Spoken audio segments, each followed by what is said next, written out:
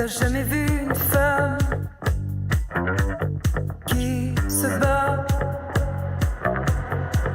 Suis-moi dans la ville blafarde et je te montrerai comme je mords, comme j'aboie. Prends garde, sous mon sang la grenade, sous mon sang la regarde, sous mon sang la grenade. Prends garde, sous mon sang la grenade, sous mon sang la regarde, sous mon sang la grenade. Et toi, mais qu'est-ce que tu crois? Je ne suis qu'un animal déguisé en madone. Et toi, je pourrais te faire mal, je pourrais te blesser, oui, dans la nuit qui frissonne. Prends garde, sous mon sang la grenade, sous mon sang la regarde, sous mon sang la grenade. Prends garde, sous mon sang la grenade, sous mon sang la regarde, sous mon sang la grenade. Et toi, qu'est-ce que tu t'imagines? Je suis aussi vorace, aussi vivante que toi. Sais-tu que là sous ma poitrine, une rage sommeille que tu ne soupçonnes pas. Prends garde, sous mon sang la grenade, sous mon sang la regarde, sous mon sang la grenade. Prends garde, sous mon sang la grenade, sous mon sang la regarde, sous mon sang la grenade. Prends garde.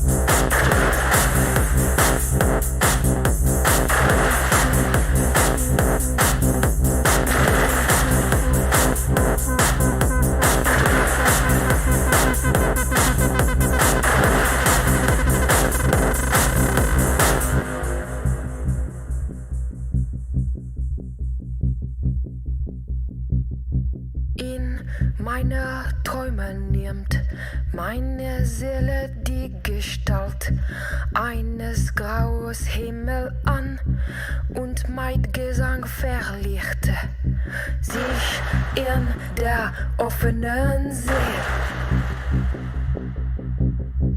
Sich in der offenen See.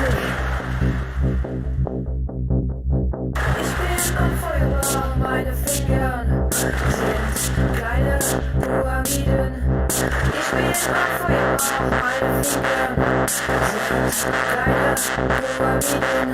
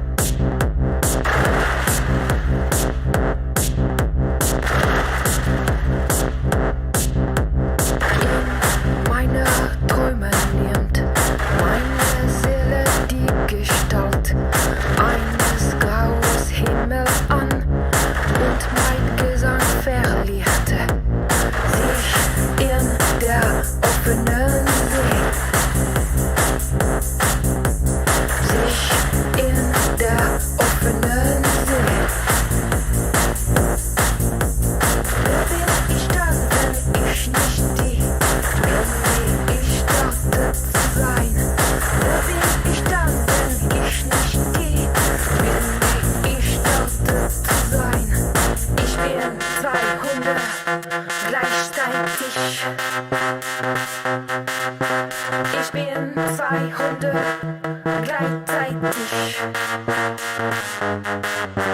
Langsam.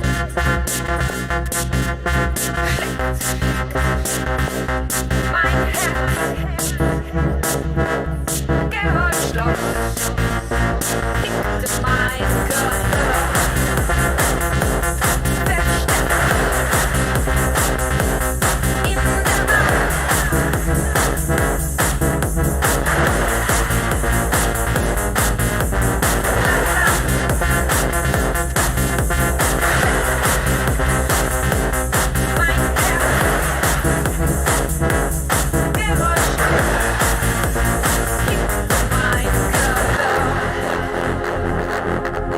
Versteckt. In der Nacht.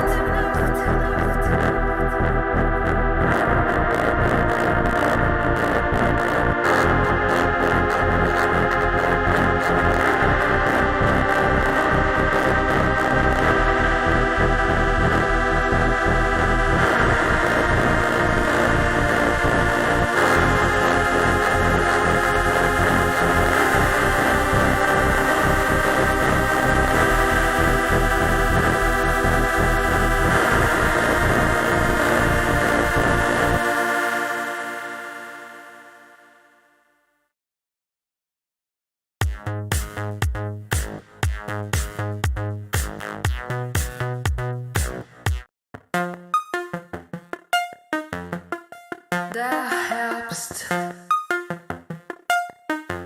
weicht dann, Winter der weicht der, na die den Stunden die, den Worten die, den Sinn das Paradies, der Zunge die, den Zellen die, den Göttern die. Welchen Meer und ich weich.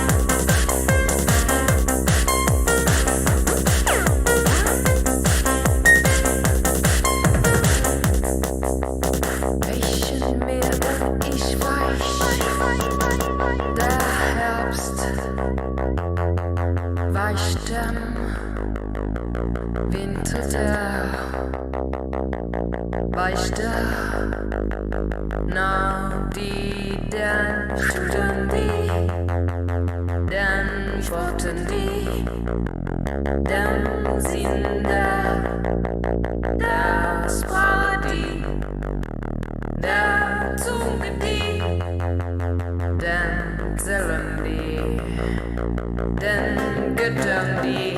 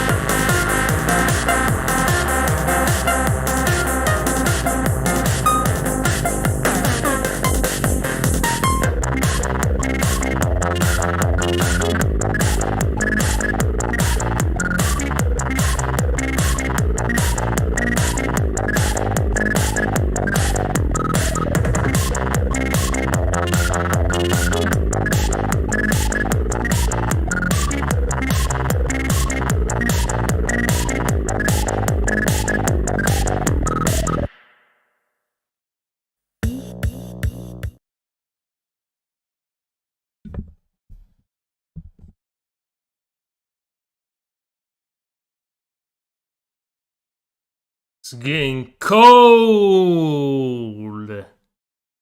Cold. Alright, I have a great announcement. Jackson's ditching the MAGA rally. And so that's not happening. So I guess I'm going to be streaming all week. Actually, I asked the showrunners to come. So we'll see. I still want to do it. But Jackson's not coming here anymore. So I've been dealing with plans. I've been dealing with where I'm going to be going, what I'm going to be doing. I think I'm going to still stay here and try to do the MAGA rally. But yeah, that's the bad news I wanted to just throw at you. By the way, if you are a Patreon subscriber to my Patreon, go ask. You can ask 2 questions. I'll answer 2 of your questions because I pretty much skipped last week's. So head over to the Patreon and ask whatever question you want. Tomorrow I'm going to be answering them. So don't worry about that. Now, why didn't I stream yesterday?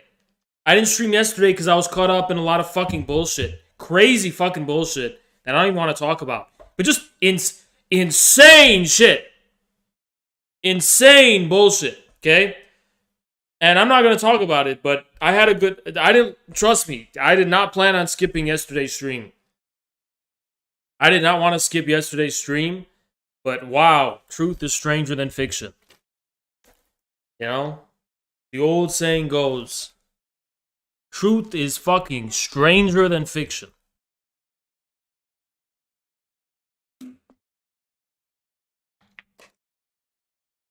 But here we are. I don't plan on skipping any more days. I don't plan on skipping anything else. And so it's that simple, right? Still going to try to do the stuff Saturday for the MAGA rally, but we'll see. Because I can't go by myself. But I'm going to still try to do it.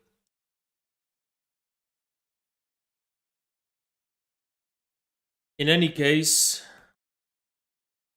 feels like it's been so long since I've streamed. It's only been a day that I skipped. I ditched. I can't afford to be ditching, but I did it anyway because, again, trust me. You're gonna have to trust me on the fact that I had a good reason. You're gonna have to trust me on the fact I had a good reason.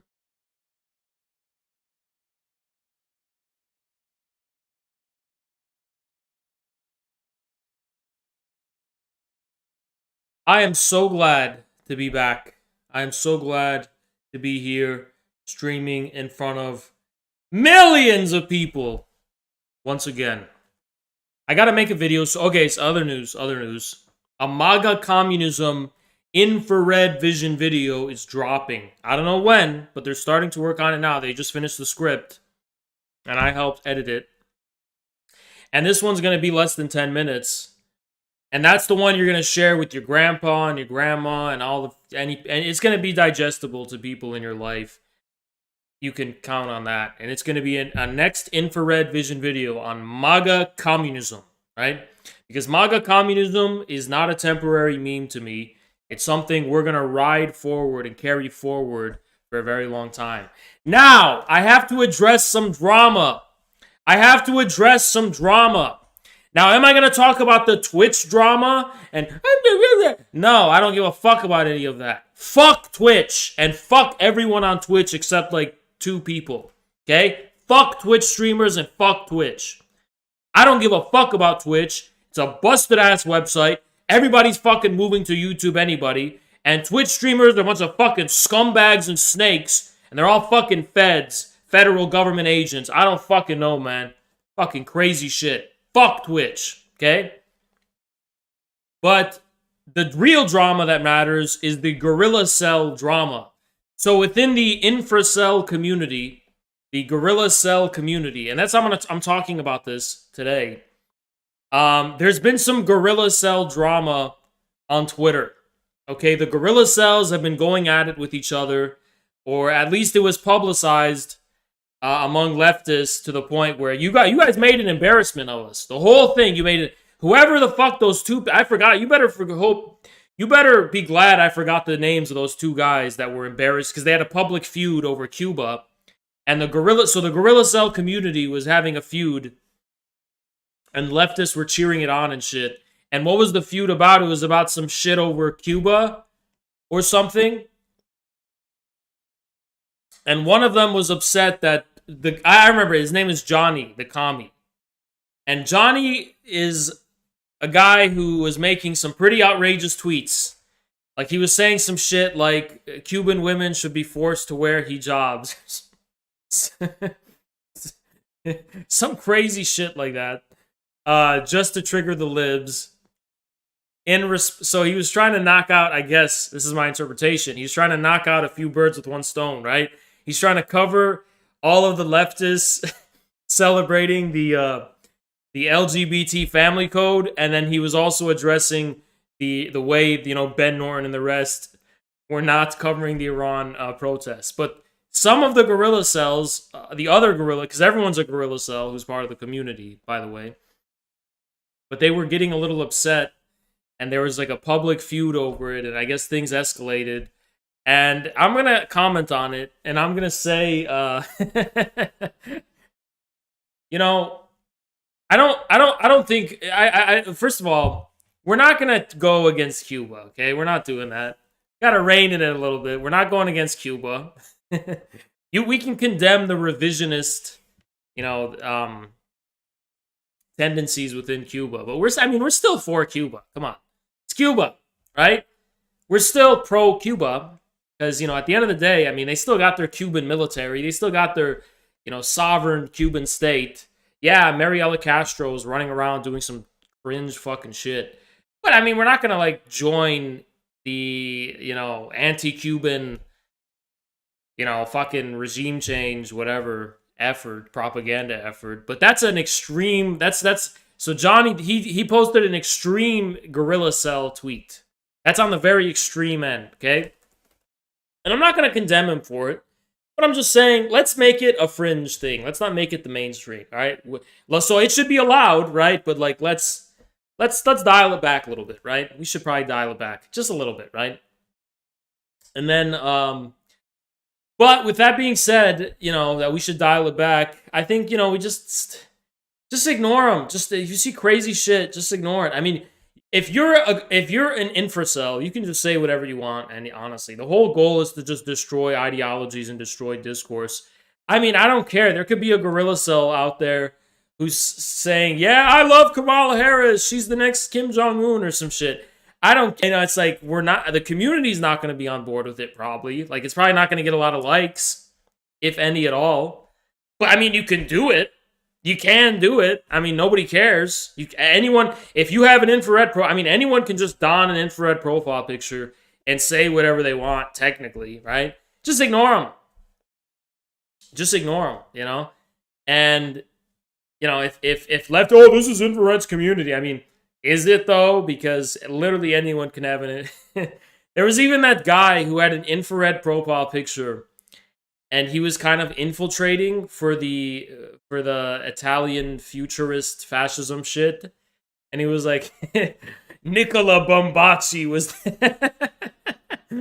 and everyone was like, "Oh my god, this is the infrared community." No, it's not. Actually, those guys are not infracells. A true infracell is pretty consistent, has a pretty consistent range of views, and fascism is not one of them. So if someone is pro-fascism with an infrared profile picture, that's an infiltrator. That's not an infracell, okay? And I'm starting to lean into the term infracell. I know it's used in a derogatory way at first, but I'm starting to lean into it. And the reason I'm starting to lean into that beautiful word is so the words of a great sage and a great forbidden Sith Lord who has, he was too powerful. We had to ban him. He caused so much trouble, right? Legitimately, he caused a lot of trouble. But he was a very powerful Sith Lord. And his name was Default, okay? And Default, I remember him in the Discord, and he was saying something like that when the way he practices or he's asexual or something, like he practices abstinence, and it allows him to be like a Jedi, or it frees up mental energies for the revolution. And you know what? I kind of like that now. Before I was really scared about it. It scared me before, but now I'm like, you know what? An infracell army of fucking Jedis? That sounds fucking cool, right? I think that sounds cool. So infrasell is really just, it's really a state of mind, right? It basically means, nah, we're not rolling with this. We're not rolling with this shit. We're not. Well, let's keep it an inside joke. We're not gonna do the infrasell movement, okay? And the reason we're not doing it is because people will take it too far. I always think in terms of the extremes. I always think of like what extreme will people take this to, and that's why I don't want to promote it too much. But I'm not really bothered by the derogatory term infracell. Every time our enemies call us that, I don't know. It's just kind of it's a little bit based. And personally, every time I have, you know, every time I, I am busting a nut. Every time I'm, doing these sinful activities with women and stuff, I do feel weaker afterwards. I feel like, like I've taken some of my infracell powers and she stole it from me, right? So I just kind of feel like there's something to it, right? There is probably what default said, there's probably truth to it, right? You guys can attest to the same thing. Every time every time you have sex, you are weaker. You're weaker like ideologically, and you're weaker fucking as a as a you're weaker as like a political actor. That is just facts. That is just facts. It does weaken you. It really does weaken you. Really true. So so I'm not really bothered by it. Is all I'm trying to say. I'm not really bothered by the term. But I know I know there is an incel movement, right? And the incel movement, I think the incels are the people who are upset and they want to get laid but they cannot, right? That's the incel movement, right? Well, yeah, that I don't know. I don't know. I don't think we should get too deep into it, right? Just the term infracell, I don't know. It's there's power to it. There's power to it. It just like when I think of the word, I think of like a default, right? I just think of like someone who is so committed to the cult that that they're so committed to this movement, this cult, that they've forsaken everything. And there's a lot of power to it, right? A lot of power. So, I don't know. Yeah, whatever works for you. If that is true, then the incels must be the most powerful men of all. I think since incels are the ones that complain about it, I think what incels do is because they desire it so much, but they cannot have it. All of that desire extinguishes the raw potency that comes with abstinence. So they just completely extinguish it. And then, it's just weakness. But yeah. So anyway, I'm not on Twitter anymore, but the gorilla cells really need to fucking stop making a fucking embarrassment of our movement by just starting to attack each other. Why, right? I don't want to ever see two people with an infrared globe picture going at it, right? And the gorilla cells or the infracells, they are the vanguard of the movement. The people whose entire Twitter profile is dedicated to infrared. Those people are like, they're the janissaries of the entire thing. They're like the elite guard. They don't even have a personality. They're literally just infrared people. But anyway. Ah. Ah. Ah.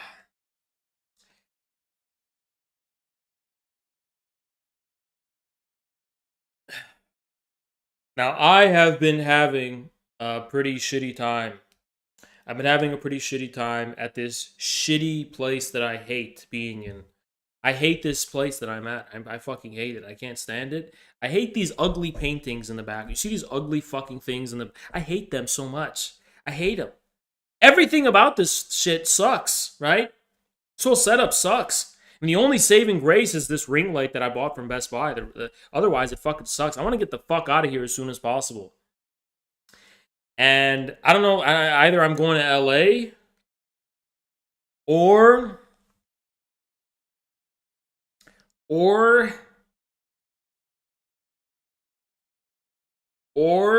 I'm staying in, I don't know, right? Or I'm staying in Michigan. But I was planning on going to LA, kind of having second thoughts. Because I'm going to go to LA, I'm going to TwitchCon. I'm not going to TwitchCon itself, but I'm going to see some Twitch streamers. But I don't know if I'm gonna, right? I don't know if I want to. I don't even know if I can afford to at this point, to be honest. The lamp is the only fucking thing that gives this shit personality, right? And I'm super bummed out about the cancellation. Because the one thing I was looking forward to is that MAGA rally this Saturday. So that's just, oh my god, that's like, that was supposed to... the reason I've been lacking so much on streams is because I was like, okay, this is going to be the cream of content. And that's gone, and it's like, fuck. I still want to... I'm going to find a way to do it still. I'm still going to find a way. But Jackson will not be there. But I feel like I do need, like, a white... I need a white boy, basically, right? I can't just go there by myself to the MAGA rally. I mean, I can, right? But it's good to have a white boy, right? It's good to have that. But yeah, we'll see. We'll see. I'm not saying MAGA people are racist. I'm just saying, like, you know, I'm different. I look different.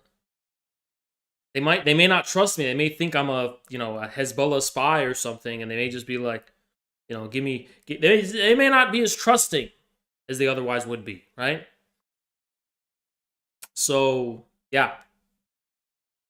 Anyway.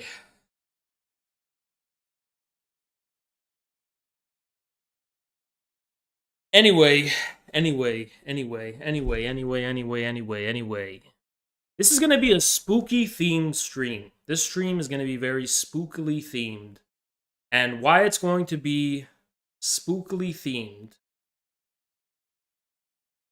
is it's going to be about Nick Land. So, people in the Discord apparently have discovered the numogram. They've discovered all this esoteric Nick Land CCRU shit. It's just driving people insane. So I decided to make my stream themed about, you know, maybe a little introduction to Nick Land, very small introduction to Nick Land, and also bring that back and relate it to the Ukraine war and the real significance of Russia's special military operation. As we all know, one of the pipelines in Russia, the Nord Stream pipelines have been sabotaged by America and by the CIA. They pretty much come out in the open and admitted it. Am I going to source my claims? No, I'm not. Go look it up for yourself.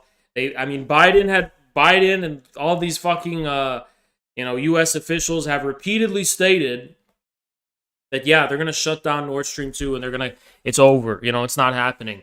So, yeah, the Nord Stream pipeline was shut down. But there was also, someone has captured a photograph that actually puts a lot of things into question as far as the real... See, it's not really certain about, as far as, like, who is responsible for the Nord Stream bombing, because it was pretty much a bombing. No way it was man-made. And there's a lot of questions about, well, how did that happen, right? There's a lot of, there's camera footage and there's video footage.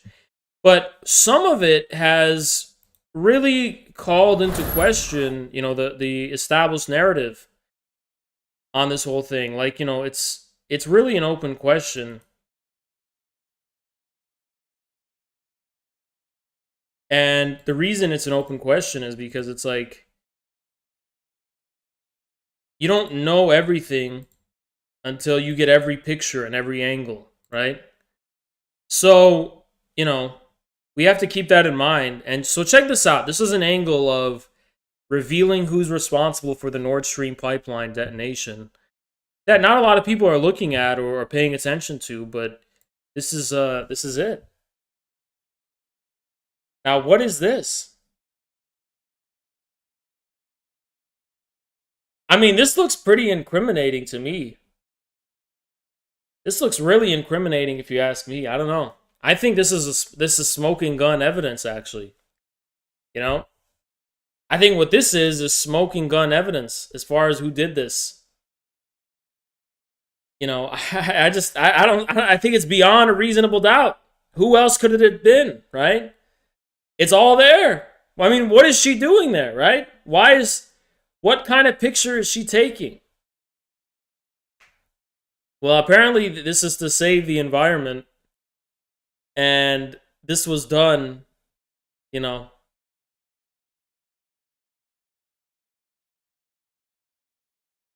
So this seems very real to me. And I think not the mainstream media is not reporting on it for whatever reason. Oh, how mysterious that the mainstream media wouldn't report on this. Of course they're not going to report on it. I mean, look how incriminating it is.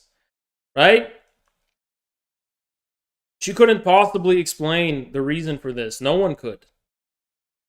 So I just, as far as I'm concerned, I mean, this is just very clearly set in stone as far as who's responsible.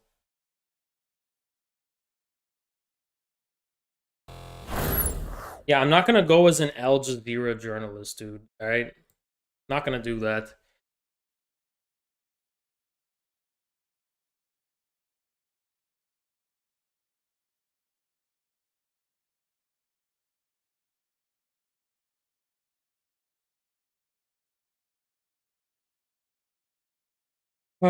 Yeah. So I mean, I don't know. It's interesting. No one is reporting on that angle or talking about it. I think there's a cover up going on, to be honest, right? No, but in all seriousness, it was sabotaged by the U.S. It's well known, and you know that is beyond any threshold of a doubt at this point. Now the question, though, is it's getting cold. Now, does this harm Russia more than it harms Europe? I don't know. Remember when I talked about last time that Maloney got elected? There's this kind of change in tune of the right populists in Europe where they're starting to go against Russia and be openly anti-Russia. And it seems like they're going to lead the vanguard against Russia in the period of crisis. So, because, for example, I don't think within the dominant frame of liberalism, a war against Russia to loot its resources and just steal its oil can be justified. But if you have these like far-right ideologies, yeah, they are well more equipped as far as providing the casus belli and rationale for attacking Russia, you know, with the whole subhuman shit and all that kind of, you know, those claims. So I think things are getting really cold, right? Especially now that Russia it's conducted these referendums to annex these territories in eastern Ukraine. I think you are going to see, you know, an actual war, right? If Ukraine attacks these newly annexed territories, that's casus belli. That's an official declaration of war on Russia. And that means Russia is actually going to bring out its, you know, big guns, literally, and there's going to be a war.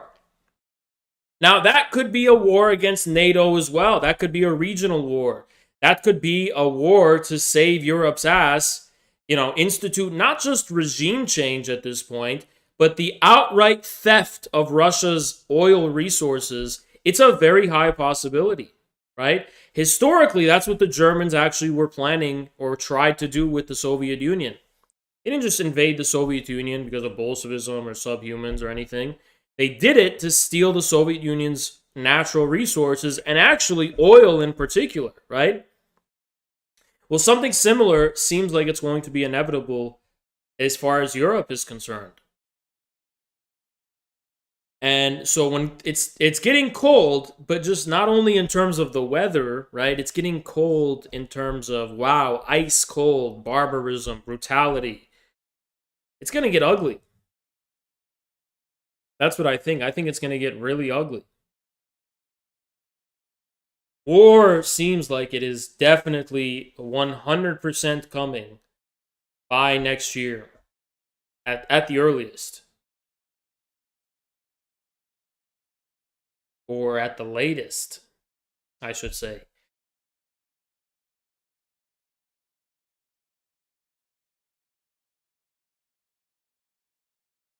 Isn't there already a war? Not formally.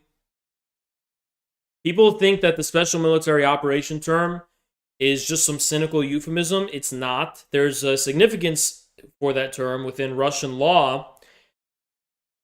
Basically, going to war will allow Russia to actually use the Russian military proper, not just its special forces and not just volunteers, to actually declare war against Ukraine. If Russia declares war against Ukraine, Kiev is fair game, right? I mean, I don't know too much about the details of the war, but the full weight of the Russian Air Force is also going to be deployed, right? I mean, I don't know why people haven't thought of this, but if Russia wanted to, they could easily bring Kiev to its knees, like, overnight. They're not doing it. I mean, like, they're not. It's not like they're riding horses. It's not like it's fucking Game of Thrones. And oh yeah, they repelled us at Kiev, so we have to turn back. I mean, like, Russia has airplanes, right? They could just fucking, they could. I would never endorse that, but they could literally just bomb Kiev if they wanted to, like, to smithereens. There'd be no way for the Ukrainians to resist it. Why do people pretend that, like, Russia got repelled and Russia's first of all fighting the entire Western world right now, and it has its hands tied behind it. Basically has its hands tied behind its back.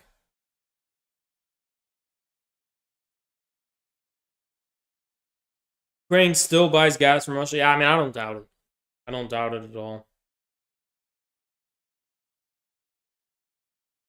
I don't doubt it even one bit.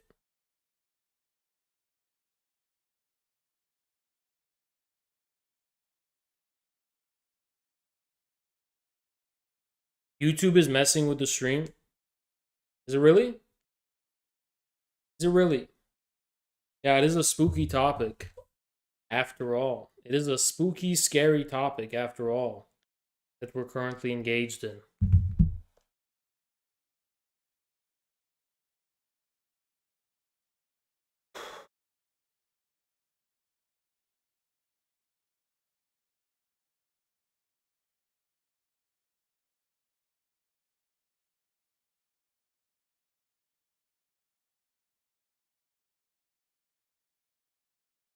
So that's basically a rundown of what's happened recently. Not much else has happened. I did talk about the Maloney stuff. I talked about the Cuba stuff.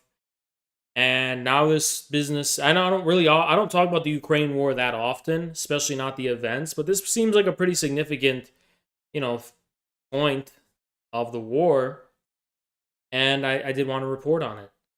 However, there's other things I also want to report on. Base. Wow, Jesse, thank you. 07. First donation of the stream. Congratulations. Thank you, Jesse. Appreciate that. Based. Thank you, Alexander. Dude, the Appreciate you. Communism Substack changed my life. Truly inspired stuff. Modern day Lenin. Keep rising. Well, thank you, Alexander. I'm glad you appreciated the Substack. Because, not a lot of people understood it at all or liked it.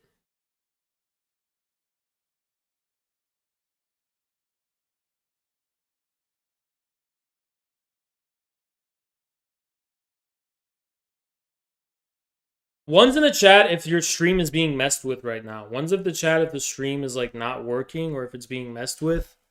Because I see people say that and I'm just kind of confused. Like, what is everyone talking about? Okay. So weird. It's lagging. Yikes. Yikes. Yikes. Yikes if it's lagging. I don't think it's lagging. I think you're lying. And if you lie, you're going to get banned. I'm just kidding. I think it is lagging for some people. Because that's just how it is. That's just how it is. That's just how it is.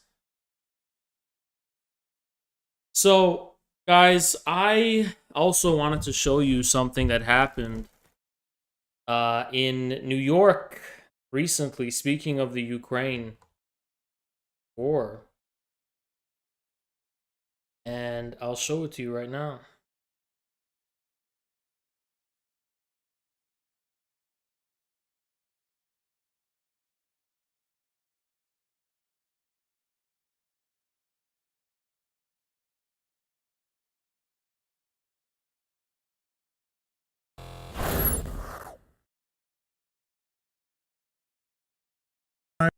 So this is Jamaal Bowman, and he's a squad member, apparently. And he was heckled during his speech regarding the support for neo-Nazis in Ukraine. Thank you, Saber. Straight up, would you say traditional values as seen more commonly in Russia are socially regressive as libs would say? No.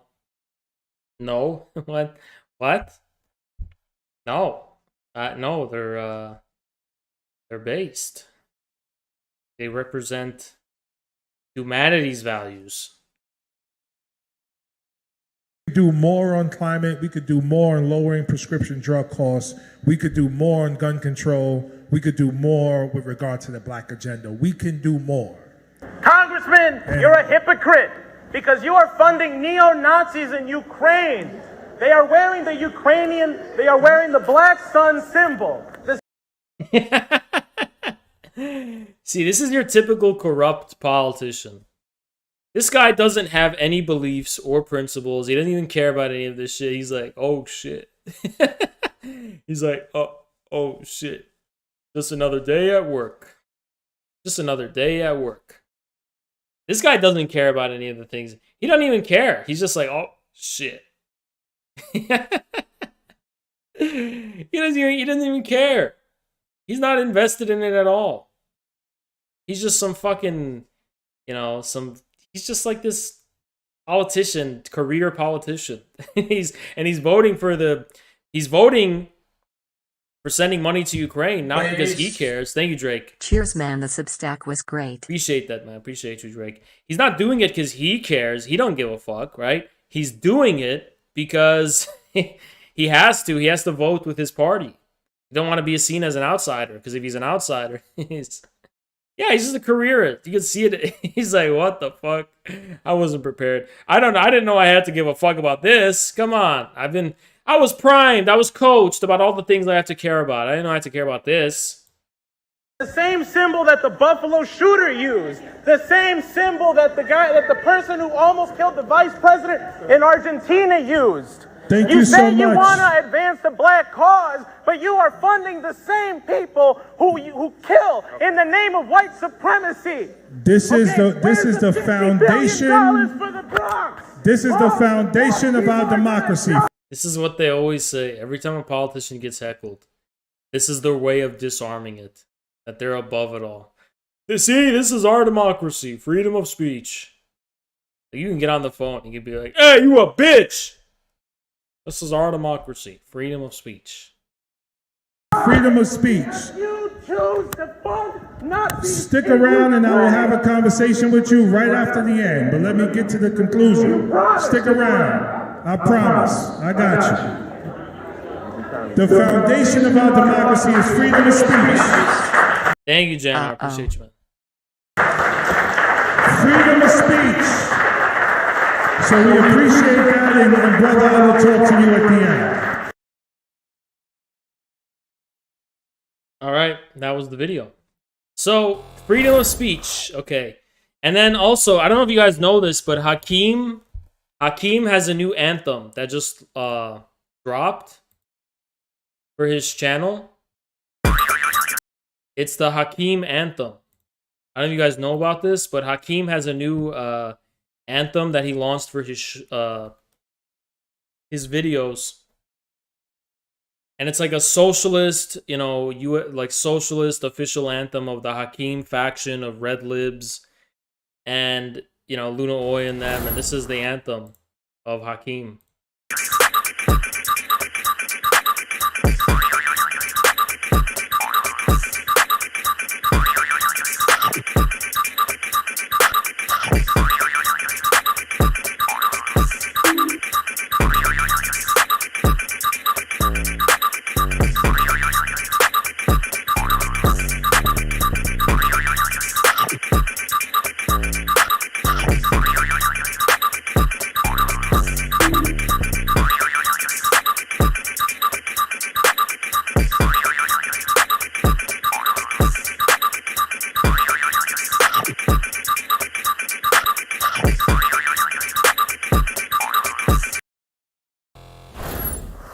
So that's the official Hakeem anthem that we're dealing with.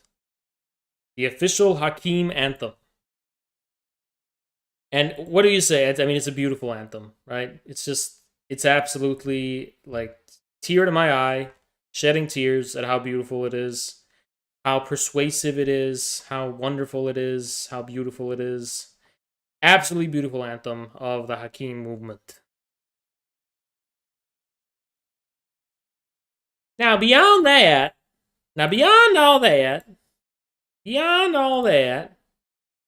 I don't think there's much news.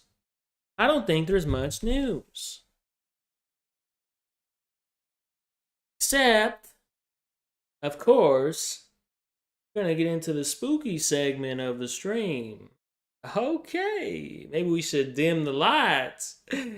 Okay, in all seriousness. A lot of people have cataloged and categorized and thought about this Ukraine war in a lot of different ways. Everybody understands it as an event. We've seen the geopolitical aspect of it that I've given you from the Dugin perspective about the Russian world versus the Western world. You know, you've seen this in terms of a conflict of values between democracy and authoritarianism.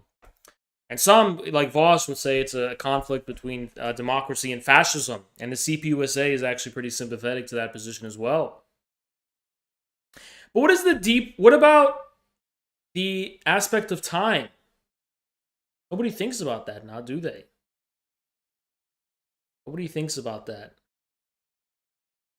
Nobody thinks about time as a worthy dimension. Why? Because time can't be represented in the same way space can, at least. Space can be easily represented on a map.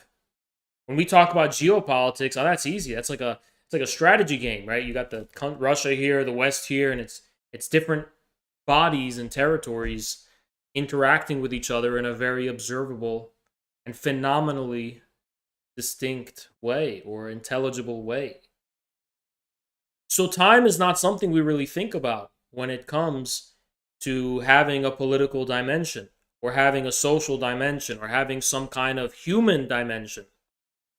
Well, a good old fellow by the name of Immanuel Kant would have a problem with that view.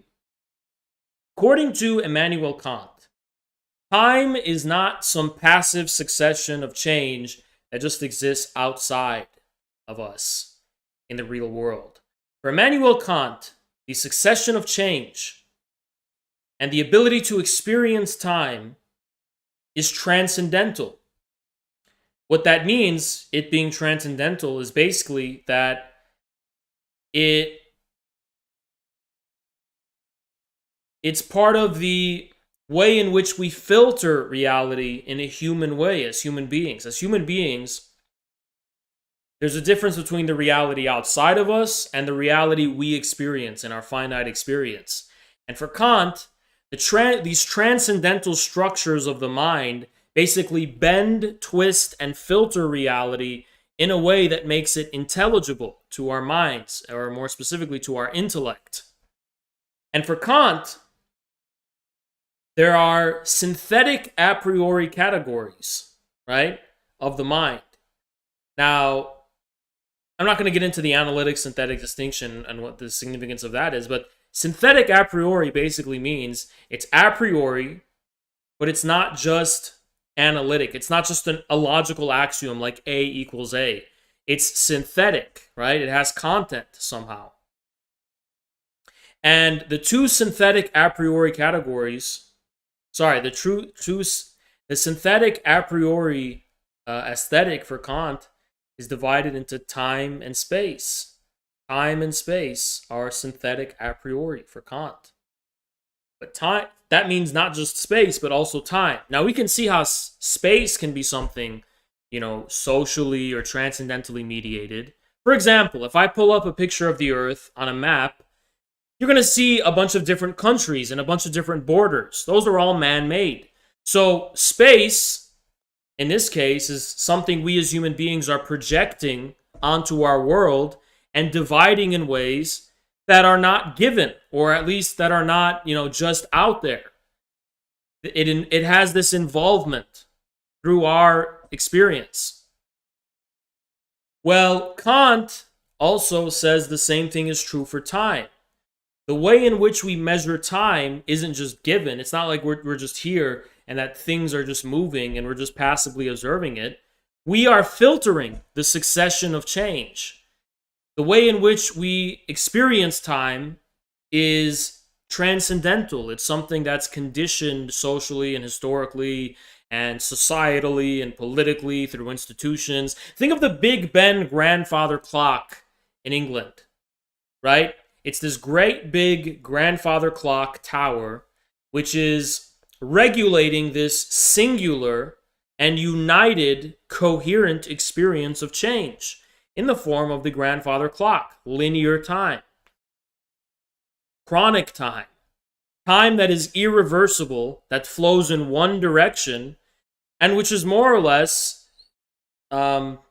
static and universal.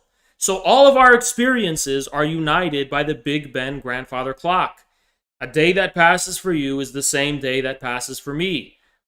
The rate of change more generally in terms of how we measure historical events is shared by us in the same exact way. Think of news cycles or Twitter trending cycles, right, that you see on Twitter. We're all experiencing the same timeline together, right? A lot of communists or revolutionaries or socialists or leftists or radicals speak about the reorganization of society, usually in spatial terms. Who's going to cook the fucking food, and who's going to wash the dishes, and who's going to wash the toilets, and who's going to organize production here. And those are just like spatial arrangements, right? But nobody thinks about how time and the experience of time would change. And actually, the significance of time is very important within Marxism. Marx, for example, talks about the significance of labor time, right? Marx also talks about the significance of time when it comes to the circuit of capital, how money is accumulated.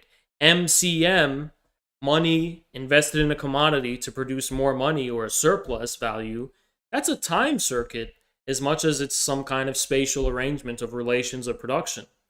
So time has a very big significance within Marxism too. Time is not considered something passive and just out there.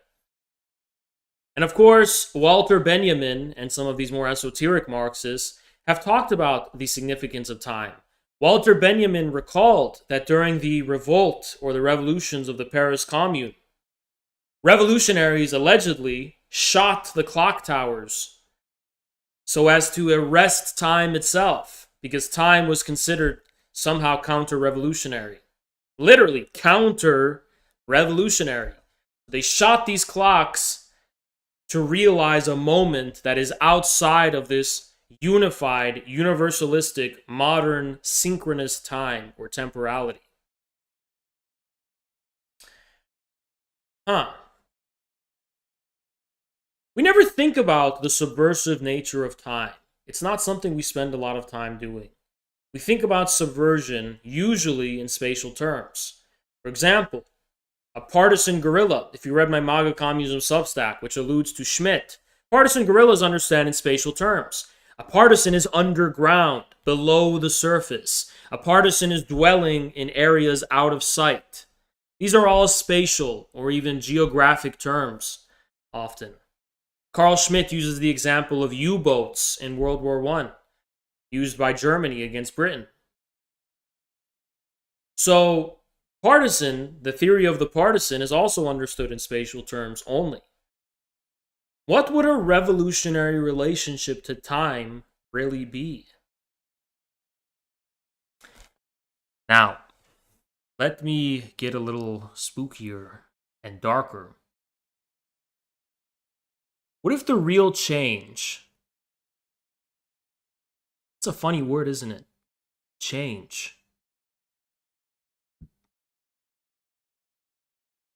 What if the real changes that happen in our reality, and which determine our reality, don't happen in a spatially apparent way?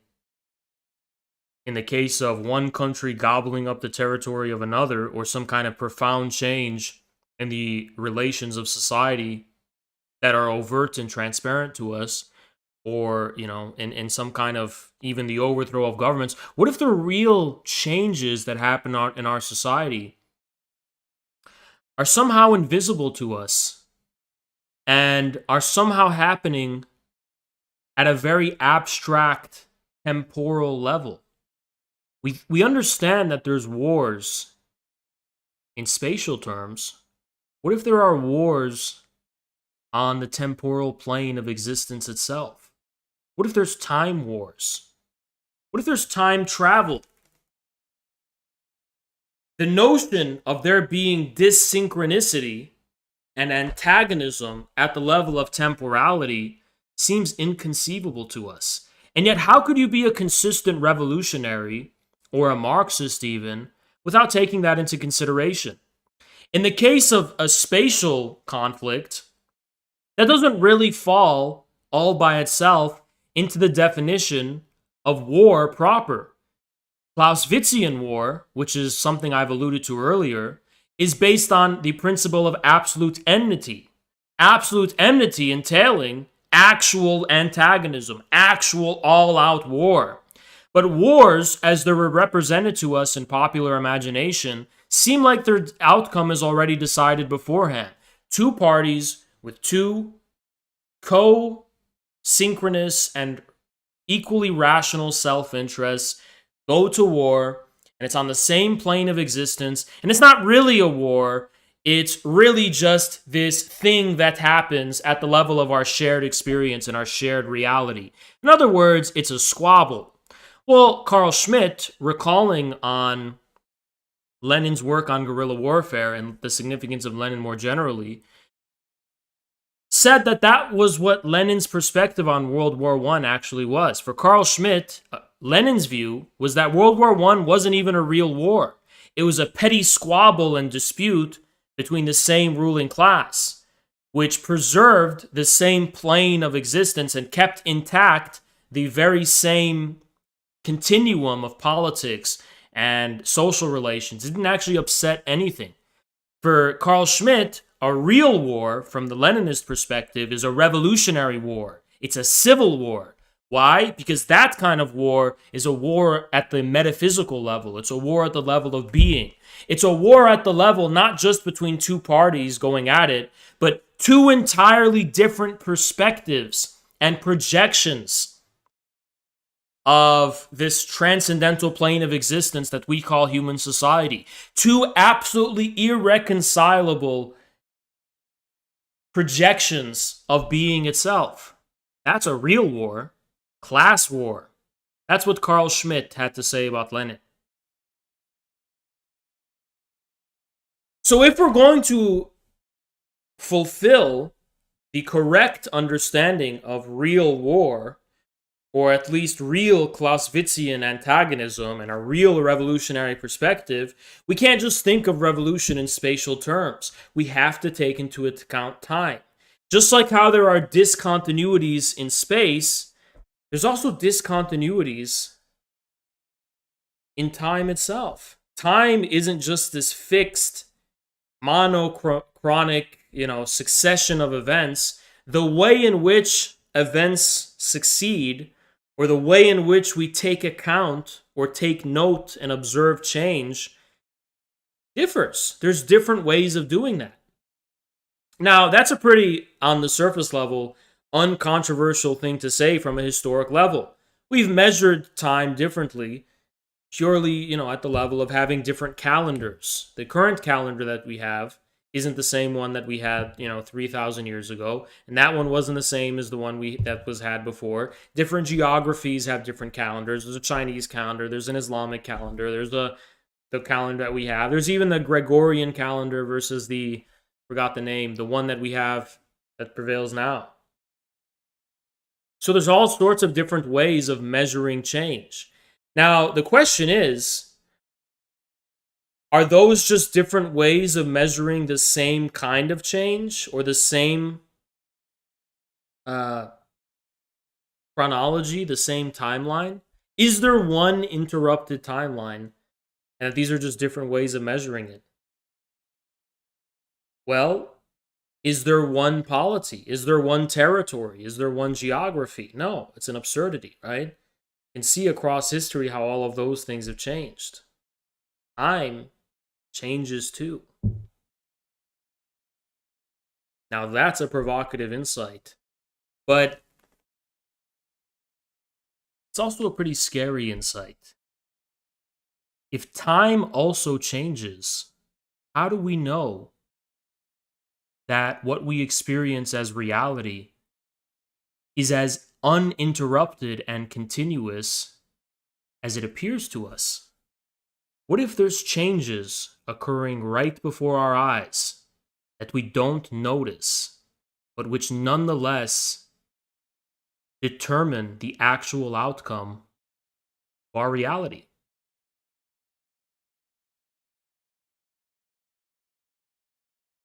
It's pretty paranoid, isn't it? What are the elites doing behind closed doors? What are the real forces moving and driving our reality? What are they up to? What are they planning? What's going on? Intuitively, in our gut feeling, we feel this. We feel there's something going on behind the scenes. The problem is that we usually just jump the gun and just assume this is happening at the spatial level, behind closed doors. Waste. Thank you, Julius. The Inca measured time by how long it took to cook a potato. Yeah, sure. Thank you for the 5. We measure time. Intuitively, we can all sense these disturbances. And we usually understand these disturbances in terms of conspiracies, that magic is being practiced by the mass media. There's an occult, that the policies and the events and the things that we experience are laden with this occult quality, right? This mystical quality that we can't quite parse together. But we immediately jump the gun and we assume that this is in spatial terms, right? That there's a cabal literally behind closed doors. That's a spatial projection and spatial representation. What if the real conspiracy is happening not at the spatial level, but at the temporal level? What if that's where real conflict occurs?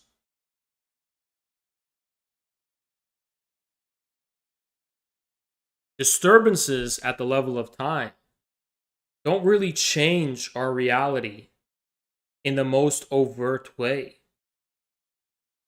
but they do change our reality in the most real way.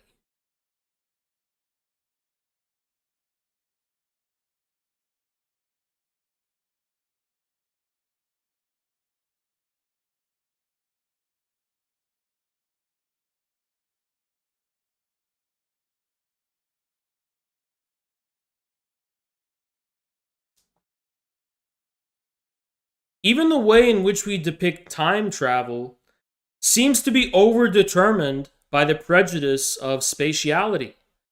In the case of time travel, it's like Back to the Future, where we go to a different place. What does it mean to go to a different time rather than go to a different place? In the case of going to a different time, you're not traveling to the 1960s and literally being there. You're traveling to a different timeline, a different chronology. Not only a different measurement of the succession of change, but a different consistency as to the way change succeeds. That in and of itself is a completely different timeline.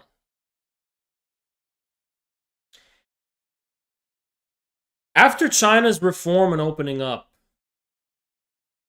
China more or less had already gone through what would have been the equivalent to us as the end of times, apocalypse. China punctured the world of appearances at the level of phenomenal reality in its search for the true content, the true revolutionary essence of all things. That was the Cultural Revolution. And eventually, the Cultural Revolution came to an end. Came to an end because after having searched for a true form of proletarian culture, what it basically did in actuality was destroy every instantiation of phenomenal reality as a privileged site of being. In other words, phenomenal forms no longer became the privileged site of the essence of all reality. No book, no play, no music, no TV show, no consumer good, no object, no brand, no painting, no poem could suffice to exhaust the universal truth of, let's say, the Chinese Revolution or communism. And so the essence of Chinese communism became something transcendent and transcendental, lying only in the occult secret of the party, standing above and therefore beyond the world of phenomenal forms. China, more or less, to put this in different terms, concealed the revolutionary essence. It didn't destroy it, it concealed it. It was concealed in the very structure and form of the party. And in Deng Xiaoping's reform and opening up, it's not as though the party protected and insulated itself against this seeming importation of capitalist relations. Those apparent capitalist relations, which, spoiler alert, were not capitalist relations at all, these apparent circuits of capital accumulation appear to us as capitalist relations. In reality, they fulfill somehow. They measure, they are the manifestation of a socialist chronology.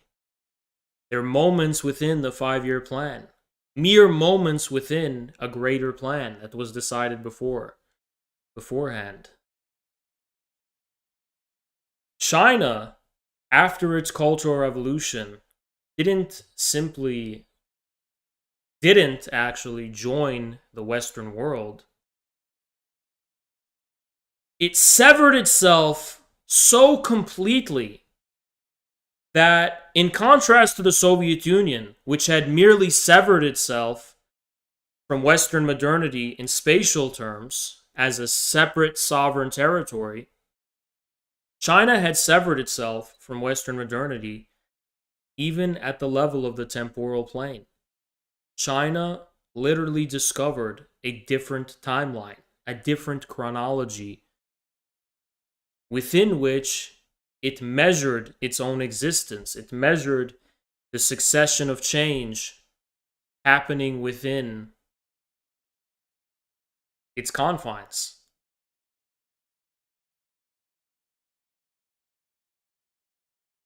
Pretty spooky, right? Deng Xiaoping said, "We have to bide our time and hide our strength." All the while that it appeared China joined globalism, something very different was going on. China was on a completely different trajectory because it was measuring history in a completely different way at this point. And so what we experienced as the triumph of liberal democracy, China was experiencing as a moment within a bigger plan, a much bigger plan, a plan that couldn't even be perceived within the frame of liberal modernity. It was somehow outside of it, yet responsible for its movement. China became this kind of transcendental hyper-object, moving our history and moving the succession of history while being imperceptible to the narrow confines of its prevailing measurement. So a great schism had occurred at the level of the very measurement of chronological change, at the very level of the continuity of time.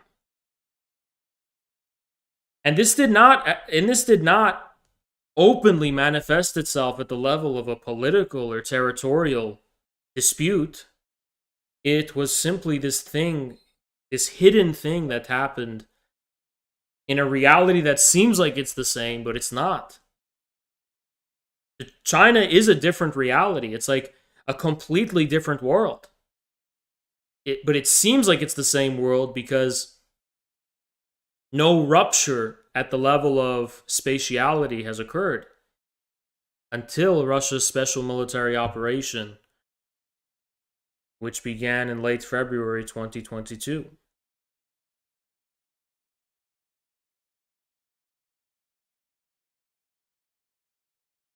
Not many theorists have thought about time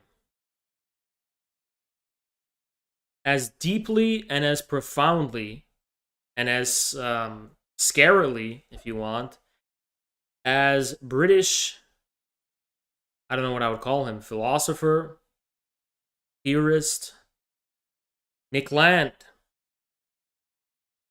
For Nick Land, as for almost everyone else in the sphere of phenomenology, time was the question. Heidegger, for example,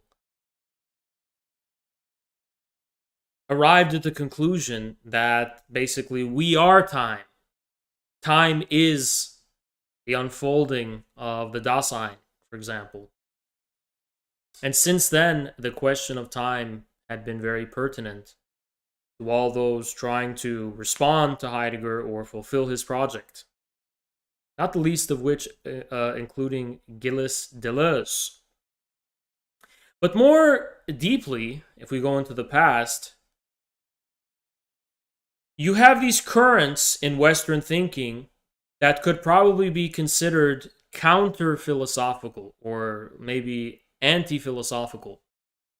Kant, with his notion of the synthetic a priori and his transcendental structure of reality, also managed to do something unprecedented in the history of human thinking, and that is kind of capture all of being and rein it in and cage it into this prison, right? This dreary prison of monochronological, monostructural, and monolithic experience. That was Kant's basic achievement. Kant basically set out to prove a universal basis for our shared experience. And that's what he accomplished with his philosophical project. But then you have thinkers like Nietzsche who are trying to subvert this lofty endeavor of German idealism. People like Nietzsche, for example, who are famous for these notions like the eternal return, that nothing actually changes at all. The experience of change is a narrow perspective in regards to the real return of just the same old thing. Nothing ever changes. But the way in which nothing ever changes appears to be different to us. And tragically, it's not. Every time we think something new occurs, it's just the return of the same old thing. That's the Nietzschean perspective. The moment in which we experience the most possible novelty is the moment in which we experience a return of the same. And what makes that so, Nick Land's words, what makes that a black comedy, what makes it so tragical, is that it's not as if we can just say, oh, nothing changes, so this is how reality is, I'm comfortable with the way reality is, I'm fine with the way reality is, and I've accepted it and come into terms with it. You can't do that, right? Because reality only asserts being only asserts what it has always been in the very experience of change. That's what makes it so tragicomical. It's like a sick joke, right? Because think about it, right? Imagine if we experience nothing changing. And then we say, okay, this is all reality is ever going to amount to be. Nothing changes, this is it. No, this is not it. Yeah, you're going to experience a change, and precisely at that moment, you're going to experience the return of just the same old thing. There's no escape from the tragedy of eternal recurrence. No escape at all. There's no way to avoid it. There's no way to cope with it. There's no way to dilute its disappointment for us.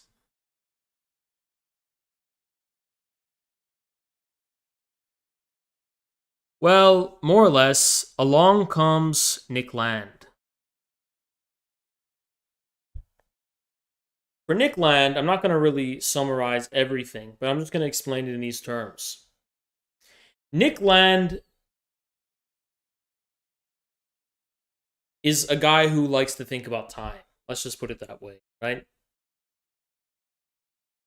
He's someone with a fixation and a focus specifically on time, coming from the post-structuralist perspective. But Land hated the academy. He hated academia. He thought there was something false and hypocritical about the sterility and the self-conceited and self-satisfied, smug, pretentiousness of these post-structural academics who didn't really try to actually arrive at the fullest conclusions who didn't take their conclusions to their fullest practical consequences. They just kind of dwelled in this place of, self-satisfied contentness, always writing out more fucking books and novels and journals, trying to critique reality in terms of, this is the truth behind things. He hated this fucking university academic system, basically, right?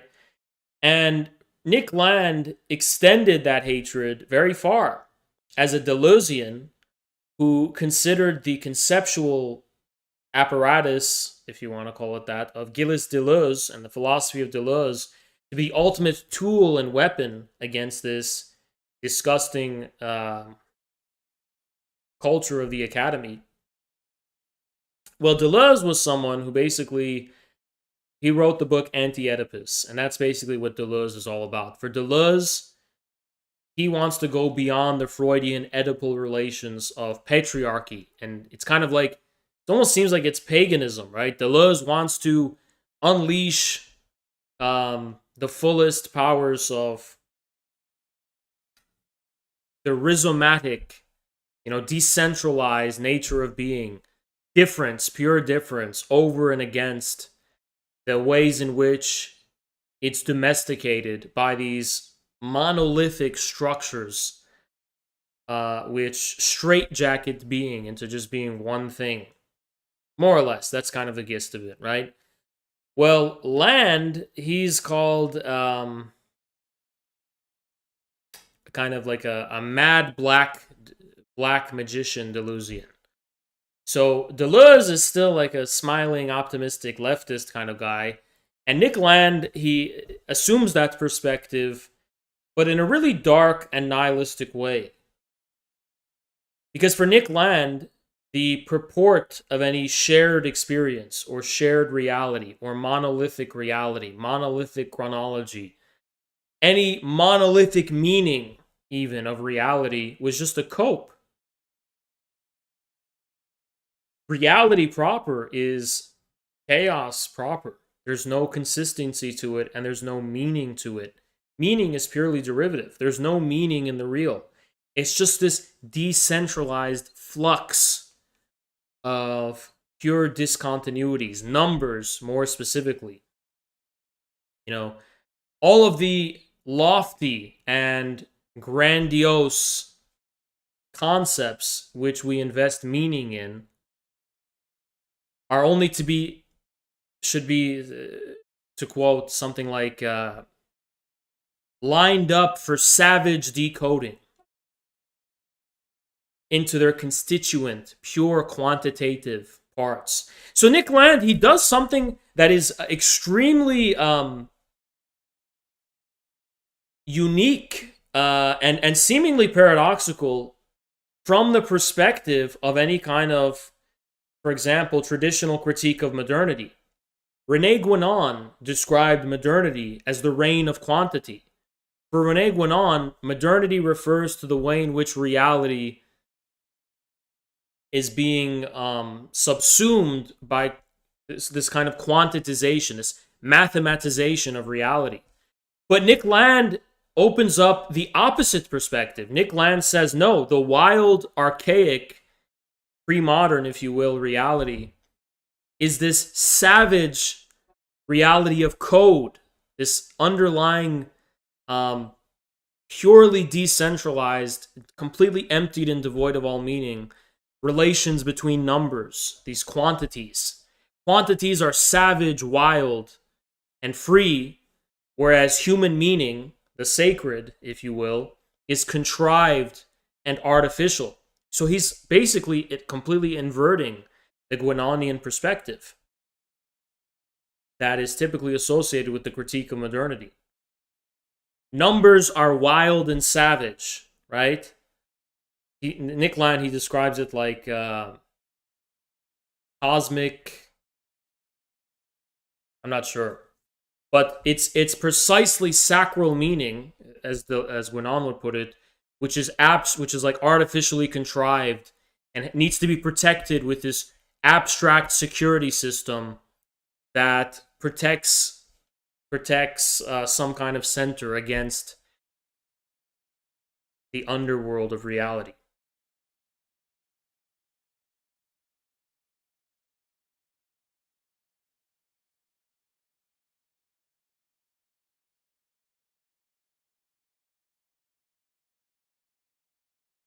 In any case,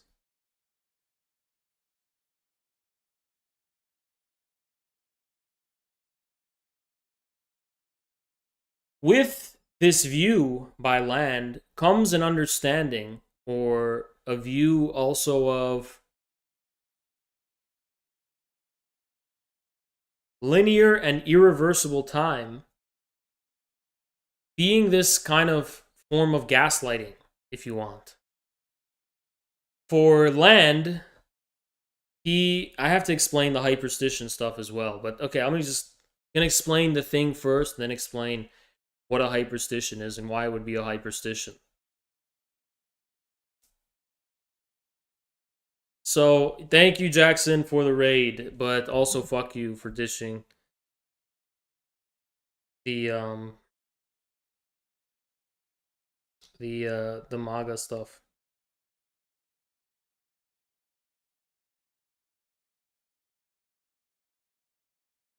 Anyway.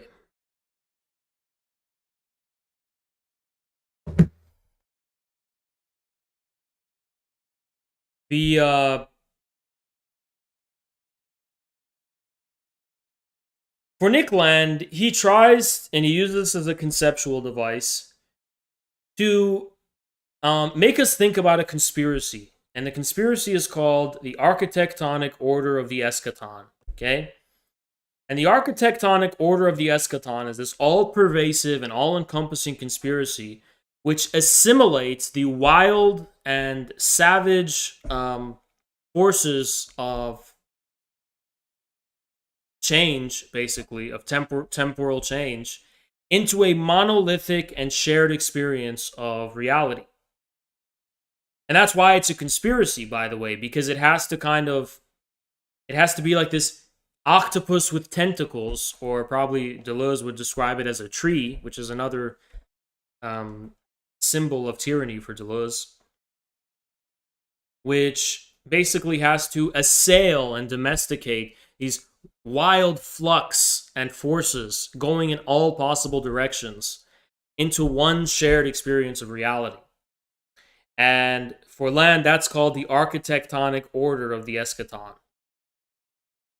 And you could see why he calls it that, because it's like an architecture. They're creating this architecture of an eschaton. An eschaton basically gives one conclusion to reality. Eschatology is about the end of times.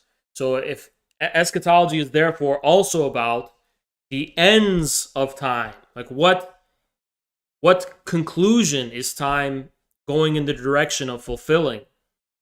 And if there's one eschaton, all forces of temporal change, flux, basically go in that direction. Now, I have to keep in mind, Nick Land has never understood Hegel. He's not a Hegelian. Also, Nick Dugan is not a Hegelian either. Hegel is something I have to filter these people through. Because at the end of the day, I'm exploring these thinkers from a distance. I'm a Marxist-Leninist, super Hegelian. And I'm exploring these thinkers, right? So I can perceive their mistakes and their shortcomings while also understanding their perspective. But because of that, Nick Land has always remained within this very binary Kantian perspective, according to which, I'm just kind of butchering it, but according to which you have reality on the one hand, the real thing, the real reality, right? Real reality. And then the shared human experience of reality. So it's the same thing. The architectonic order of the eschaton for Land is a conspiracy in which the real becomes domesticated by this shared human experience in the form of the modern universal state. The modern universal state. But Land is saying this is the conspiracy in the absence of which there would be no shared experience of reality. Reality would invade us from all sorts of alien forces, would invade us from all possible perspectives. And, we could not domesticate them within any frame of meaning. The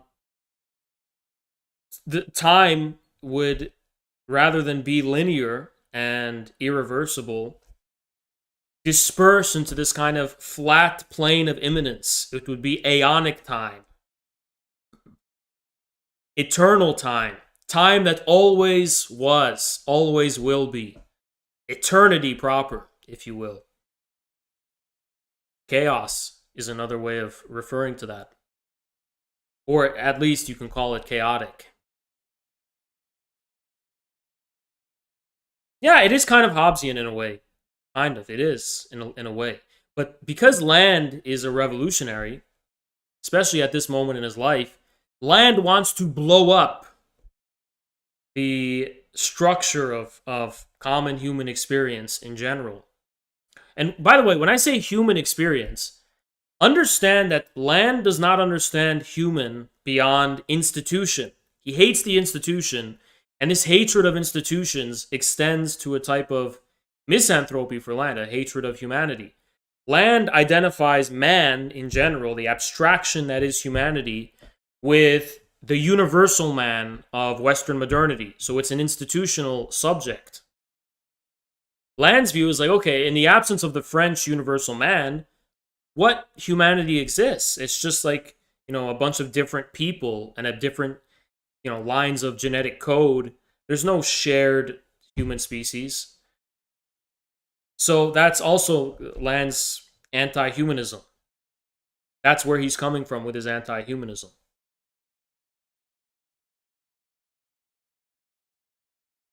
Keep in mind, I think this is a very short-sighted perspective. And I could probably explain why in another stream, but I just want to introduce you to Nick Land. Because this is a very scary guy. Very scary guy, or the conclusions he arrives at are very scary and spooky to think about. We are nearing Halloween, and it's a spooky time, right? It's fun. So, yeah, he's kind of a dark Hobbes. Well, he's British. He's coming from that perspective. That behind everything, right? Behind everything that we invest in meaning, behind all of this is just some very cold, impersonal, and alien force driving reality. By the way, Nick Land is known as being an accelerationist. So what is accelerationism? given that perspective, right? All accelerationism basically means is, I guess, that things, basically, we have this architectonic order of the eschaton, right?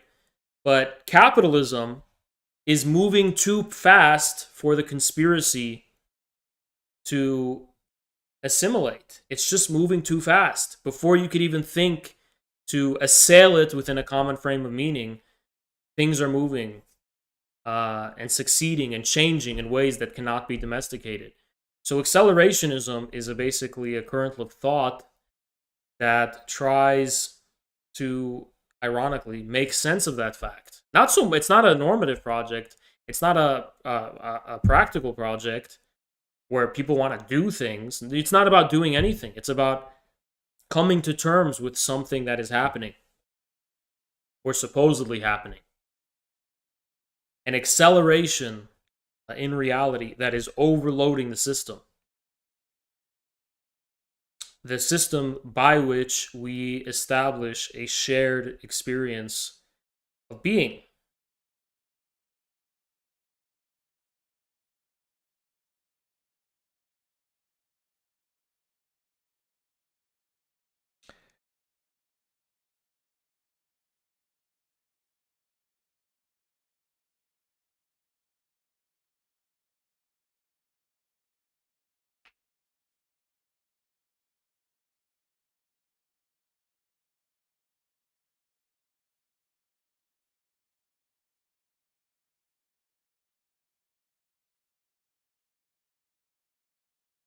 Good morning, Revolution. Thank you, Muriel. Appreciate that.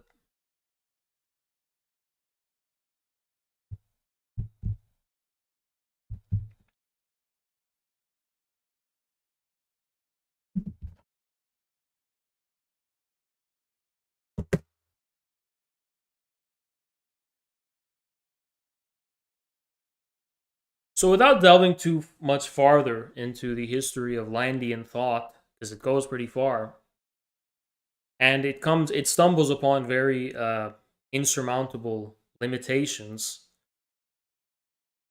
Am I a Landian? If I am, I'm not only a Landian because it's not enough. It clearly reaches a ceiling of some kind. So Land, he seems like the total opposite of Dugin, basically, right? But there's similarities purely at the level of, they seem like they're partisans. Land seems like a guerrilla partisan at the level of time, and Dugin seems like a guerrilla partisan at the level of space. That probably sums up and explains their differences. Also, one is British and one is Russian. So what could be more different than that?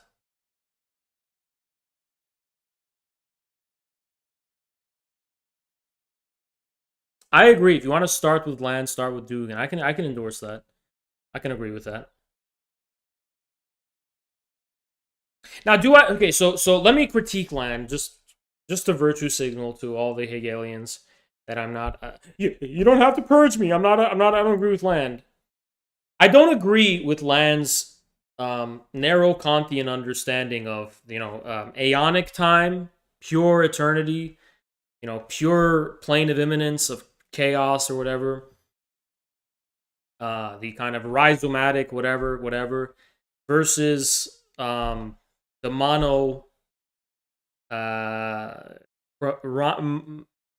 monochronological continuum of time. I think that is a very narrow and one-sided understanding of the discontinuities in time, basically. I think it's a false dichotomy, basically. It's basically the same critique of Deleuze you'll find in Zizek. I weaponize that against Land.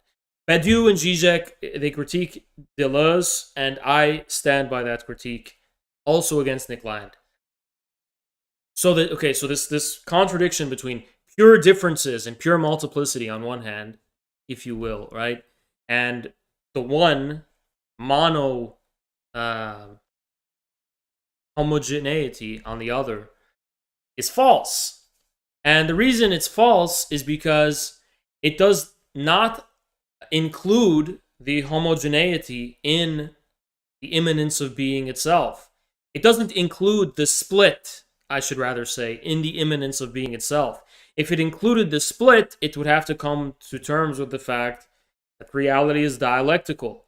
It's the unity of opposites. There's an irreducible split and antagonism, or at least some kind of difference at the heart of being itself. So pure immanence is an impossibility because transcendence is a part of immanence. So it's what Hegel, it's just Hegel's critique of Kant, okay? It's nothing more. Hegel's critique of Kant and Spinoza, it's the same thing, okay?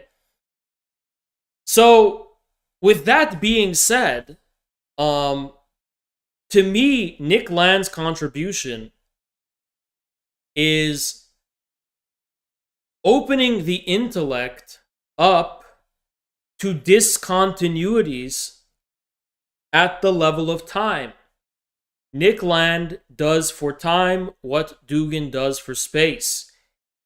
Even if I don't agree with Nick Land's view of the architectonic order of the eschaton, which, by the way, is a hyperstition. And what a hyperstition is that it's kind of like a fiction which is more true than fact. It's a kind of fiction that that captures or gives expression to virtual orientations in reality that facts are not capable of. So that's a hyperstition, basically.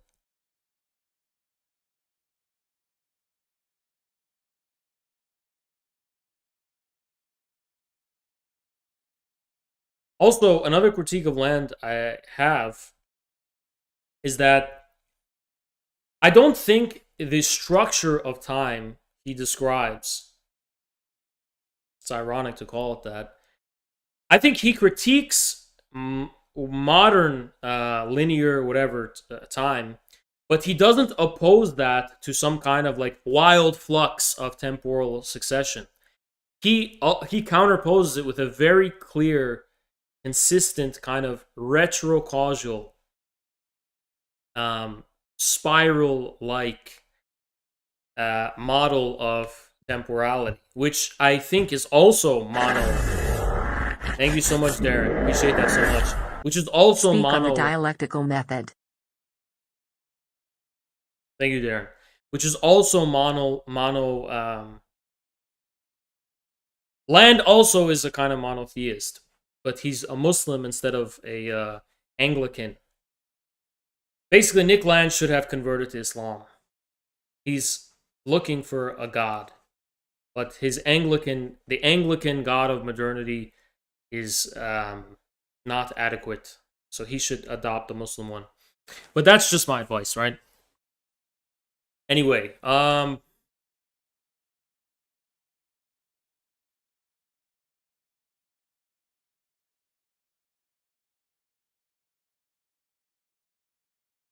what does that have to do with the Ukraine war? Well, previously, I described to you what China did. China punctured the fabric of the temporal plane of modernity as we know it. It hid its time and it's bid its strength. Assailing modern temporal succession into a grander scheme that can be understood within the measurement of that same modern temporal succession. If China did that, that has some spatial consequences. Just like the arrival of dawn has spatial consequences for a grandfather clock. When dawn comes, what happens? Sorry, I could be getting this wrong too. The grandfather clock, not only does it move its hand, it rings, makes a sound, marking this event. That is what Russia has done in Ukraine. Russia realizes the spatial consequences of the Chinese time war that has been happening, that's been going on for decades. And Russia has simply received its calling. Russia has received the calling of what China has already done and decided to announce to the world that the reign of Anglo-Saxon modernity, which Nick Land will probably call the architectonic order of the eschaton, it's the same thing, is over. And we thought this whole time that there was a pure continuity because of our ignorance. But we didn't know that this whole time it quite literally overthrows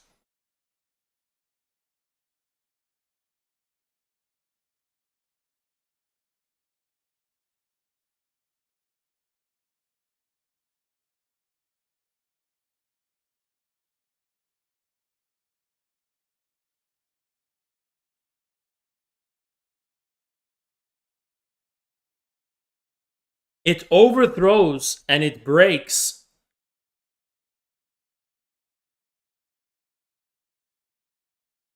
the prevailing order as we know it.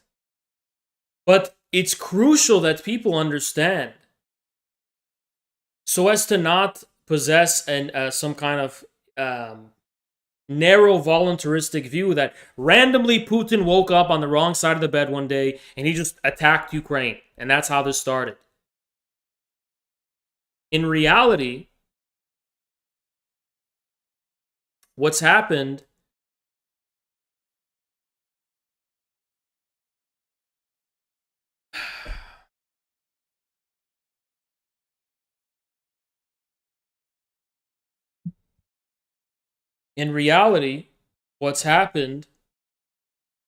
is that the work that gives meaning, or at least gives ground to the special military operation, was happening all this time for decades before.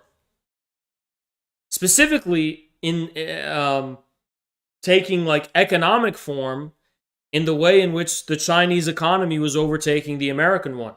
All the work was happening underneath, as Marx described of the sound under Shakespeare's stage.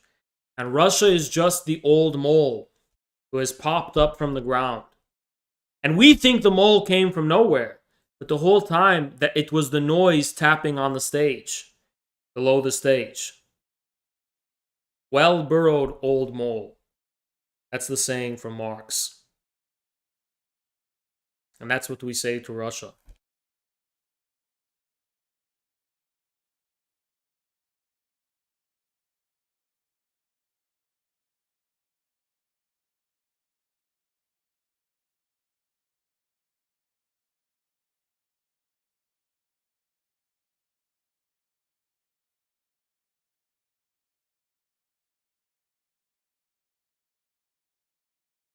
So that's my lecture on what Nick Land can teach us about the Ukraine war. The war is not just a territorial change, it's a change at the level of time itself. This is a very brief introduction to the ideas of Nick Land and accelerationism. And it's by no means comprehensive, and I'll spend another video or stream introducing that.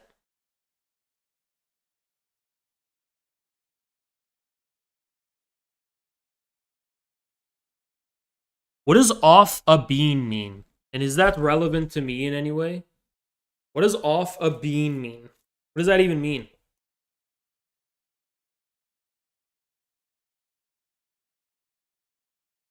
Based. Thank you, Trap Sui. What do you think of Yuck? Oh, he's brilliant. I recommend him 1000%. I'm going to confess, I didn't read his whole book, and I want to read the whole thing. I didn't read the whole thing.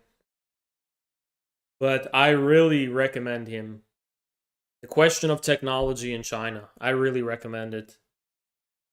He's brilliant. But I didn't read the whole book, unfortunately. I do want to, though, and I do plan on it.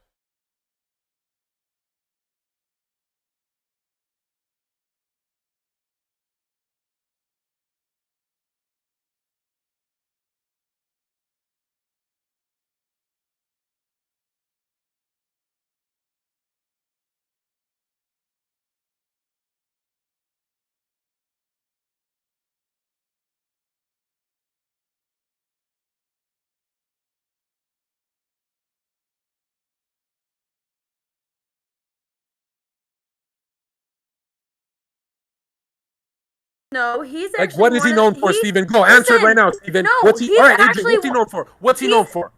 He's actually one of the only What people did he who, pop like, off for? Which Let video him fucking game? finish a sentence! Which video He's game? actually one of the only people who came up with original stream ideas and made content enough to post on YouTube every day, and that is very hard, so I have a lot of respect for him. Okay, what did he? How did he come up? What's the video game? Because he actually posts his own videos and then just have his mods do it for But him, how John. did Adrian? What was dude? in the It sounds boring. It just sounds boring.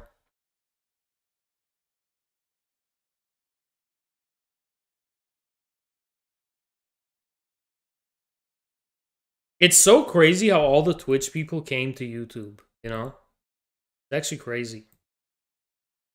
Like, you know, Trainwrecks is coming to YouTube now. I guess I left, so everyone's following me, you know? I got banned from Twitch, and Twitch just collapsed. Isn't that fucking insane?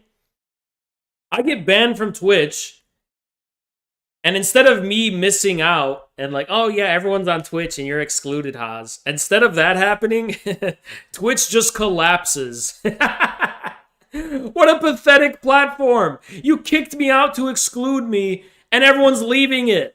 And I didn't even do anything. Everyone's literally leaving that fucking website. It's literally they're abandoning shift. Fuck, abandoning ship in huge numbers. And it's like I would have probably came to YouTube anyway. But I actually want to talk about this for a second. We all know why I got banned on Twitch. I was warned that I was going to get banned if I kept pursuing what I was doing on Twitch, and I didn't care. On Twitch, I consistently talked about, yeah, I want to go to YouTube. I just feel like YouTube's the place to be. I just feel like I should go to YouTube. So I don't care if I get fucking banned, because I'll just go to YouTube. And then it's what happened, and I didn't give a fuck. And I would do it again. It was worth it. Was getting banned on Twitch worth it for what I did? Yes, yes, yes. I have no remorse, and I would do it again. Fucking clip me and ship me saying that shit. I don't have any fucking remorse. I want to send them an appeal, but I don't have any remorse, Twitch. It was worth it to me. That was worth it to me. That was 100 fucking % worth it to me. Getting banned from Twitch. Why would I want to stay on that shithole fucking platform? Takes 50% of my fucking money. Or your money. Look, 50 people were donate to me. I had 2,000 subs at one point. Consistently 2,000 subs. Okay? And 50% of what's donated to me, they take it. Is that fair? Fuck them. I mean, even YouTube takes a lot. YouTube takes 30%, which is still a lot. But I don't really make that much money on YouTube. Well, I do, just not this month. But that's okay. Based. Thank you, Steven13. If there is a nuclear war between Russia and the West, what would you think as it happens? Do I have time to think? Or do I just... Do I have time to think? Or am I safe? Or... I would think, shit is getting real. I would say, oh shit, this shit just got real. I would just say, shit is getting real. Shit is getting real. Oh yeah, and Twitter banned me. Fuck, yeah, that one bothered me. Twitter banning me, that actually did bother me. Because there's not really an alternative to Twitter. But I'm gonna keep,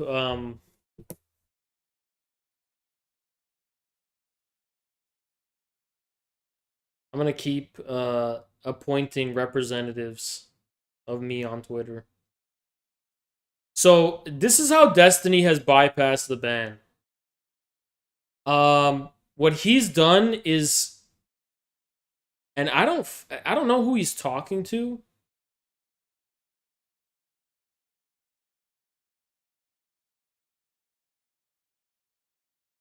I don't know who he's talking to, but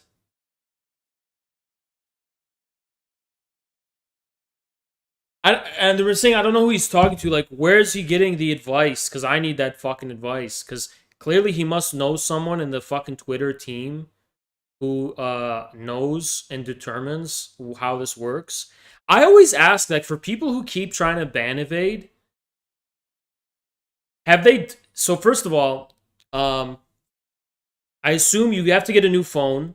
New IP address is a given, but that's easy to get. But then what he did is he got an older account that was made in 2009 or something. And so far he has not been. I'm gonna wait and see what happens to him. But that might just be how to do it. You have to get an old, somewhat moderately active account from 2009 that has like tweets in 2013. And if you do that, I guess that's how you do it. But I don't know how Twitter is measuring the ban evades. Are they just like saying, "Oh, are you getting this influx of followers, of the same followers and of the same people interacting and engaging in your tweets?" I don't know how it works, right? But, Elon Musk, is he going to fucking unban me? Let me ask Elon Musk if he's going to unban. Will Elon Musk unban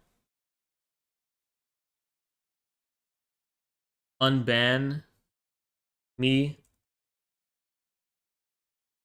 Okay, he's going to unban Trump. Accounts that may be retrieved after the Musk takeover. Will I get unbanned? Elon Musk, Twitter. Will I get unbanned?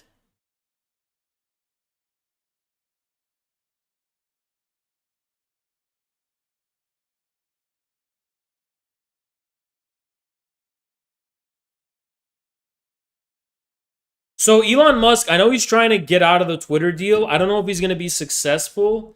I fear that he's going to be successful. Yeah, he can't back out because they're suing him, right? But I want him to be successful. Let me just fucking get my account back. Yes! If everyone gets oh my god. Yeah.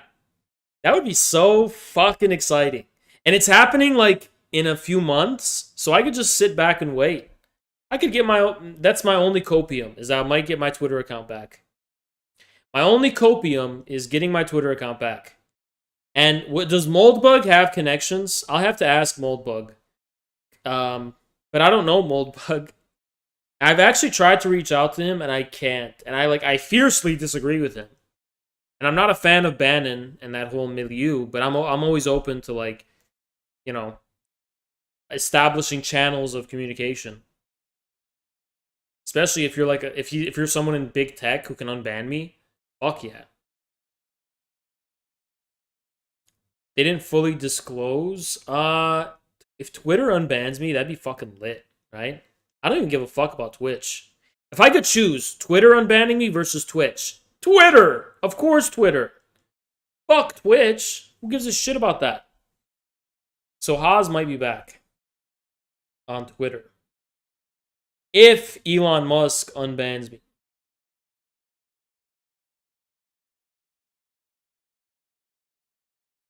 If Elon Musk unbans me.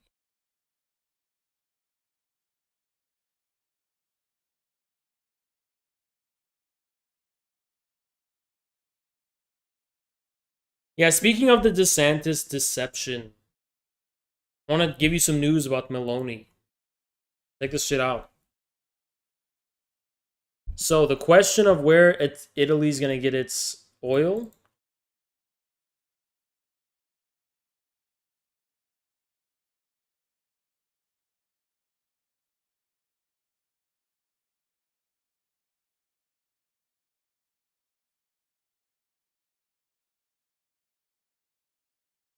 Okay. So, this is why I don't think Maloney's going to be having rapprochement with Russia anytime soon. Check this out. Italy secures enough supplies for winter without Russian gas. Russian gas now accounts for just 10%. And yep, they're getting it from North Africa, and I suspected as much. Libya.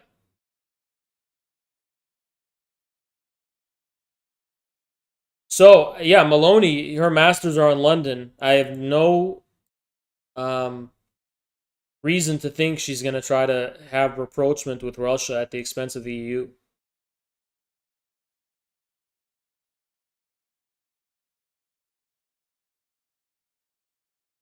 Blue, why are you laughing? You're the only person KEKWing in the chat. What are you laughing for? Why are you laughing? Why are you laughing? What is funny?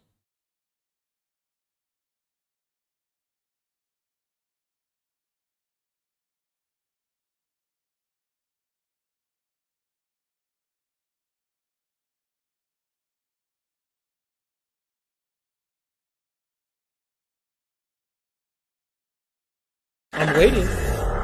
Thank you so much, Jennifer. This question may not make sense, but do you think time is malleable? If so, by what or whom?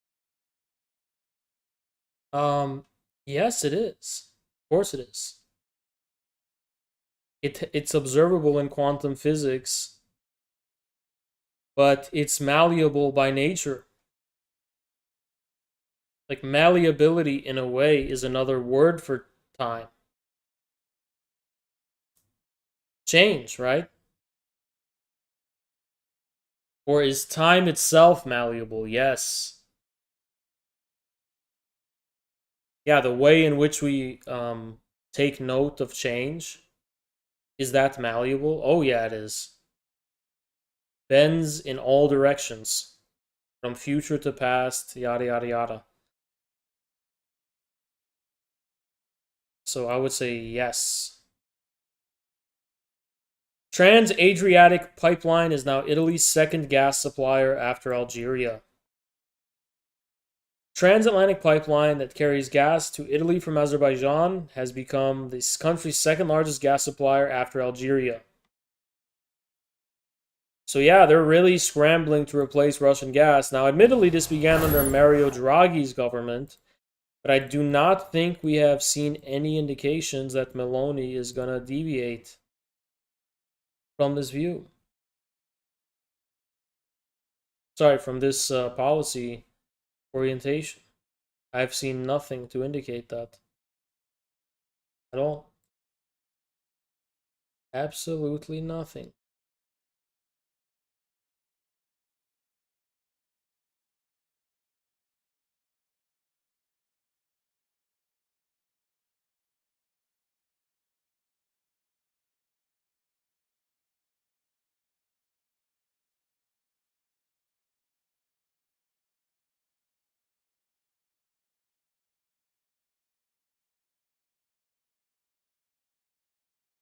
Should I watch this Destiny debate? It says bizarre debate with a TikTok communist. Should I do that?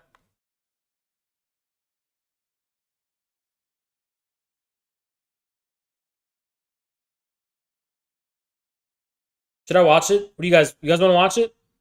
One's if you want to watch Destiny debate a TikTok communist. I kind of want to watch it. We're not going to watch the whole thing, but we'll watch some of it.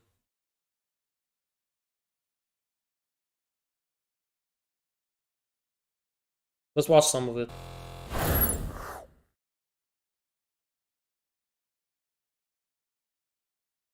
Unless it's Eddie.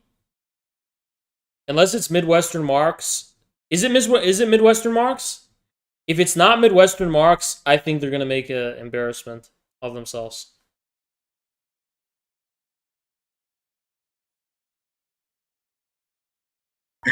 If we live in a greedy capitalist society, which you probably agree with, appeal to this about economics.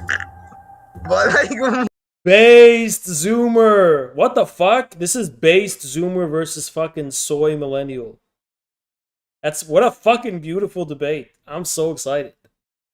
This boomer millennial is gonna get fucking put in their place. Based fucking Zoomer. All the Zoomers are gonna do is call him cringe and fucking do the oh no no no do that fucking laugh meme. That's all you have to do.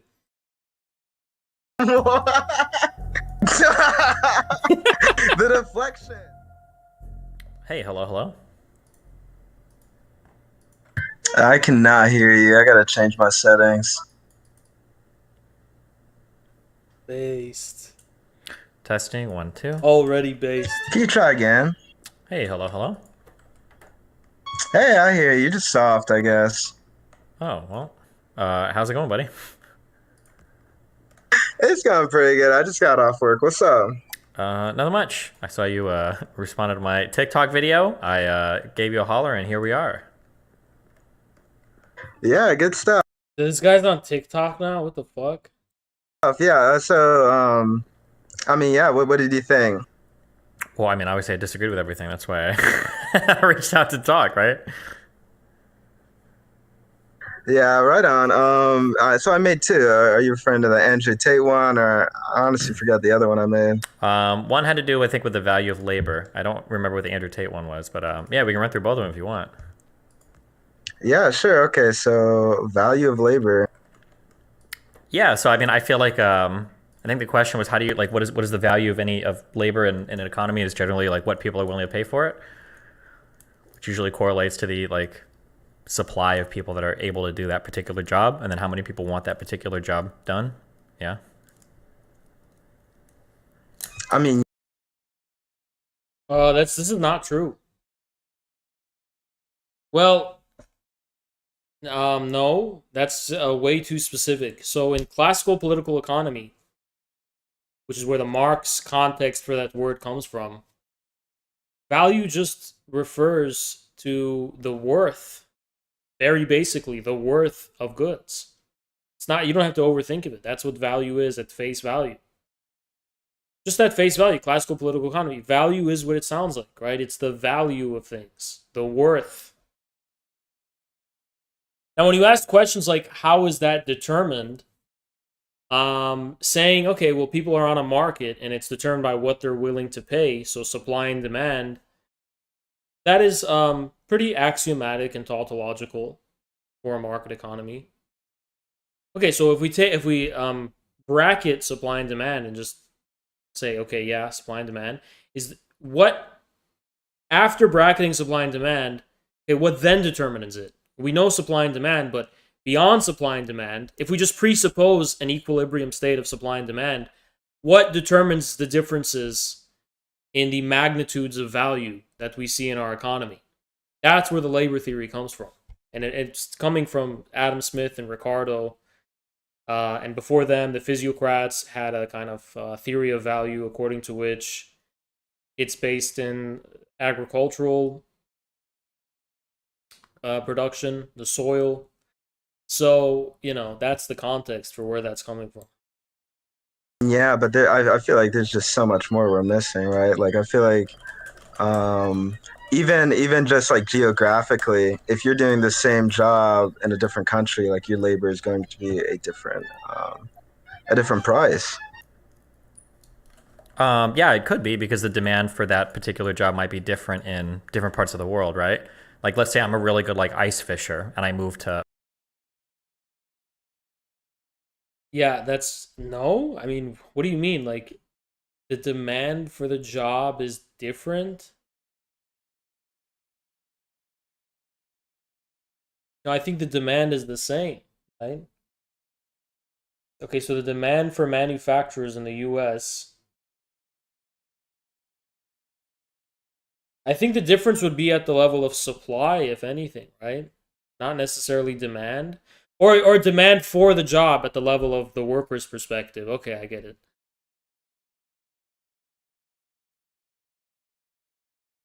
It's still kind of tautological. It doesn't really explain anything.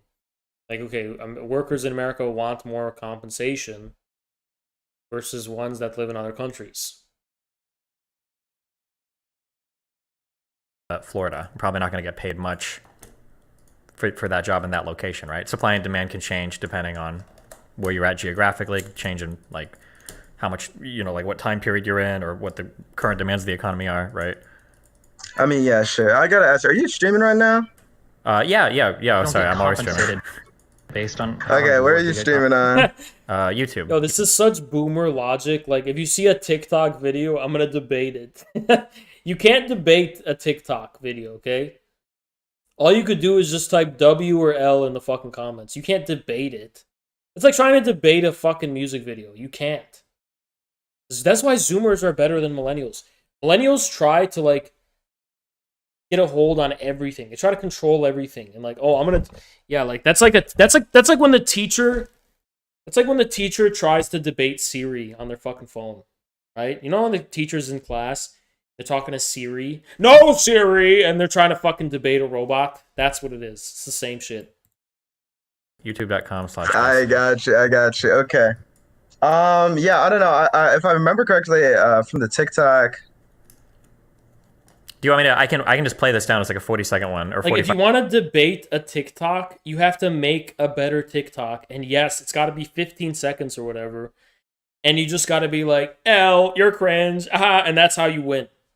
That's how it works now, okay? And debates are the same shit, because debates are all fucking rhetoric anyway, right? So it's like, it's just a condensed version of that. You know? You can't just, like, debate a TikTok. You have to make a counter TikTok. 5-second one so I can know exactly what you said, and then you want to do that real quick? Sure stuff. Okay, yeah, let me play that real quick. Hold on 1 sec. Compensated based on the demand for your particular set of skills. Why, what a great point, Destiny. Let's ignore... Oh, fuck this guy. Fuck this guy. This guy fucking... Yo, this fucking... I'm gonna show you guys some shit. This fucking guy, he fucking made a video about me too.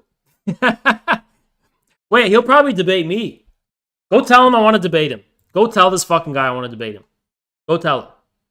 Go fucking tell this guy I want to fucking debate him. I didn't know he debates. He fucking made a video about me too. And I'm looking for it. Original content, is that where it is? Because someone linked it here. Yikes, where is it? Yo, where is it? Yeah, he made a fucking video about the Starbucks thing, and I'm actually going to respond to it right now. And guys, you can clip me and ship me and just respond to him with this clip. But I have to find it. I don't know where it is. Where is it? Where did you fucking put it? Self-promo?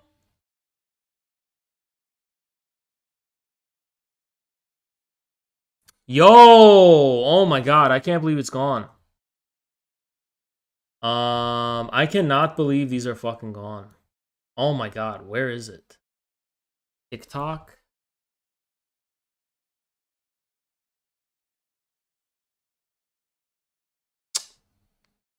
Yo, man.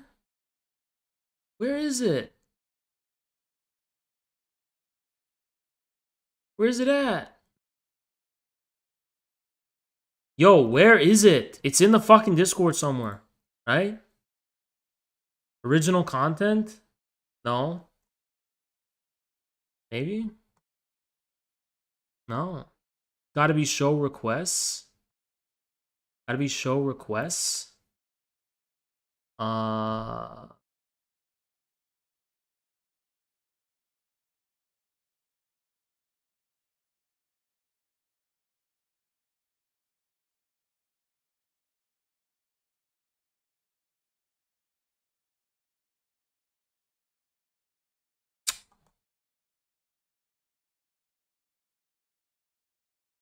I don't know what happened. I don't know what fucking happened. Or maybe it's in one of my Telegram things. Maybe that's where I saw it. I think I might have seen it in the Telegram. Let me see. Not in this one.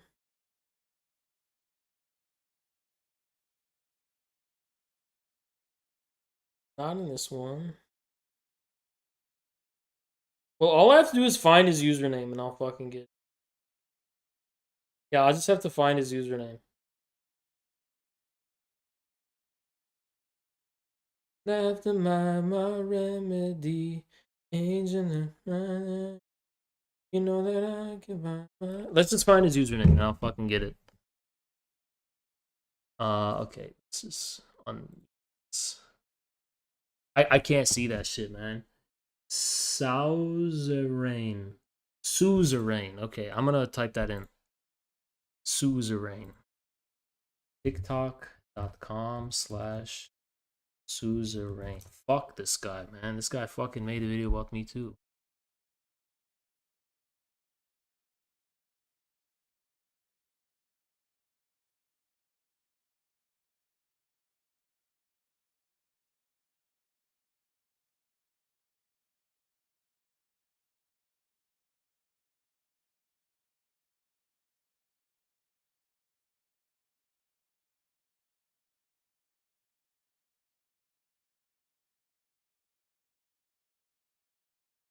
Think he deleted it? Must have deleted it. I can't believe we. Shut the fuck up, dude.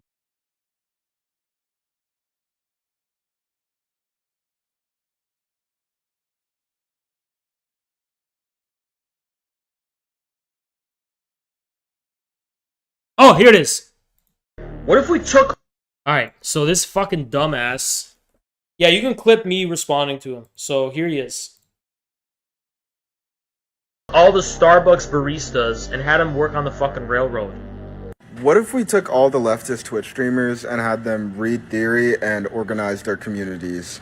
Unfortunately, neither of these proposals are realistic. Anyway, this rhetoric is rooted in devaluing service workers. No, I'm not devaluing service workers. Objective reality is devaluing them because their labor is objectively and materially speaking less valuable. It contributes to a lesser form of the material alteration of our surroundings. It doesn't actually do anything to contribute to the production of any surplus value or material production. And I will school you on a debate about Marxist capital as to whether Starbucks baristas produce surplus value, because they don't. According to classical Marxism, they don't. Okay? I'm not the one who's devaluing them. Reality is. Because they literally do less to change reality, and they do less to produce anything of actual objective value. Saying that this is just a relic of prejudice and culture is fucking retarded. A fucking railroad worker or a trucker objectively does more to facilitate production than a fucking barista. And for some reason, and somehow excluding them from the working class, this is up. Yeah, I don't care if you want to call them working class, but they don't epitomize the condition of the universal working class, which Marx defined in terms of being the universal class of labor. Marx very clearly defined labor in terms of the material alteration and transformation of nature by man. Obviously erroneous. Industrial labor is no longer the primary face of labor. Okay, why isn't... Yes, it is the primary face of labor. Just because the majority of people are not industrial laborers doesn't make it any less universal. Almost at no point in history, actually, were the majority of people industrial laborers. They weren't in Marx's time. The majority of people in Germany weren't industrial laborers. Majority of people in France weren't. Majority of people in Russia never were. Hell, even in England, it's debatable. The only time in which that was the case was probably the mid-20th century. Or maybe leading up to World War I. That doesn't make it any less universal. As a matter of fact, deindustrialization has corresponded to a war against the working class. The reason people are either jobless or doing retarded, bullshit, stupid, demeaning, fucking ugly, disgusting, worthless jobs, like making coffee for people and having to put a smile on for them, is because the ruling class waged war against the working class, stripping them away of the minimum of their dignified jobs and forcing them to do unproductive, wasteful bullshit to maintain their purely speculative financial profits that don't even correspond to the production of any material value. Or, I should say, material wealth. Literally just slavery for the fucking bankers so they could secure their fake money printing credit machines of debt on debt on debt, upon which, by some alchemy, they managed to make profit. That's what you're saying is the working class? Shut the fuck up, you fucking dumbass. Don't fucking come at me, kid. I will chew you up and spit you out and throw you in the fucking trash can. Mercilessly. That's your Giga Chad red pill. Labor looks different today. Labor looks different today. Everyone's fat, trans, and disabled today. We're not like mass. Shut the fuck up. It doesn't look different. Or if it looks different, that only corresponds to the extent to which the forces of production look different. But the forces of production, you can't just change the definition of what that is. Forces of production transform nature and the material world in a, definite way. Those are the forces of production. Starbucks doesn't fucking do that. Starbucks takes the things we've already fucking produced, it takes the way we've already transformed nature, and merely rearranges them in an arbitrary way. It doesn't actually produce anything.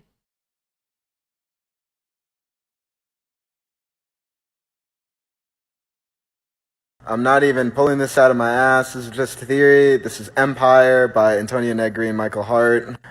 Oh my god, Empire! You mean the fucking book that was completely BTFO'd and completely outmoded by history? Yeah, during the WTO Seattle protest, everyone, oh yeah, everything's gonna be decentralized, everything is gonna be rhizomatic, and we're all just gonna be like Occupy Wall, and then Occupy Wall Street happened, all of it threw out of the fucking window, and it became an objectively counter-revolutionary fucking book. Shut the fuck up with that fucking Hart and I can't even say his name because it sounds like the N-word. That fucking Cope. Go ahead and post the full excerpt if you're interested in reading. This is one of my favorites. This is what a dumb fuck does to posture. They're just showing highlighted shit from their book without even putting it into words or articulating why that would be why that would bolster your point. If you want to just tell me to read books, tell them to read books. Don't make it seem like you're responding to what I said. All you fucking said is, labor has changed. But the definition hasn't fucking changed. That's the thing. Bits from the book. It's definitely not an entry-level read, but it's so good. This thing is $5 on thrift What is books. this? What is this fucking pothead who tried to respond to what I said, and he spends half of his video showing fucking videos of his paperback book. It's so good. What does it have to do with my fucking point? How are you responding to my point? Just by saying labor's changed, you've responded to my fucking point? By the way, there's a labor shortage in railway workers, you fucking idiot. That's why I'm saying, why don't we take people working these bullshit jobs and have them work jobs we actually fucking need as a society? Because there's literally a shortage of railway workers, which is a big context for why they were going on strike. Because they're being fucking overworked. Because there's literally a shortage of people doing that kind of work. Because they're doing fucking Starbucks instead. Why don't Twitch streamer? Why don't you fucking suck a dick, dude? Shut the fuck up with that fucking stupid bullshit. It's not a fucking response. Or free online. Yeah, fuck that guy. Fuck him. Let's go back to this. Or every other material. I was about to support him because he's Zoomer versus Boomer, but now I'm fuck this guy. Factor that determines the price of wages. Let us also avoid the topic of class analysis and inherited wealth. Looking at... I can't stand this. I just feel like this is the fucking guy on Twitter, right? This is what the Twitter people look like. Material conditions and the relationships of people and the means of production is just far too fucking complicated for this Twitch streamer. Jeff Bezos gets paid because he's super fucking skilled and no one else could probably ever even do his job ever.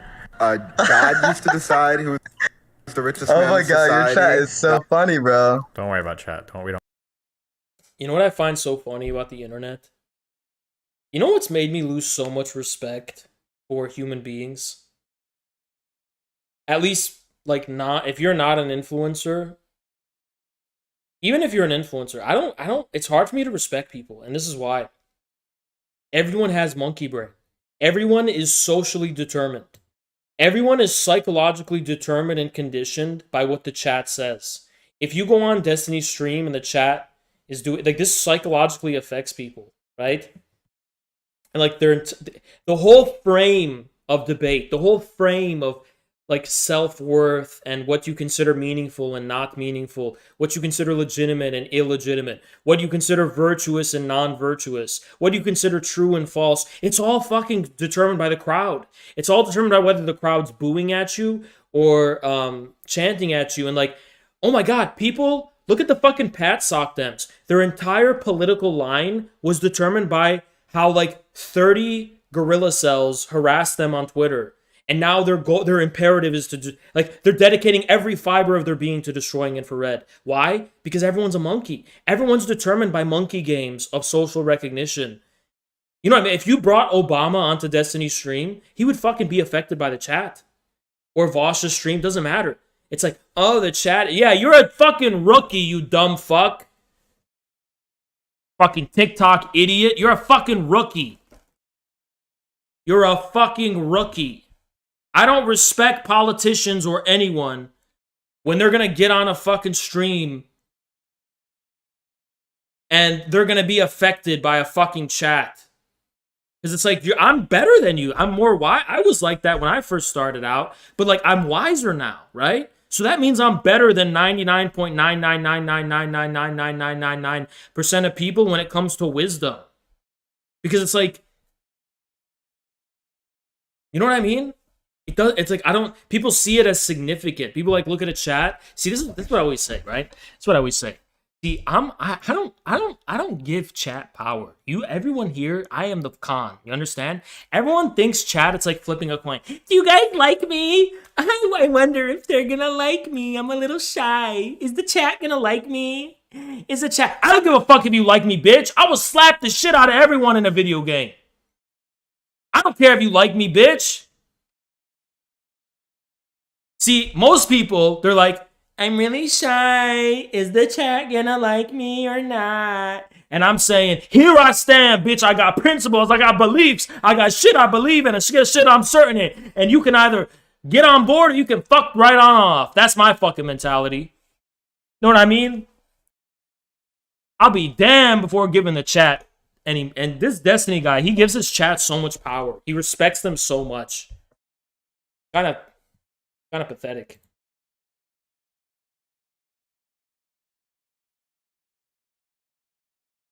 This is what chat to me, I'm King Kong. This is how it is. I'm King Kong. Chat is just a bunch of small gorillas.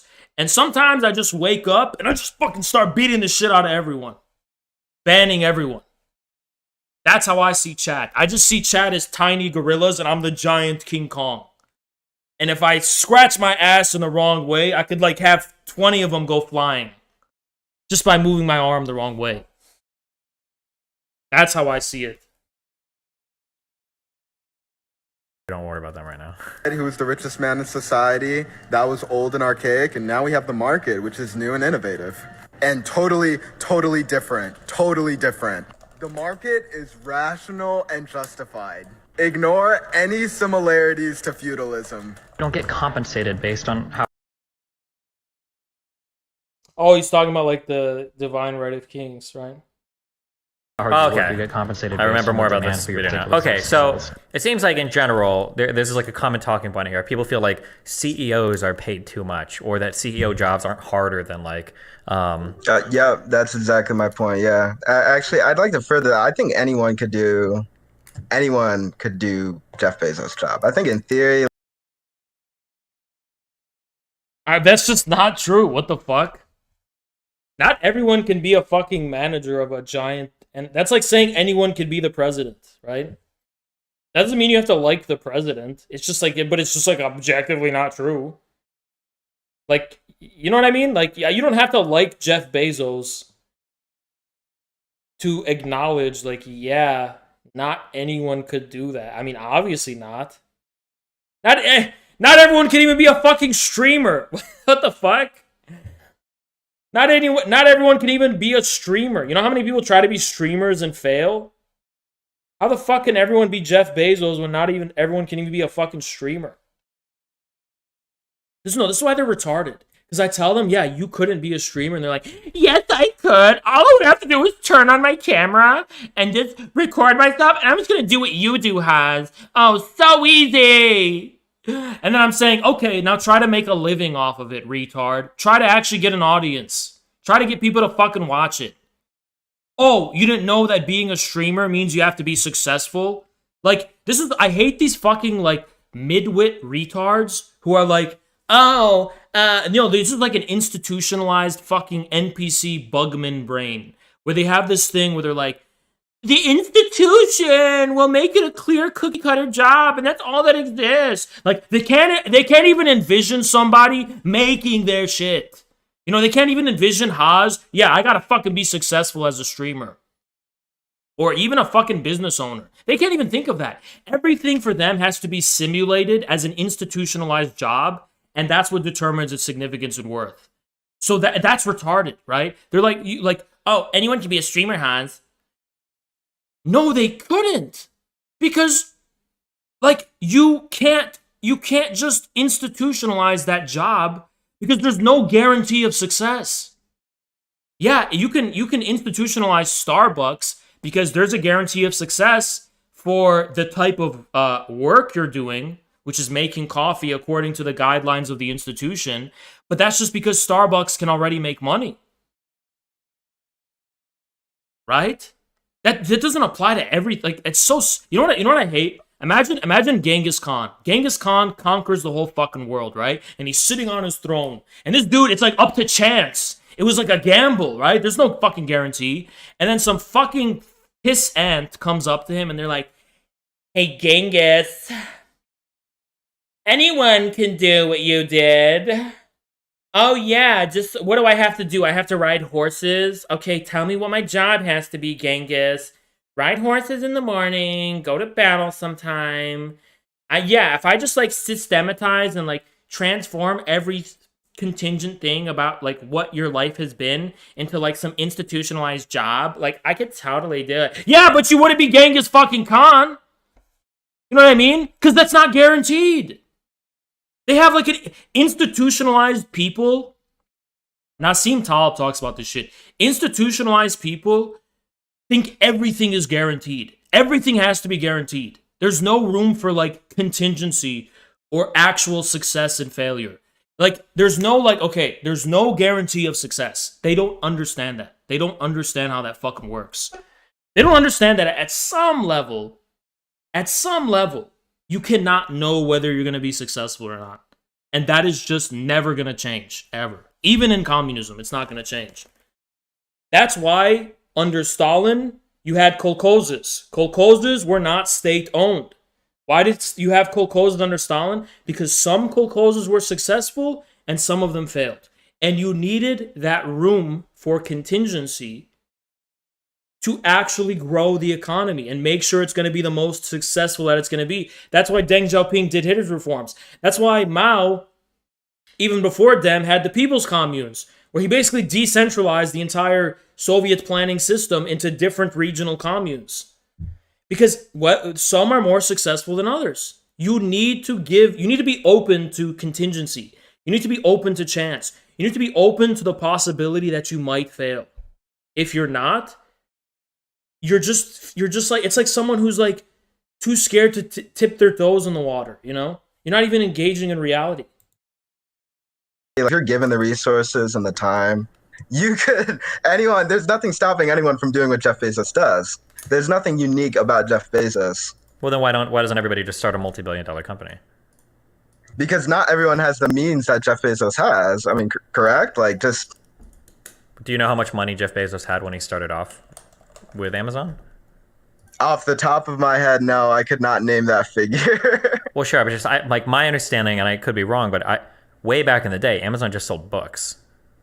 Like it was a small. It's not like he started off with like Donald Trump, like $100 million. No, Huncho. Huncho, you have such a diversity of questions. Like, sometimes you're, like, saying crazy shit, like, you know, like, what color is Hassan's underwear? And then another day you're saying, like, this refined, tasteful question about, like, managerial theory. It's such, like, I can't even predict it, right? Okay, and again, I think, like, geographically, like, okay, you're selling books, like, in the United States, in the imperial core, like the geographic lends itself to another advantage, I think.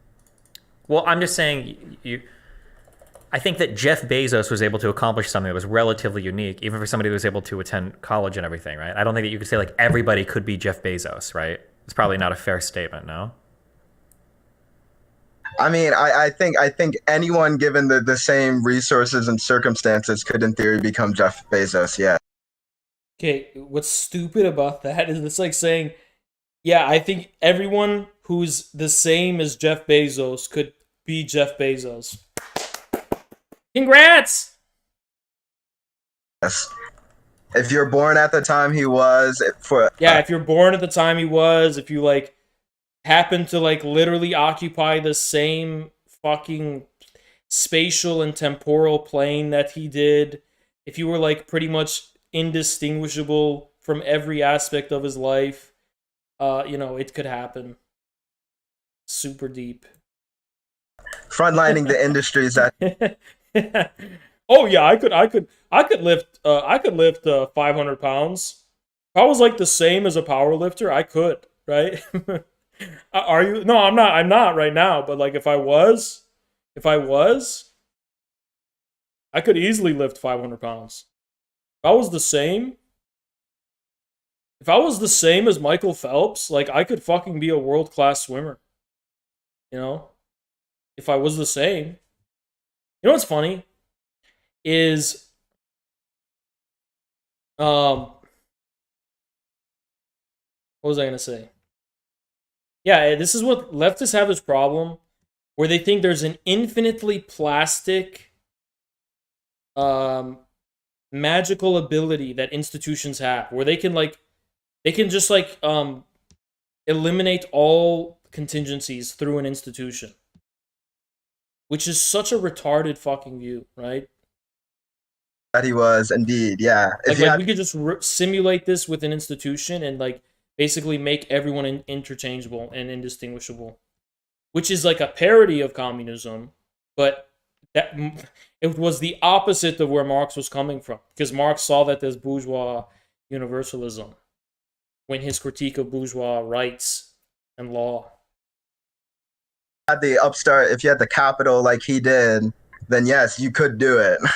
What I'm trying to point out is that he's not particularly special for doing this. I don't think so whatsoever.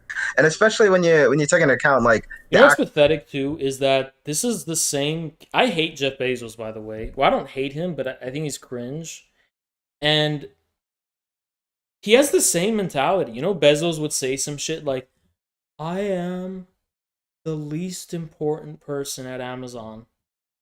Amazon is a pyramid, and it's an upside-down pyramid, and I am at the bottom of that pyramid." Like, he literally says that. That is the bourgeois mentality, you know? It's not like Donald Trump, who's like... That's not the mentality of the ruling class. It's not like Donald Trump. It's like this fake humility. Like, oh, I am the least important person at Amazon. Shut the fuck up, dude. You know?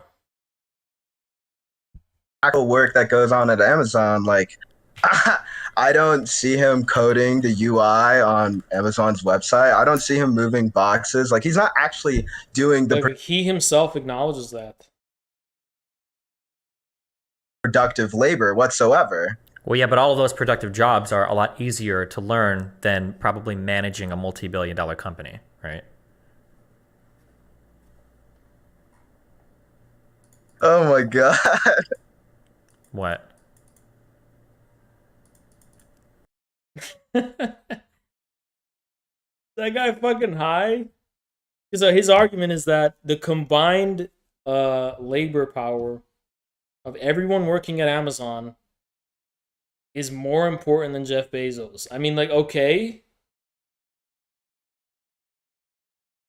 And how do you like give it coherence? That's what managers are supposed to do, right? They're supposed to organize it. Well, there you go. There you have Jeff Bezos. I mean, I don't know, man. I think I'd rather be in Jeff Bezos' position. I think I'd have an easier time as an occupation as Jeff Bezos than working at one of those fucking shithole warehouses. It's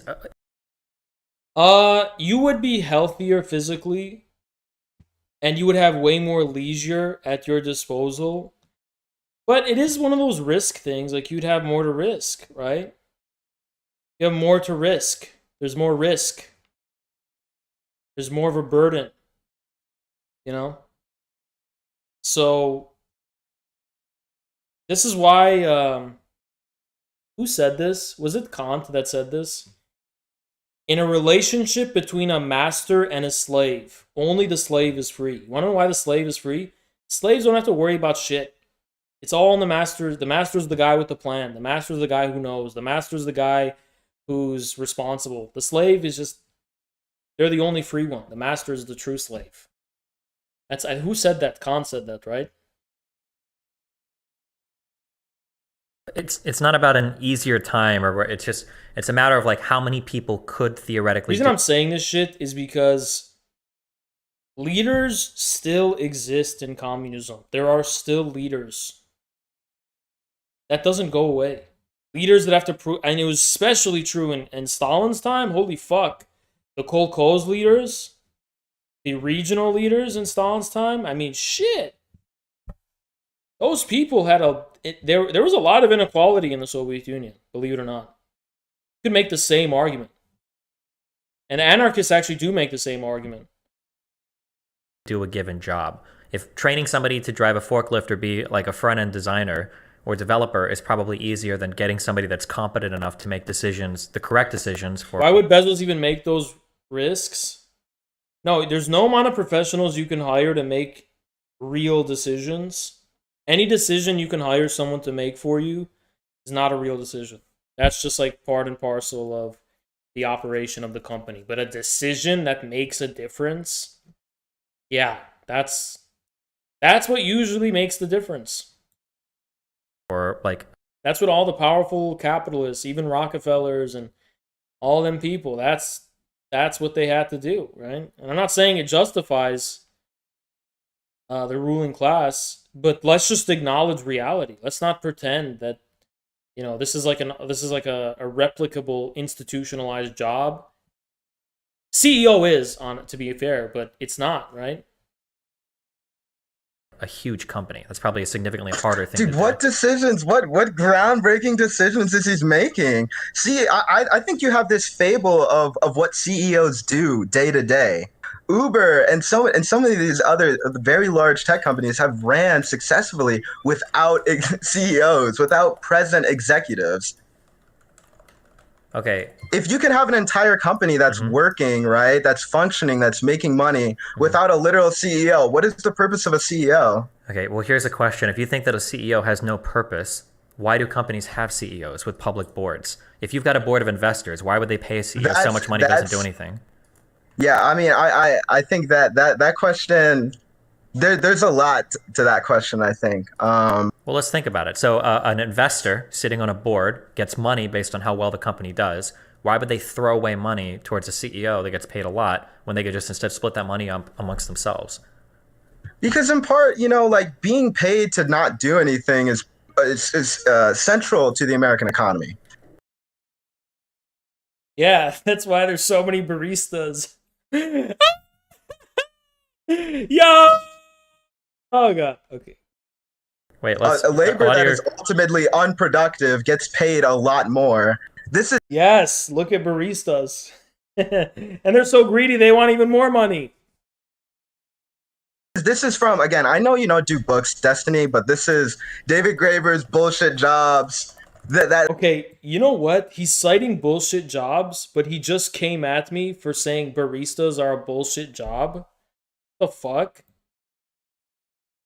That's a book that covers this topic kind of in detail, where there's a lot of jobs. That's stupid. Bullshit jobs is the service sector. It's not CEOs. Are CEOs productive? No. But they're not a bullshit job either. They're part of the ruling class, basically. It's a ruling class profession to manage, to be the ultimate manager, right? That's what a CEO is. In this economy. And yeah, it is ultimately a parasitic and unproductive job. But that doesn't mean you sit around and do nothing. I mean, look, I was joking, but even baristas don't do nothing. They still do shit. It doesn't mean it's a productive job. Where you don't actually produce anything valuable, but you still get paid. Yeah, that is baristas as well as CEOs. But you're abusing the term value. So when you say you're not doing anything valuable, that doesn't mean like it's not valuable at an institutional level, or it's not value subjectively, or it's not valuable for some private interest. It could be valuable for, the person hiring you, but is it objectively valuable at the like scientific level of like the production of value? Those are two different things. Like valuable to any possible person is different from valuable from the objective standpoint of the production of surplus value. Two different things. So CEOs are unproductive and they do not produce anything valuable. But what they do is valuable to their company subjectively, but we're using value in two entirely different senses. See? Okay, so that wasn't my question. My question was, let's say that I'm sitting on a board with like other people, okay, and we're trying to figure out like how do we want to make the most money? Because let's get a little bit more fundamental. Do you agree that a board of people that all have ownership stock in the company, they just want to make money, right? That is indeed one of their motives, is to generate capital. Yeah. Yes. So if they want to make money, what else is their fucking motive? Okay, sorry. Why would they waste money on a CEO when they could just divvy that money up amongst Why themselves? do companies waste money on middle managers, man? There's so many companies, banks, hospitals, universities have bullshit jobs. They have jobs that all across the country, there are companies that have jobs that don't produce anything. Yes. Okay, the middle manager argument isn't that bad. They'd be like, oh, it's just it's a formality. It's convention. That's the only reason.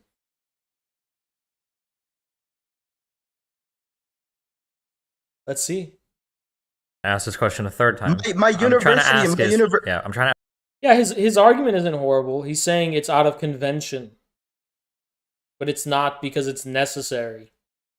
And he's using Uber as a model. And he's like, oh, he's going to deliver a TED Talk. It's like, oh, we don't need CEOs anymore. Let's be disruptive and change how we manage shit and be Silicon Valley visionaries. Ask, why would a board have why would they pay money, exorbitant money, or give shares to a CEO? Why would they dilute their own investment? Why would they hurt their own pocketbooks to hire a CEO if he didn't do anything? Why would they do this? I mean, it in part, this is the organization of companies in the U.S. Yes, like. No, you don't have to have the CEO. Like, you don't have to pay them a lot of money. No, you don't have to. There's nothing demanding you to do that. You have to have a CEO for like a certain. You have to have a CEO if you want to file like a C corp, sure, but you don't have to pay them a lot of money. You can just pay them $1, just make a random dude CEO, right? So I'm asking why, but CEOs get paid a lot of money in the United States to run these huge companies. Why would a board of investors pay money to a CEO if their incentive is to just make money themselves? Why would they pay money to a CEO? Dude, if I were this guy and I was going to die on this hill, I would say convention. I would say they're not actively making the choice to pay the CEO. They are doing it because it's the way the company is structured, and the reason it's structured that way is out of convention. So the board of trustees are not the ones responsible for making the most innovative or optimal structures that produce money. Oftentimes, the structure of a company is just inherited by convention. If I was to play the devil's advocate, if I was just like dying on the hill he was, that's what I would say. I feel like I could answer this question at a better time, to be honest with you. But like I still don't see this as a point of Oh my god, Zoomer bros. This is an embarrassment to Zoomers everywhere. We're talking about CEOs not doing anything. That doesn't actually, counter my point. You're asking why would they pay someone? Well, okay, I don't have the whole story of like why do CEOs get paid such ceremonious amounts? Well, the answer, I can give you an answer. In that capacity, but what's the answer? Okay. The answer is because these are people that are in charge of leading companies and making like incredibly costly decisions that could either be massively beneficial or massively detrimental to how the company functions or operates, right? Okay. And if again, if a CEO is so vital and necessary to the function of a company, explain to me how a company like Uber runs without multiple executives. Because the shit I don't know what you're talking Destiny. about. So Uber has a CEO. I don't know what you're talking about. Yes, right. This is the effect of pot on people. This is what fucking drug addiction does to your brain. Right now, but they went. I'm implying they went through a period without multiple executives. You can probably have some. You can probably have some period of time where you're looking for new executives, but ultimately you want some. I mean, a car will run if the driver passes out for a few minutes before it drives off the road. Like, I mean, what do you mean? That's not an argument for anything. Okay, a driver passing out again is a lot. See, the reason Destiny wins these debates, it's not because he's good at debating in particular. It's just because these people are retarded. This guy's like retarded. Straight up. Like a fucking chair could beat this guy in a debate. If he recorded himself arguing with the sofa could win the debate. Everything he says just incriminates himself. And he had the chance to do well, and he didn't. Not different than an entire company working, right?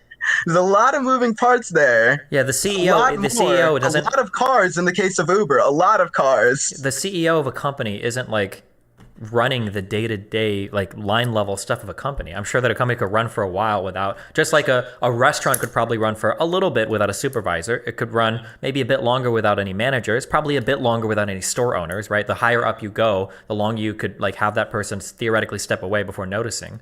But what do you think happens when like the boss leaves, man? Like everything just falls to shit. Like I find workers are often competent enough to carry out their own tasks. But their own tasks aren't enough to keep everything running. Why were managers necessary in the Soviet Union or China or any other communist state if that's true? Of course that's not fucking true. Of course you need leaders to organize things. You need managers. If you think people just you think people just automatically know how to account for the whole that they belong to? They don't. If I'm working at a factory with like 100 other people, it's not that we're too stupid to run it by ourselves. Even if we all had 150 IQ, we're not all experiencing the scale of the entire whole that we form a part of. That's what a manager who's overseeing us does. We are focused on the specific parts. We don't have the perspective to like take everything into account at once, right? It's like, it's not even about if there's a natural hierarchy of intelligence or whatever. It's just like it's like a fucking fact of discontinuities in space and time, basically. Experience. Like you're in a different location. Evidently they were in Uber's case. No, because it wasn't just line level employees. There were probably still a lot of VPs and everything working at that company. Okay. We could use a restaurant as an example if you want. Okay, I'm just gonna the specialty of my knowledge here is specifically at universities, and universities run on a similar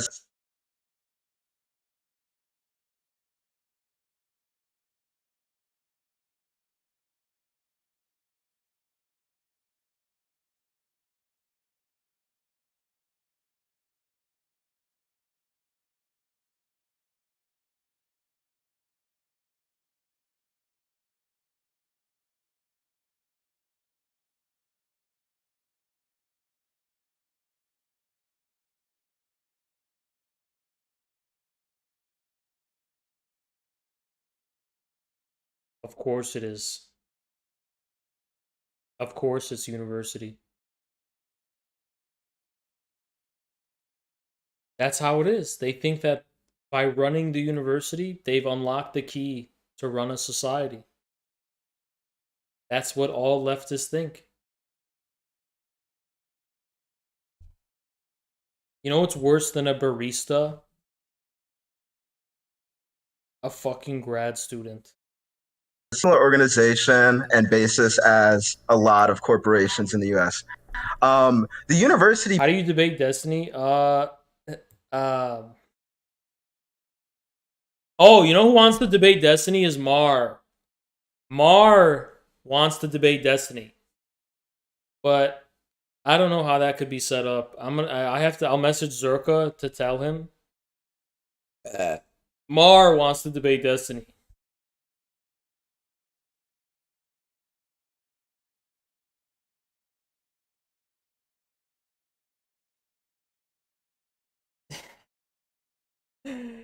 All right.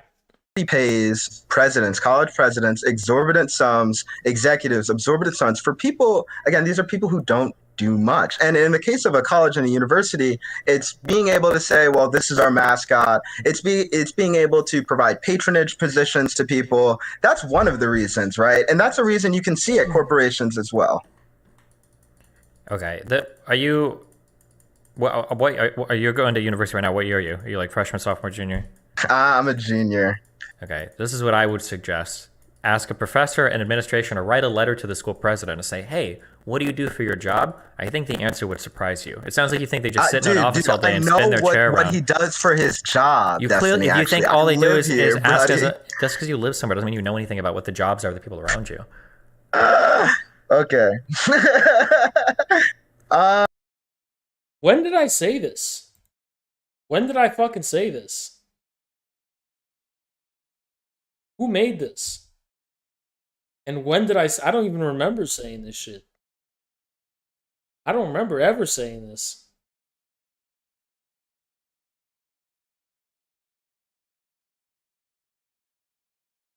I don't remember saying this shit. And why did you make this? What's the point? What's the point?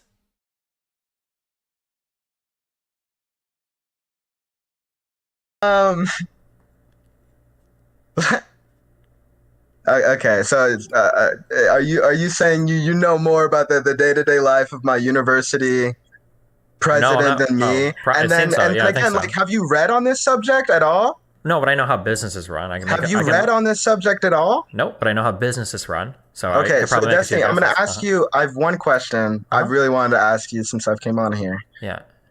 And that is, when was the last time you read a book cover to cover? The last time I read a book cover to cover, I think.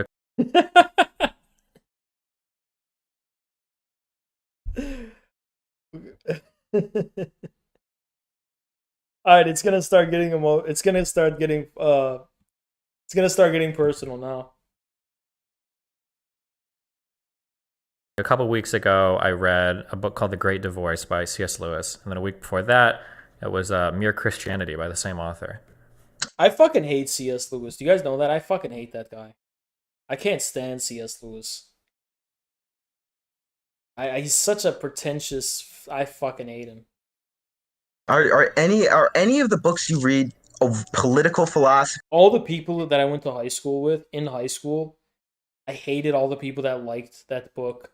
Ah, yes, I have read Mere Christianity. I hated those fucking nerdy kids. Yes, the proper British ways of morality and wisdom and wit. Indeed. Mere Christianity. Exactly, Anglican trash. Beautiful comment by Huncho. What a great Huncho post. Anglican trash. Beautiful. Beautiful. Political history, Destiny. I just got a book on Wittgenstein I'm going to read. I've read Problems of Philosophy by Bertrand Russell. Oh, fuck! Boy, Adekum, how disgusting. I read a book called Lying About Hitler that had to do with that David Irving case. I read a book called Against the Backlash that had to do with Boston and federal politics in the 60s. I mean, I don't know. I read random shit sometimes. I don't read a lot, but what does that have to do with anything, though? I mean, I'm just saying, bro, because it's like you're telling me, like, oh, I read an interview with the author of a book called Politics is about what college executives do, and not only am I again living experience, like I know intimately, right? Well, but you don't. I'm telling you without. He's a junior in college. What could he know? Without making weird appeals to like what books he read, I'm telling you that if you don't think a school president does anything, you don't know. That's like a fact. That's a school president does not do anything. Because universities are parasites. They all just sit down and fucking wag their finger at you while they wear glasses. I'm not asking you what books you read. You just don't. I'm not saying like literally anything, right? I'm not saying they wake up and then like that they just do whatever they want. But I'm saying a lot of their functions are ultimately hollow and I think unnecessary. Okay, if that's the case, then why don't you? You know what? It's the most soy voice in the world. He has that upward inflection where he's like, I fucking can't stand this guy. He's so like woke. Yeah, like I'm like a new model of male. I'm like not toxic. Yeah. And everything. And I drink soy. And I like tofu. And I live at Starbucks. And we're all workers. And I'm organizing with the CPUSA chapter. And it's totally radical for the revolution, man. Shut the fuck up, man. You start a school with no school president and make more money than anybody else, right? This is gonna go back again. Okay, so there's a lot of reasons, right? There's a lot of reasons. One of them is patronage. In the case of universities, you will see people receiving these positions because of patronage. I can give you a very specific example right now. Is that we have a Purdue University's president was a former governor of Indiana. How did he get on board how did he become Purdue University's president? But previously being the Indiana governor, he got that because he put the people at Purdue University's board of trustees on the board. It's political patronage sometimes. It's you're paying someone off. That's my question is, what does he do as a job? Do you think he does nothing? Do you think the school could run without a president?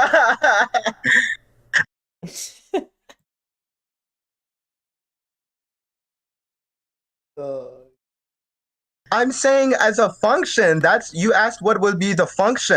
As a function. That would be the function. As a function. Right? Yeah, so I'm asking what do they do as a job? I'm asking what he does as a job. A lot of money for not doing work. You asked me Yeah, I don't know why you would pay. Like, these people could all be, if we live in a greedy capitalist society, which you probably agree with, then why would people waste money paying like bullshit jobs or middle managers? Again, I invite you to read a book, Bullshit Jobs. If you want to understand why you would pay somebody, because I'm being honest, I haven't. Bullshit Jobs is that's like a pop econ book. Isn't it funny how Destiny has become so hated by the left? Just because of encounters like this. Actually fucked up.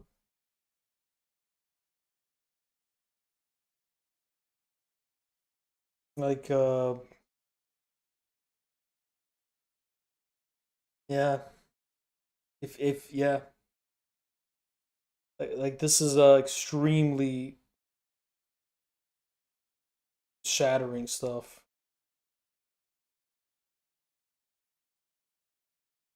Why would you appeal to this? Okay. A little low key, yes, but it's certainly a great read on the economy. It's by very acclaimed anthropologist, David Graeber. But like that's where I'm coming from, Destiny, and I'm like, you're just saying idealistic truisms. I'm not telling. Wait, hold on. Wait. What am I talking about? Idealistic. That's why Destiny won't debate Jackson. He will debate leftists, but not Jackson. Because, you know, leftists are just retarded, man. You know, you just, even if you're one of them, like Destiny, he's a leftist. If you're one of the leftists and you just like ask basic questions, they will want to they'll just want to destroy you. All he does is ask basic questions, and that's like, you can see how the awkward pauses, there's so much anger that creates. But yeah, truisms. You're just like, well, if we live in a capitalist society and if everyone is out to make as much money as possible, well, the only thing that they would do is the thing that makes the most money as possible. And of course, there's so many other factors, and one of the ones I'm trying to bring in again and again is patronage, right? Hold on, that's. Thank you, Roxanne. The division between mental and physical labor is on full display.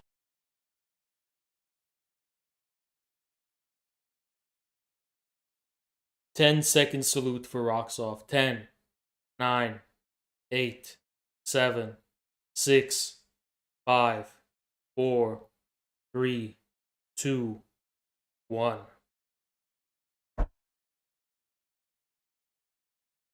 That's not the case. There can be reasons why people don't act like that. We haven't even begun the conversation. I was just trying to ask if you had any reasons why. Nobody donate like $100 because I will literally do the salute.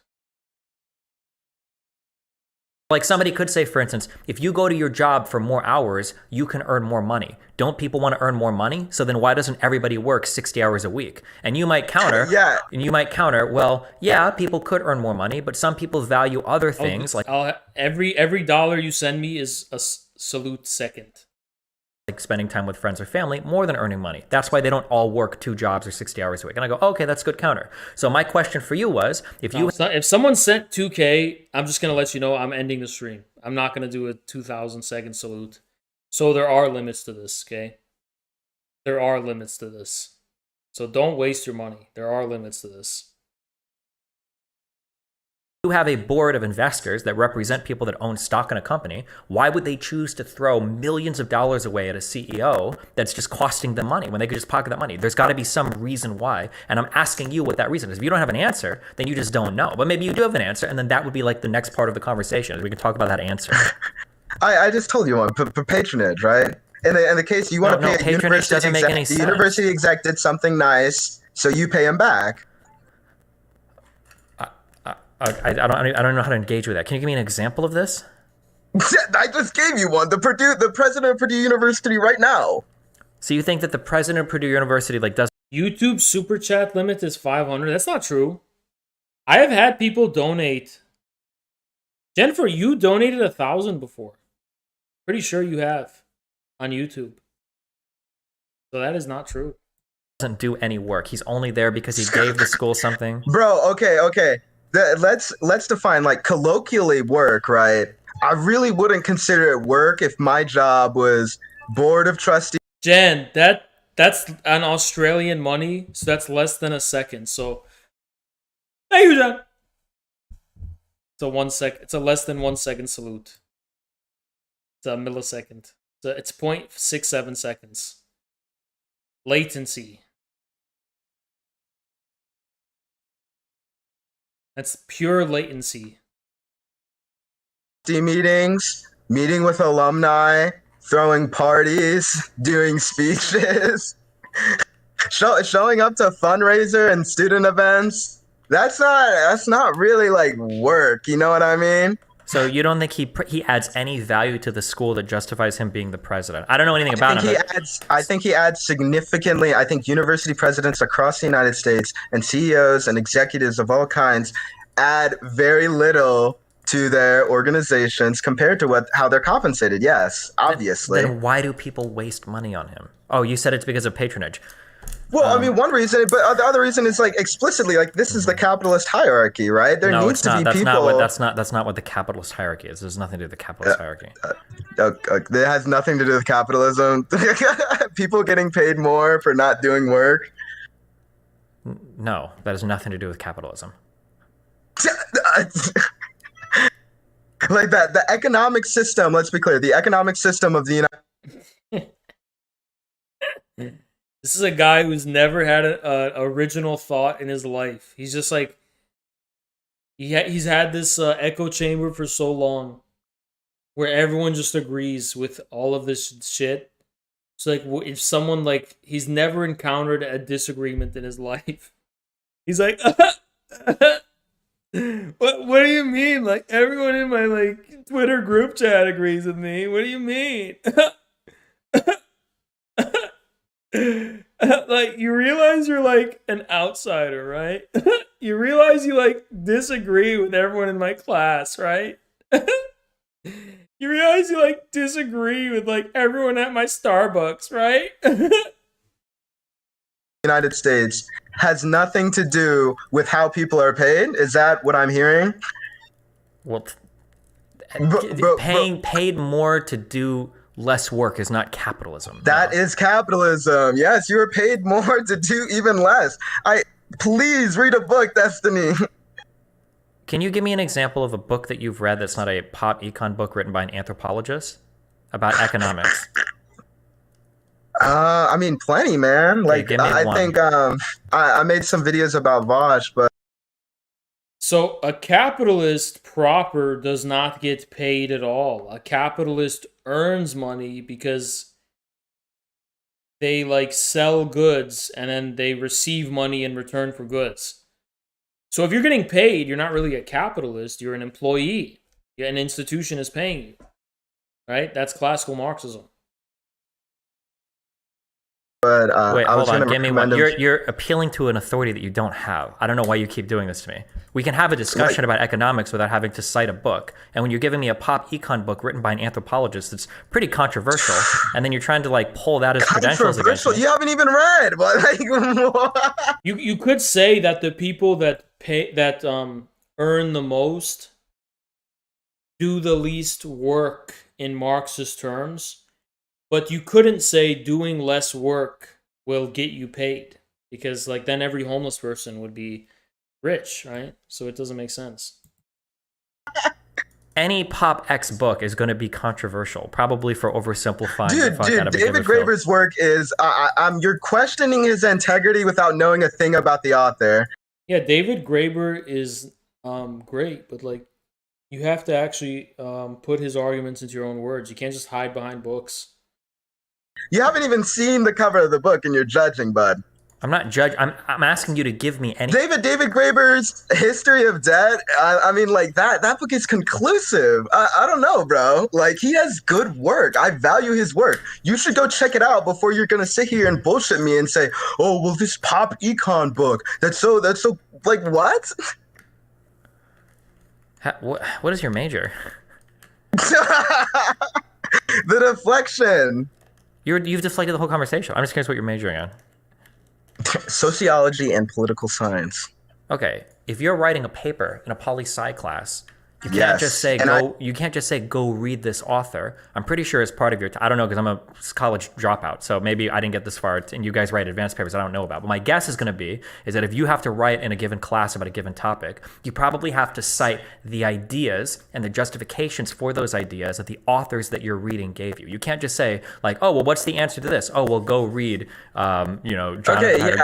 Man, you also caught me. You also caught me at 11 p.m. after work. I could go crack open the book. Well, the fact that you're telling me you have to crack open the book means I want to do something a little off the cuff, and I'm saying if you want the best, you're either gonna have to catch me another time, or you're gonna have to read the source material yourself. That's what I'm trying to explain to you. Okay. I'm not trying to dodge you. Gotcha. Be clear. Okay. Are you in like some Pell Grant stuff, or are you actually paying out of pocket for school?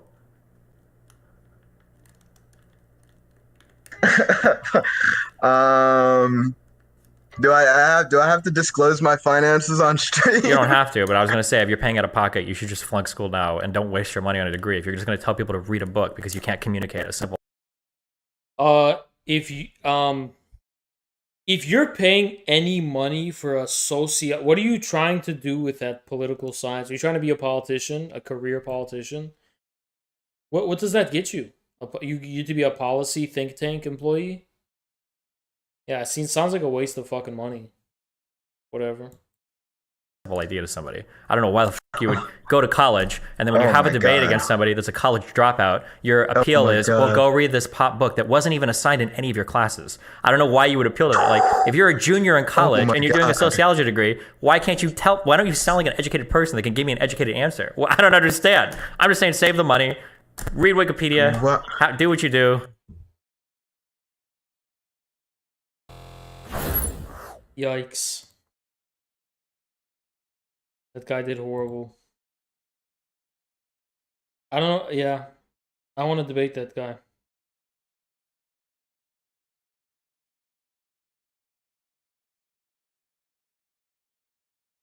I do want to debate that guy.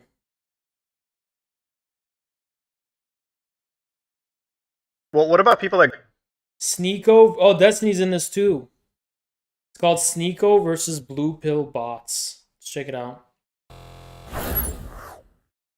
go to a good university, Sneeko, and they like develop a good education, and they also build connections through there. It kind of sounds like this person came to you to like another form of like education, kind of like a college, if you will, and like develop the connection. And see how dumb that is? Like Destiny earlier has been saying that it's a scam when it's $50 a month. He went to saxophone school. Well, I didn't say you're. Whoa. I did not say you're a scam. I didn't say it was a scam. Chill. Don't put words in my mouth. He didn't say it was a scam. He didn't say it was a scam. But he's talking down in the creativity kit, saying that it's like not a scam. I don't want to like trigger you, but you're saying to network and go to school, which is essentially what college is for. Networking, $50,000 a year to network. Why not pay $50? Well, it's also to learn too, right? Yeah, like you're going 4 years to learn a STEM degree. We also.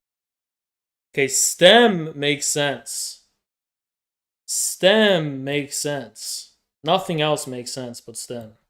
Agreed that all the information in college is available online now. You could just download the books. You don't need to go listen to this old guy talking in front of a classroom and go to Zoom classes. Just go watch a YouTube video. All the information's online. Facts. Yeah, so but the thing is, unless you need a paper to get a good job, STEM, doctor, or lawyer. That's the triad for the only reasons you should ever go to college. Go ahead. The benefit of school is the networking. That's what Destiny said. Like, I could play saxophone across the world, meet successful other jazz players, and I can network and learn a band. Or you can find an online community full of similar like-minded people and work with them. My shit's $50 a month. School's $50K a year. Fuck that. Why so wait a minute. Could this shit is a scam is so stupid. But they don't. Then like people like Destiny be like, go to school and could people just download your information and like cut you out of the equation and succeed then? Yeah, or do they need you? 3 calls a week. This is why networking is the most important part. So the old guy you go to learn at university, okay, and I'll give you a great example. Like when you're in like computer sciences or computer engineering, the old guy is not just some old guy. The old guy has I didn't know this guy streams. I thought I used to watch him a little bit, but he had like he covered like weird, scary stuff for Halloween. Right? Like decades of experience. They understand the frameworks, the theory. They're the ones that are going to be. They're the ones that are going to teach you how to apply it in a practical sense going forward into like a big company. So roughly, you and that old guy that's teaching people in the Zoom class or in real life, they're one and the same. Right. Like if you're going to talk shit on the old guy, you have to cut yourself out of the equation. People can just download your shit and go on with it, right? Sure. They can like they can download the book. How much does school cost? What's the average cost of a college tuition? What do you think? Is it like $20K a year or what? It's different in America to Canada. So. Right. Yeah. For a 4-year college, that's yikes. 20K school? How much is the creativity kit? I don't know, but nobody's getting a job because they said they have the creativity $50 a month. kit. No, I just told you somebody just got a job as a full-time I'm sorry. editor. A measurable amount of people aren't getting jobs because they have the creativity kit. Maybe 1 or 2 people did. Have you asked them? I haven't pulled everybody. I've given a lot of people opportunities. People have run up 100K TikTok accounts clipping on my stuff, and they show it to a label, they show it to a company. Look what I can do when they get jobs. Or people like Musa can now do $1,000 for 1 hour of a call because he's shown that he knows the algorithm. Doing clipping my shit up. There you go. Giving people jobs. But then this is just... You guys so adamantly want to defend the Matrix and defend paying fucking 100K a year for this. Okay, but you know you can't college leave gets the more Matrix, inflated right? every time you bring up the cost. Like, I don't understand this. Hold on. Just a side tangent. What is the Matrix? You know you can never actually leave the Matrix, right? We're all part of the Matrix. Yeah, but you can limit how much you're actually in it. Okay, but you're still underneath the matrix. So you said earlier, like, nobody has a boss they respond to. Dude, everyone's got a boss. That's true. I got a That's boss. true. Destiny's got a boss. You got All a right. boss. We're all, Who's no matter what, would we're you all in the rather matrix. get a boss? I was just at the Apple store today, and this lady was just yelling at the Apple store employees, and they all hated it. They called her a bitch as soon as she walked away. Whose boss? Like, I don't have to see my boss. I don't need to look at her. I can make jokes about her. I can tell her to, like, and that's it. That's it. Okay, so when it comes to the matrix, right, like, I think the point is when you go to college or you go to university and you go to, like, structured education, you're picking a safe spot, right? You're picking a safe way to have a safer life. But the thing is about, like, breaking the matrix, you can't break the matrix. You can only, like, succeed well within it, right? And not everyone has the means to do that, right? You can watch a million videos on YouTube about how to run a business, right? Perfect example. I went to this fucking Airbnb in Los Angeles. I opened up this fucking YouTube page, and you know what the YouTube, like, first results were? How to fucking make money. How to make money fast. How to make money quick. Like, the guy bought one property, rents it out, calls it a day. You want to make fucking actual money, you need to have capital to do it, all right? Which not many people have. You can't even go to get a business loan these days because credit can be so far down and shit. Not everyone has those opportunities. So they go to university, they go to college to at least get something stable going. Because, like Destiny said, time is fine. You know, I could tell. You know where he's getting his argument from. I guarantee you, his parents. Because he said before he's like South Asian or something, or Middle East, South Asia, Middle Eastern. That's the mentality. Any immigrant parents have that mentality. He probably got, my dad says the same shit. He probably got this from his dad. That's what my dad says. Right?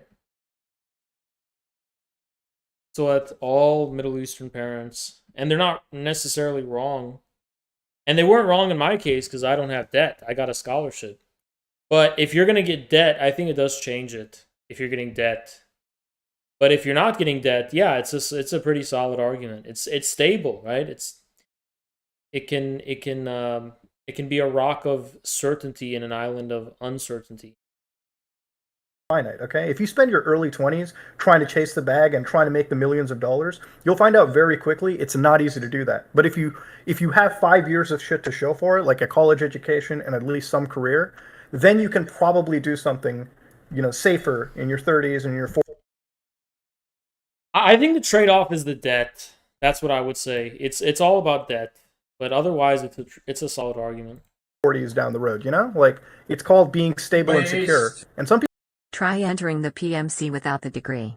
It's a passport. Yeah, thank you, Chris. Appreciate you. People are cool with that. Most people, I would say, are fine with stable and secure shit. Yeah, I think too many people. My idea is that too many people are okay with just a life that's fine. That's just fine. We're sick of that, so they want to go and become better. I think Myron is a good example of somebody who has the main type of capital and then invested into real estate so that he doesn't have to ever work again. You get a source of income with the skill online and then reinvest it into other places. It doesn't have to be crypto, which makes Destiny so mad. There's so many ways to become independent. And I think more people should know that instead of taking the safe route. You guys are saying take the safe, easy route that they've laid out in front of you that is meant to keep you a wage slave for the rest of your life. And we can agree to disagree. If you want your chat to do that, then fine. I hated doing that. I hated school. I dropped out like Destiny. I feel like a lot of these courses and a lot of these things would make more sense if they taught people that it wasn't just the internet that you're making money out of, but like actual practical ways somebody could jump into. Like, what is so practical about making money on the internet? Like, how are you gonna, like, you have to have like a high what should I say? Like, what is the rate of, like, people that succeed? Destiny, I'm sure you have like the definition for it, but like the people that like succeed, you have to have like a good throughput rate, I guess, is what the best thing is, right? Like, how many people in your course succeed out of like 100 versus college, right? People are going to pick, which one is a safe option. College and university aren't easy either. If you're going for a STEM degree, if you're going for anything that's licensed, for instance, that's a fucking big ass commitment. People go to law school and they spend like fucking how many years getting to that position, and then they fucking succeed at the end, hopefully, right? At least like that's the not always the general perception of it. Same with doctors, same with like engineers or anybody in that position. What scares me about law school is the lawyers who make $30K a year. It's like, how many people in your situation succeed? How many Musas are there versus Musas that go to like MIT or like University of Toronto or like a big. We're going in circles. like There's most of them. Most people will fail because they will give up and they will go back to the safe route as soon as it becomes difficult. A lot of people don't have the opportunity to really fully dive into that. It's difficult. I mean, I was able to do it because I've been focusing on it since I was 14. I saw from the beginning, from a young age, that I did not want to be a wage slave. I did not want to be part of a cognitive system, and so I worked hard. But that's what separates the people, the winners from the losers, is just working hard. Most people are not able to do it. Destiny's encouraging complacency. I kind of disagree with all of them, but for different reasons. Like, I disagree with this guy because I don't think he's taking debt into account as much. But I also disagree with Sneeko because I don't think everyone can be an influencer. And I know influencers in the old, but not everyone is going to be successful thinking outside the box.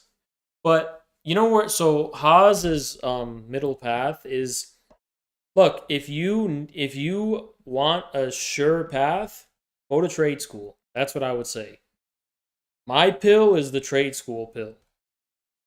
If you don't want all this debt and all this bullshit, go to trade school.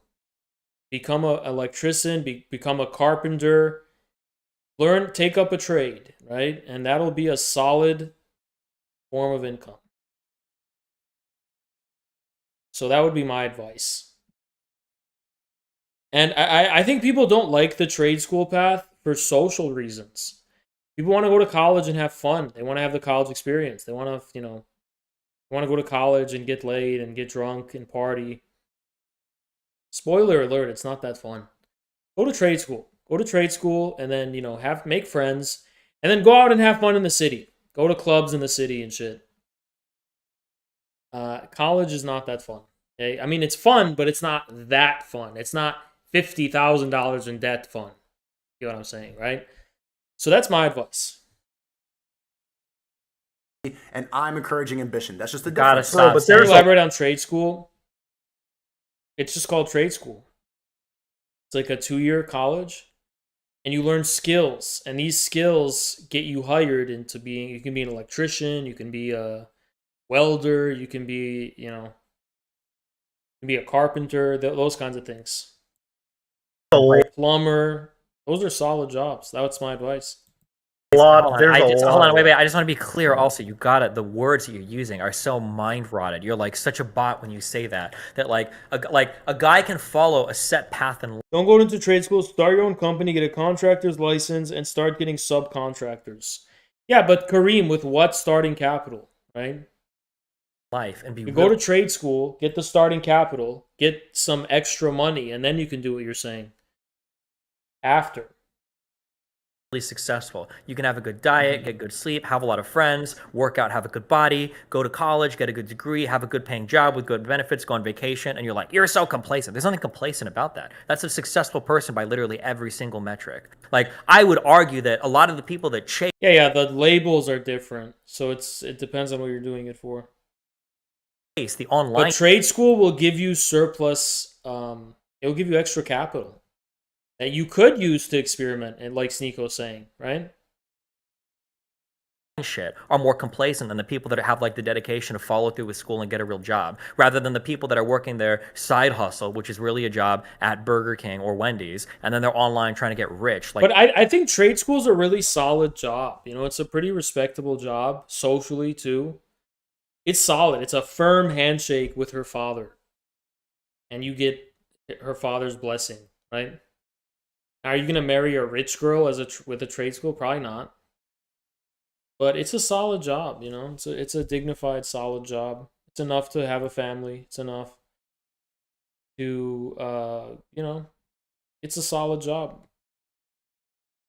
Like trading coins. Like, that's complacency. You're too scared to actually take steps and do the real work in the real world to actually improve yourself and put yourself in a position to get a good job. And instead, you're hoping to get rich quick online. How is that complacent? Like, why do you need to go be involved in your idea of the real world? Your idea of maturity and being adult is just being a part of the system that's in front of you. Oh yeah, some plumbers make a lot of fucking money.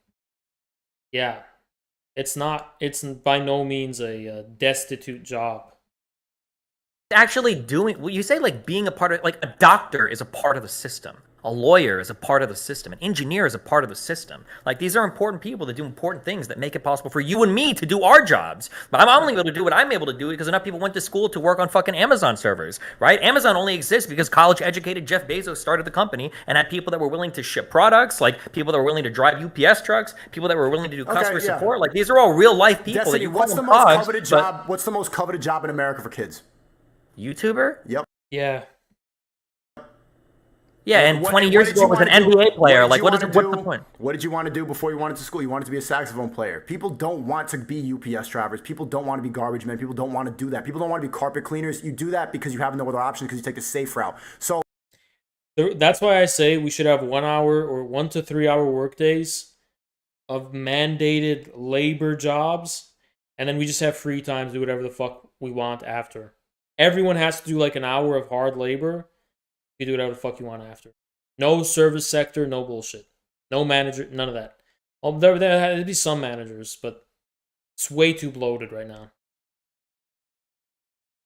You're saying it's brain rotted. That's complacency. You gave up. People's dreams is to be a YouTuber, is to be independent. Okay, bro, how many people can be Hollywood actors? How many people can be an actor? Not many. But so that's why I'm saying complacency. And Destiny can't argue that point. Are you or are you not encouraging complacency by saying it's only complacency to you because to you anything less than being a superstar is a failure because you don't know what life looks like to a normal person. You have no perspective whatsoever. Like for you, the only thing that it means to succeed is to have 1 million YouTube followers and everybody else sucks compared to you. No, like that's your view on life. It's being independent and not answering to nobody. Bro, neither of us are independent. Dude, you're literally sucking off fucking Islam over here because you're worried about getting canceled by a bunch of Muslims online. None of us are fucking independent. But all of us are slaves to some shit. We're all part of the matrix, bro. If you want to talk to me about some independent shit, I want you to go out back and show me a picture of the fucking vegetable garden that you've got growing that you're cultivating on your own so you can survive on your own when the apocalypse happens. Otherwise, we're all fucking plugged into the system. There's levels to how much you can be plugged into the system. And you're encouraging a bigger level than me. If my level is not wanting to get killed by a guy named Ahmed, then fine. Sure, I'll oh my god. Say this, when I worked at my fucking casino job, I sure as fuck never worried about what the fuck I tweeted or what I said in a video game. Bro, I could tell you some wild shit, man. If my logs ever got leaked, dude, my entire fucking family would get assassinated for the crazy shit that I said online in battle.net. This was before nobody got banned for slurs or anything back then. Bro, you could fucking type people's phone numbers in chat, tell them you're gonna come fucking murder their dogs, and nobody gave a fuck back then on the internet. Like, it was a wild world. I didn't give a fuck back then because I didn't care. I gotta worry way more about the shit that I say and the shit that I type. So in some ways, I have a lot of freedom. I'm not gonna go back to that life, obviously, but in other ways, I'm way more locked down. I got to worry about other shit that normal people don't have to worry about. Like, we're all part of the system in one way or another. Yes, but I'm telling you how much you're plugged into it and how much you're not. Me having this creativity. All right. This debate is over, as far as I'm concerned.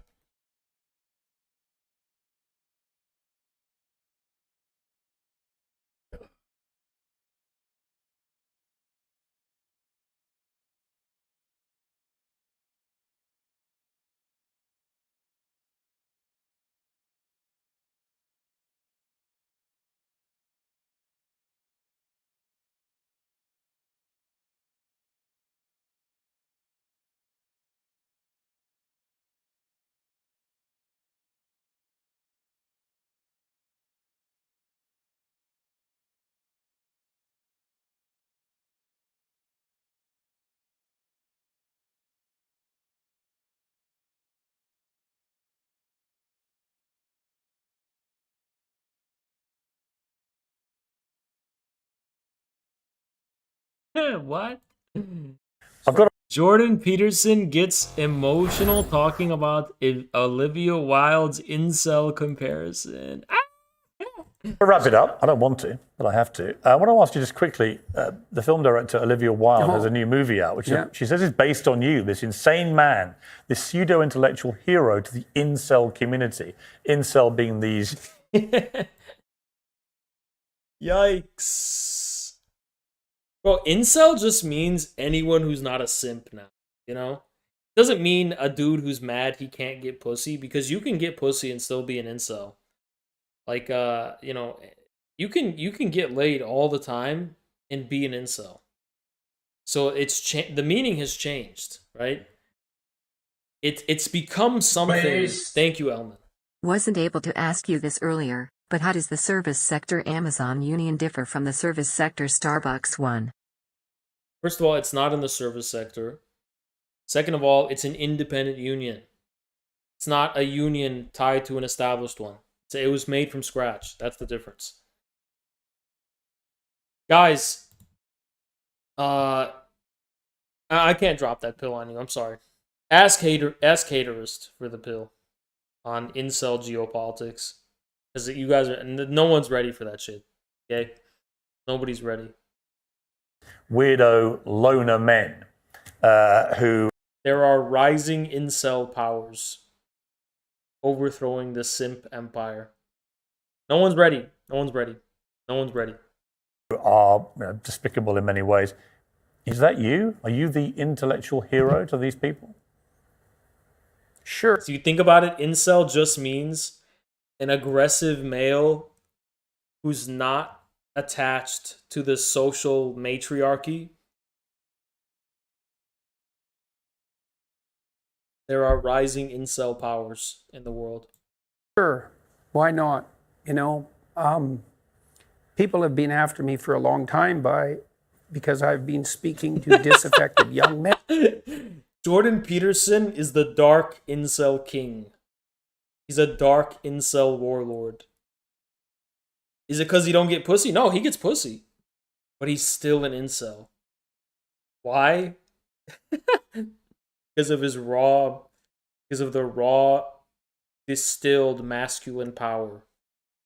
The dark masculine power.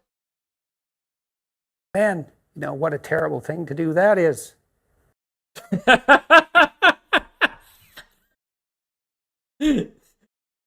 He's a fucking incel warlord. He's a fucking incel. He's like the incel Sauron. No, he's like the incel Saruman.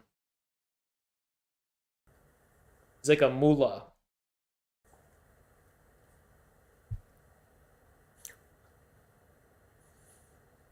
I thought the marginalized were supposed to have a voice. Oh, come on. Nah, bro. Nah, bro. Yo, I'm gonna try to keep it respectful, okay? Let me just see what that. Why not? You know, people have been after me for a long. I've got to wrap it up. I don't want to, but I have to. I want to ask you just quickly, the film director Olivia Wilde has a new movie out, which she says is based on you, this insane man, this pseudo-intellectual hero to the incel community. Incel being these weirdo loner men who are despicable in many ways. Is that you? Are you the intellectual hero to these people? Sure. Why not? You know, people have been after me for a long time because I've been speaking to disaffected young men. You know, what a terrible thing to do that is.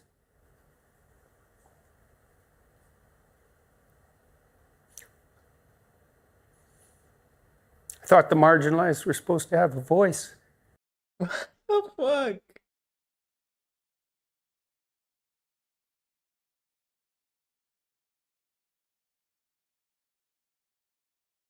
What the fuck, bro? No, man. What is he doing?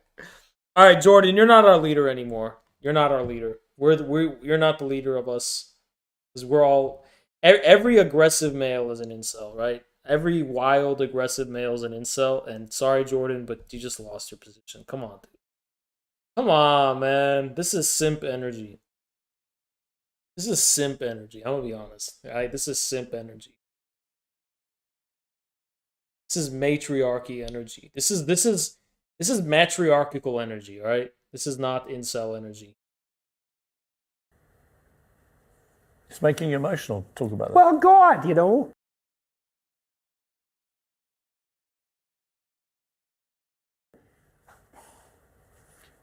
It's very difficult to understand how demoralized people are. And certainly...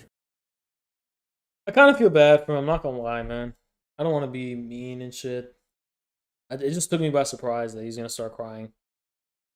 It legitimately took me by surprise. I thought the thumbnail was clickbait, so I didn't think it was gonna happen. But apparently, yeah. Based. He loves his people. Thank you, Chris. 5, 4, 3, 2, 1. 5-second salute. Many young men are in that category. And you get these casual insults, these incels. What does it mean? It's like, well, these men, they don't know how to make themselves attractive to women who are very picky, and good for them. Women, like, be picky. That's your gift, man. Demand high standards from your men. Fair enough. But all these men who are alienated, it's like they're lonesome and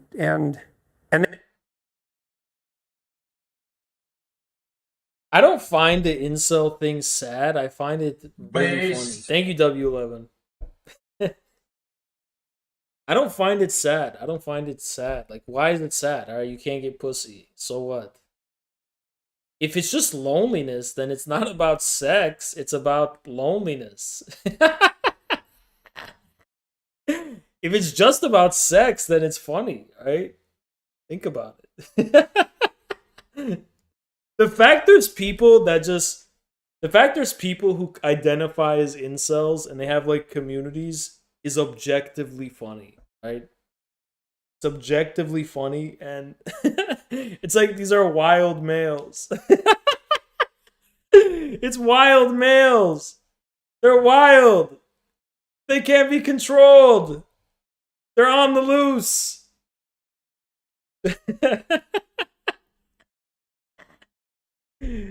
Oh my god.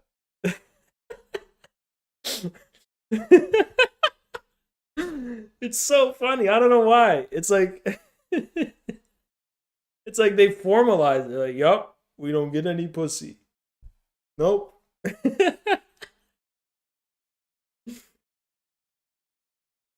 None.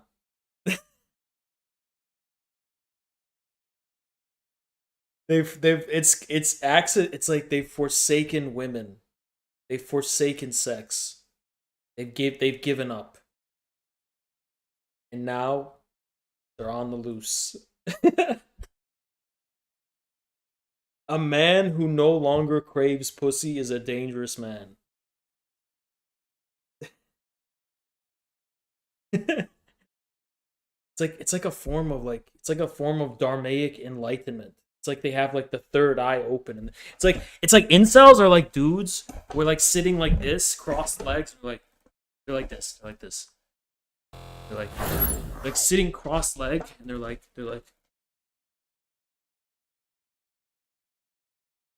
and they're unbound. They're completely unbound. They've made it their identity. They've actually made it their identity. they don't know what to do, and everyone piles abuse on them. When she said that, Olivia Wilde, it stung you, didn't it? I saw the by reaction. that time, that as far as critiques go, that was kind of low level. I mean, once I got painted as Red Skull, magical super Nazi, that was kind of the end of the insults. There's no place past that. So when Olivia Wilde made those comments, the first thing I did was go look at the preview for her movie, which I quite liked. I thought I would go see that movie probably, and perhaps I will. It didn't really bother me. My family and I talked about it right away, and we were able to respond to it with some degree of humor, which then people completely misunderstood. I said I hope that, that if I had to be played by someone, I think Chris Wilde, he's a very good-looking man, and so that seems all right, And then I said something like, I hope he gets my fashion style choice right when he plays me, and it was a joke. All that was a joke. I mean, you've been so controlled today, and yet in that brief moment, you got very emotional. Why? It's really something to see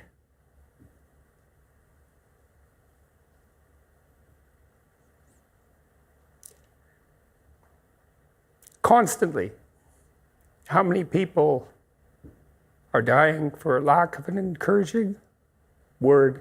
Mm.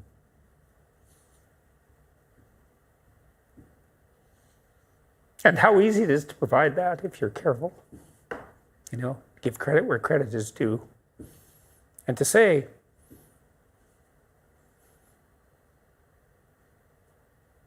Come on, guys, don't laugh. It's satanic. Why are you laughing at this shit? Why are you laughing at this? you're a net force for good if you want to be. Yo, stop, all right? Guys, stop. Stop it. Stop it. Everyone stop. Everyone stop.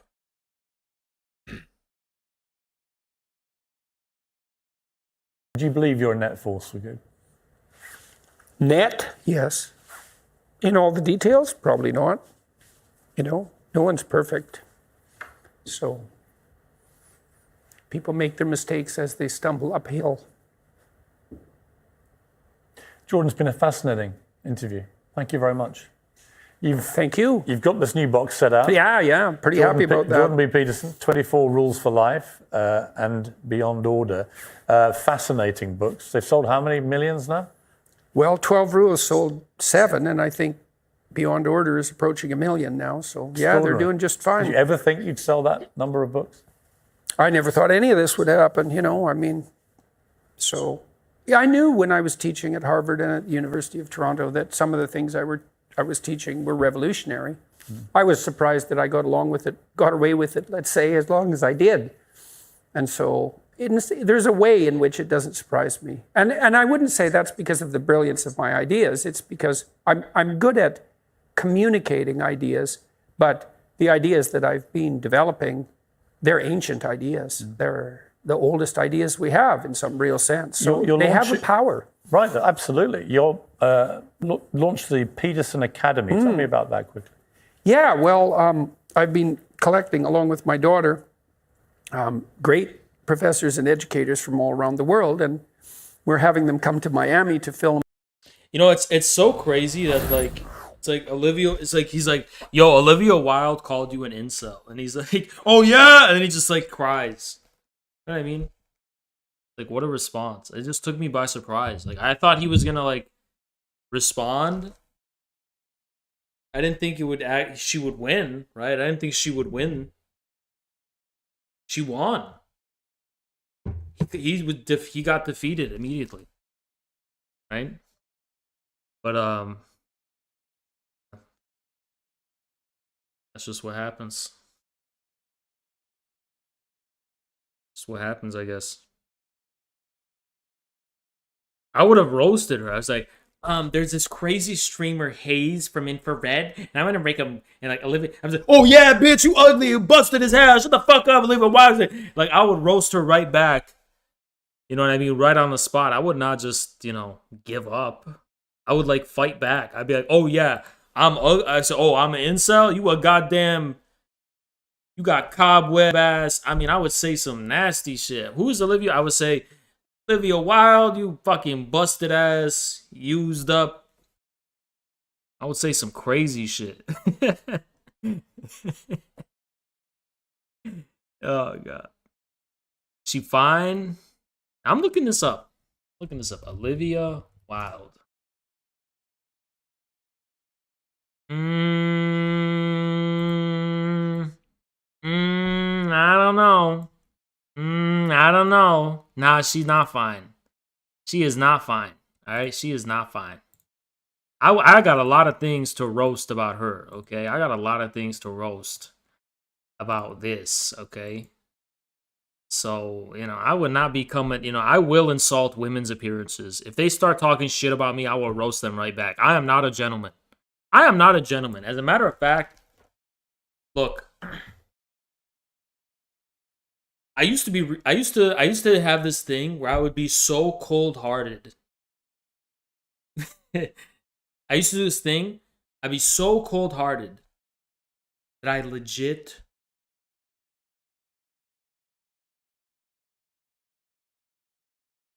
will pretend to like you. I won't pretend to like you, but like I'll be romantic, all this shit, and then I'll ghost you. And they're like, why is Haas so cold-hearted? Why does Haas have no feelings for me? Why is Haas so cold? Why is he so rude? You want to know why? Because when push comes to shove, you would sell me to the feds. When push comes to shove, you don't share my cause. I'm only loyal to communism. I don't give a fuck about anything else. When push comes to shove, when the revolution comes, you would be with the police. When the revolution comes, you would put me in jail. When the revolution comes, you would not ride or die with me. I don't give a fuck about this damn shit. I don't give a fuck about a scrap of pussy, motherfucker. I'm here to fight for the goddamn revolution. That's why I'm cold-hearted. That's why I'm cold-hearted. That's why I'm cold-hearted. That's why Haas is cold. That's why Haas is ice cold. Oh, this is so good. I tell people, I don't want to be your friend. Like, oh, can we at least be friends, Hayes? No, we can't.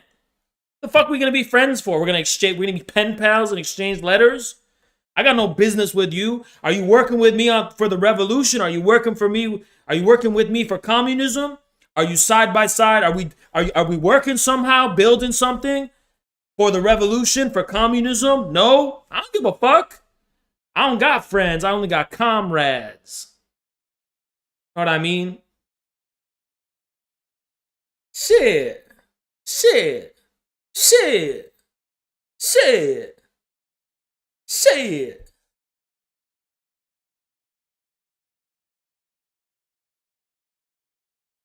Guys, why are you so mean? Why are you so cold? Because it's a cold world.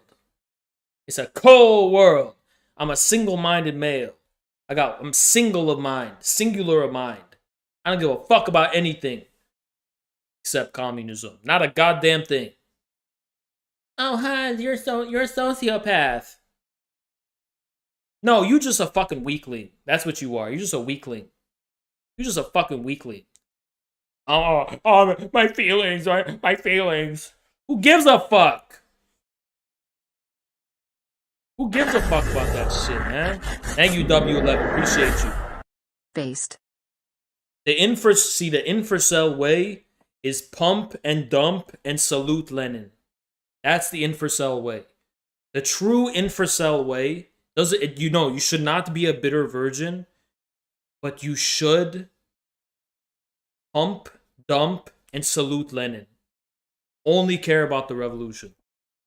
That's the infrasell way.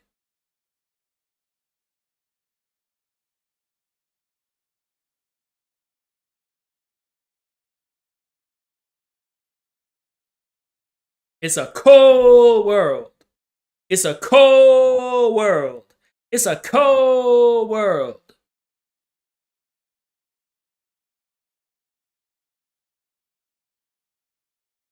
Know what I mean? People, they focus on too much bullshit, man. Focus on too much bullshit. See, that's why there's a difference between an infrasell and an incel. I'm explaining. An infrasell either doesn't care about it or they can have sex. If they don't have sex, they don't care, right? But if they do, they still don't care. An infrasell, they don't care. They have sex, but they don't give a fuck. They don't have all this emotional. See, an incel is out here. They have so much desire. Right? An infracells, look. This is an infrasell. If there's in GTA 5, if there's a train coming and there's a portrait of Stalin and there's an e-girl and you can only save one, an infrasell will save the portrait of Stalin in a video game. Okay, that's an infrasell. The trolley problem. Okay, that's an infrasell. Okay, that's what it means.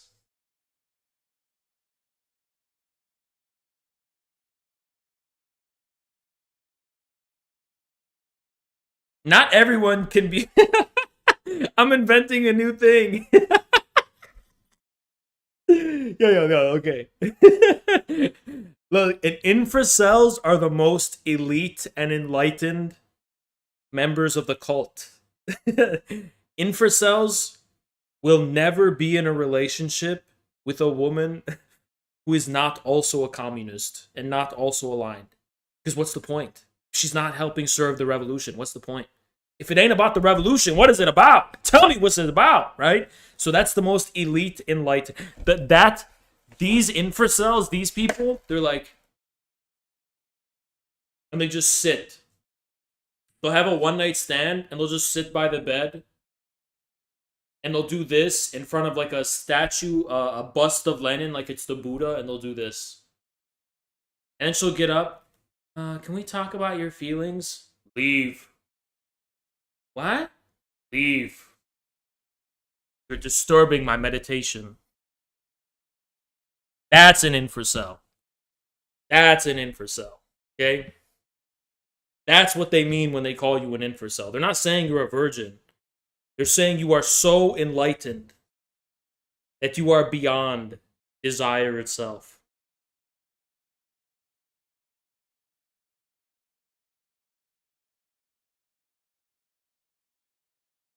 It's like a spiritual warrior.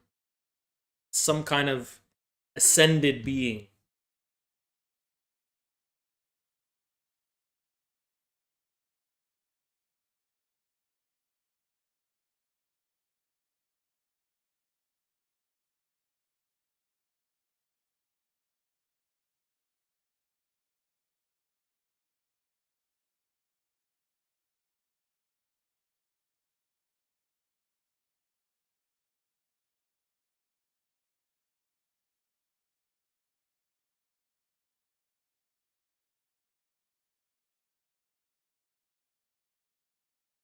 Thank you, Chris. Appreciate you, man. Help me with the revolution and make me a sandwich.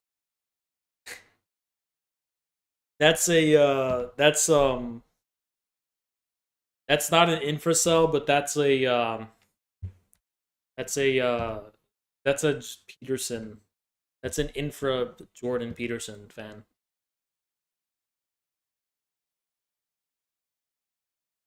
But yeah, I mean, look, time is money, and money is estranged social historical time. And historical time is revolutionary. Therefore, time is revolution. Time is money equals time is revolution. How does this benefit, for example, like the way I always thought about it, how does this benefit the growth of infrared? How does this benefit my takeover of the CPUSA? You know, I've told someone that before. I've literally told someone about that before. They were saying some shit. I was just like, I only care. Listen, I was saying some shit. I was like, I only care about taking over the CPUSA. Leave. You know what I mean? It's like, how does it benefit that? Oh, you're looking for meaning. But you would sell me to the feds, man. You would rat me out to the feds. You know what I mean? Everyone's a fed. Everyone's the police. Everyone's a narc. The way I see it. Everybody's a spy. Literally true.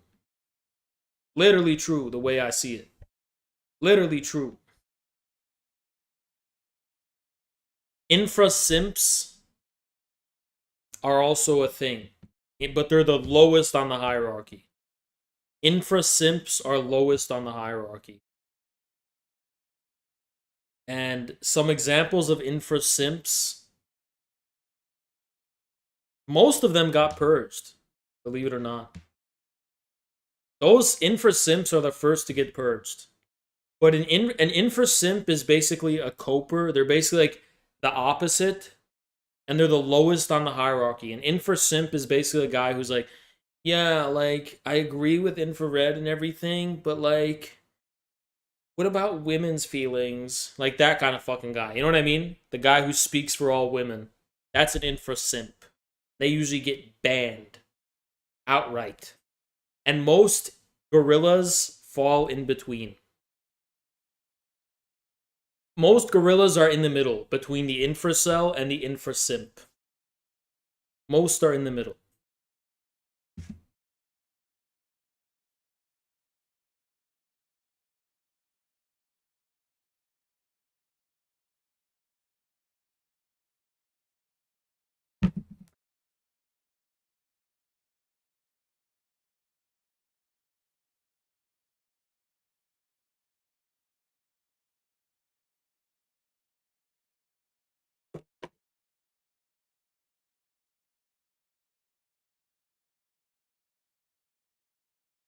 There's another infrasell tactic. I've employed this in the past.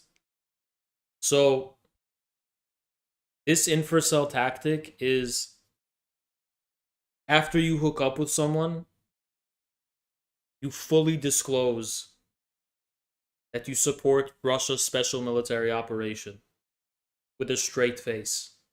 Oh my god, that's so horrible. Putin is very, very good. Putin is good! So you can't say that shit before, but after, yes, you can. Can after. That's another infrasell tactic.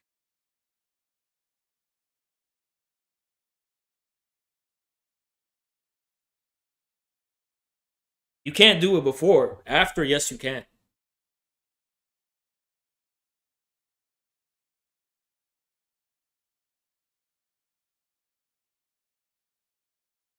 Guys, you know, I have to stress, guys, don't take my advice if you're ugly, okay? Just be honest. If you're ugly, don't take my advice. If you're ugly, just settle down. Just find a spouse, settle down. Don't be crazy like me, okay? This only applies to good-looking people, okay? It don't apply to the ugly ones. If y'all are ugly, don't do what I'm saying. If you're ugly and you do what I say, it's going to look really cringe. Okay? It's going to be really cringe. But if you're good looking, yes, you must take this advice. If you're ugly, just be normal, okay? If you're listen, I'm gonna give ugly people advice now because I rarely ever do it. If you're ugly, and yes, average looking means ugly, okay? If you're not a beautiful, handsome male, you're ugly. Okay, so if you're an ugly dude, the burden of proof on you is to make up for that. So you do have to be like an honorable, stoic, like be like a father and shit. Be like a good man. You know, you don't have to be a simp, but you do have to be like you can't be crazy like me, right? You can only be crazy if you're not ugly. You can only be crazy if you're a beautiful, handsome male. If you're not, and if you're ugly, don't do what I'm saying because it's cringe, okay? If you're ugly and you do the shit I'm telling you, it's so fucking cringe. It's so fucking cringe.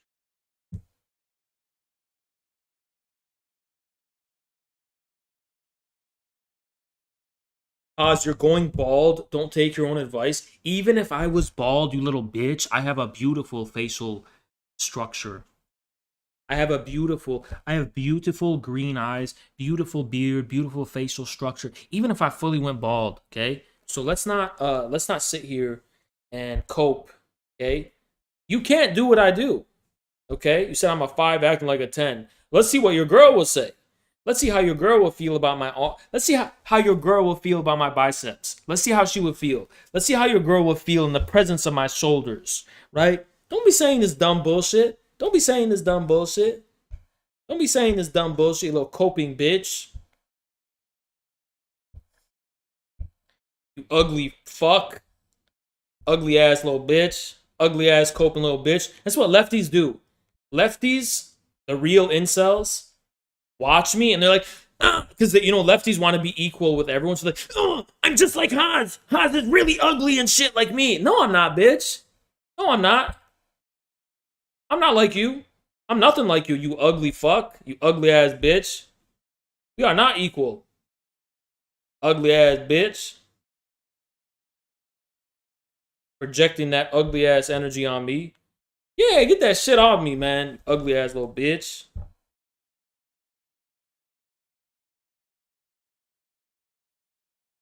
Know what I mean? Know what I mean? Know what I mean? Know what I mean?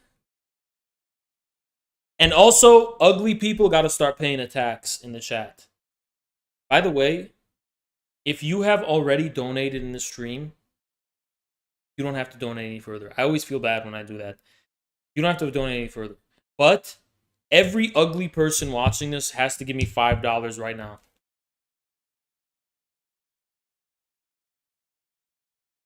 Ugly ass people. Let's go, ugly ass people. Let's do that ugly tax. The tax collector's here. Where if you're ugly, you gotta pay a tax.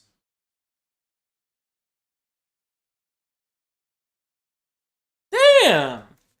This is everybody's handsome in this community. Okay, I'll take that. I'll take that.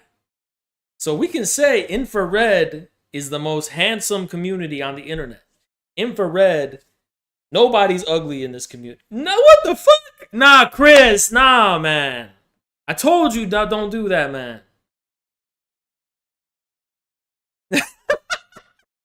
He said he's... That's savage. What the fuck?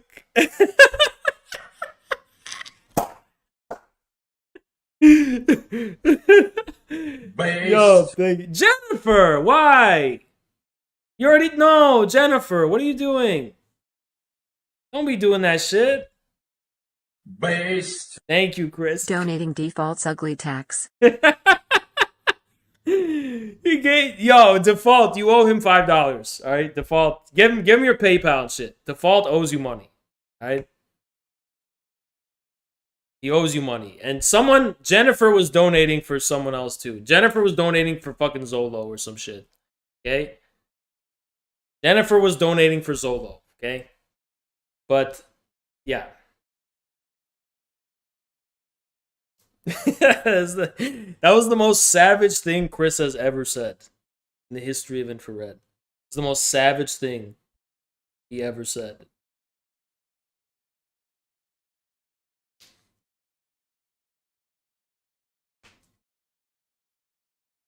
That was legit the most savage thing.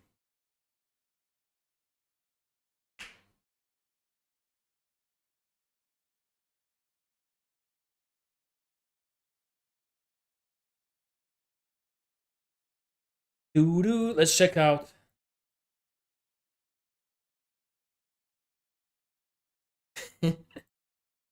Oh, what is this? I'm not gonna show this. I'm not gonna show this.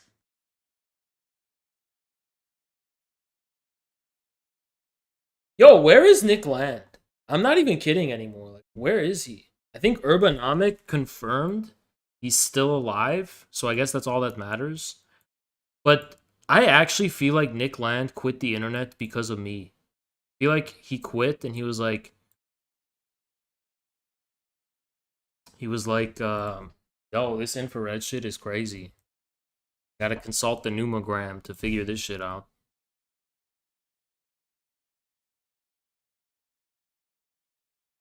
Yeah, he left Twitter.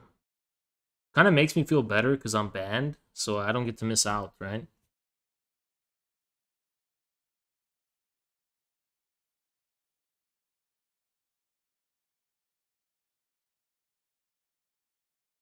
All right, you know what? Let's do more incel content. Let's talk about women's humor, okay? Because this is we're gonna analyze the female humor, okay? That's what we're doing. All right. Thank you, Turbo. Thank you, Turbo.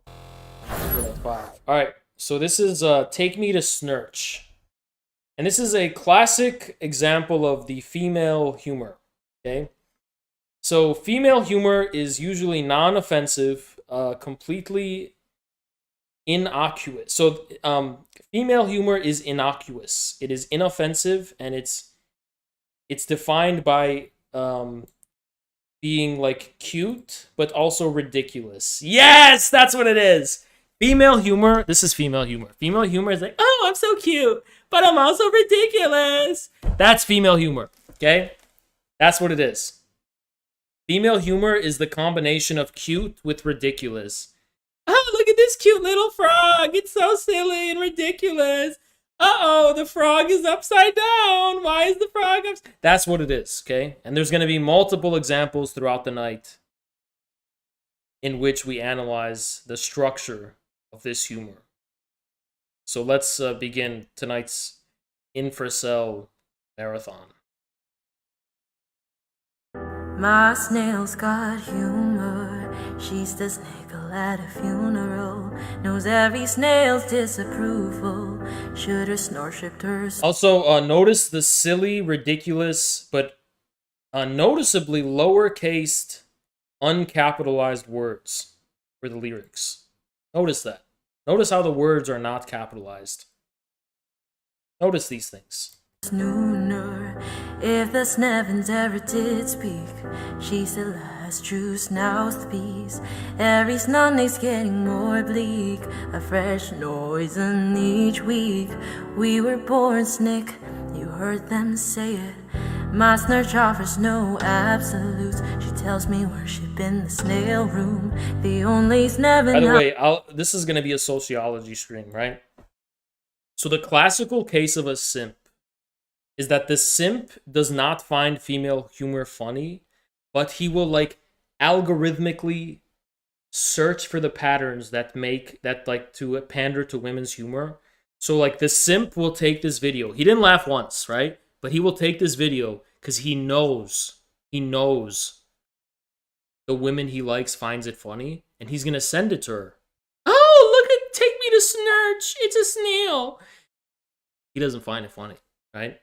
And she doesn't get turned on by it. Why? Because this is the shit women share with each other. This is, you should never try to replicate women's humor. They only see women when they're together. They share that sense of humor and they start cackling like witches. They're like, ah! That we have nothing to do with that as men. We need to stay away from that. Okay? We need to stay away from that. You don't want to try to get in the loop of that cackling shit, okay?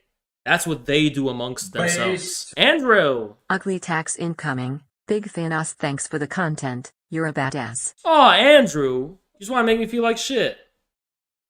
Thank you, Andrew. Sorry for roasting you. Sorry, man. Now I feel like shit. Okay, but back to what I'm saying. Oh, 20 seconds. 20, 19, 18, 17, 16, 15, 14, 13, 12, 11, 10, 9, 8, 7, 6, 5, 4, 3, 2, 1. Huncho! Oz, I had this French girl approach me today for directions, accent and all, but I had to decline helping her for Emir Cater's sake. But thanks for all the laughs, man. You're a genius. Sometimes. Thank you, Huncho. What a nice donation. That's so... Huncho, don't... See, when you guys send me the ugly tax, it makes me feel bad. I didn't think anyone would send it, okay? So it just makes me feel bad. So don't do that. No, the ugly tax is over, okay? Nobody's gonna admit they're ugly. If you're ugly, don't admit it to me, because I'll feel bad. Just bear your ugliness in silence, and don't make me feel bad for you, okay? Just bear your pain in silence, okay? I really feel bad now.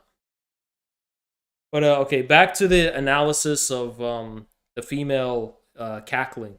So the simp will try to get in on the inter-female cackle humor, but the female cackling is very dangerous. That's where witches come from. They like boil babies and shit, and it's very dangerous. So you don't want to get involved in that. So when a man makes a woman laugh, you're not appealing to her humor. You are making her... See, let me tell you guys the truth. Laughing is a cope for the metaphysical impossibility. This is Jordan Peterson. You need... Like, women laugh at your joke as a man, not because you're appealing to her sense of humor, but at the expense of the threshold of what she considers possible. When you make a woman laugh, she's laughing as a coping mechanism for being confronted with the impossibility of sexual difference.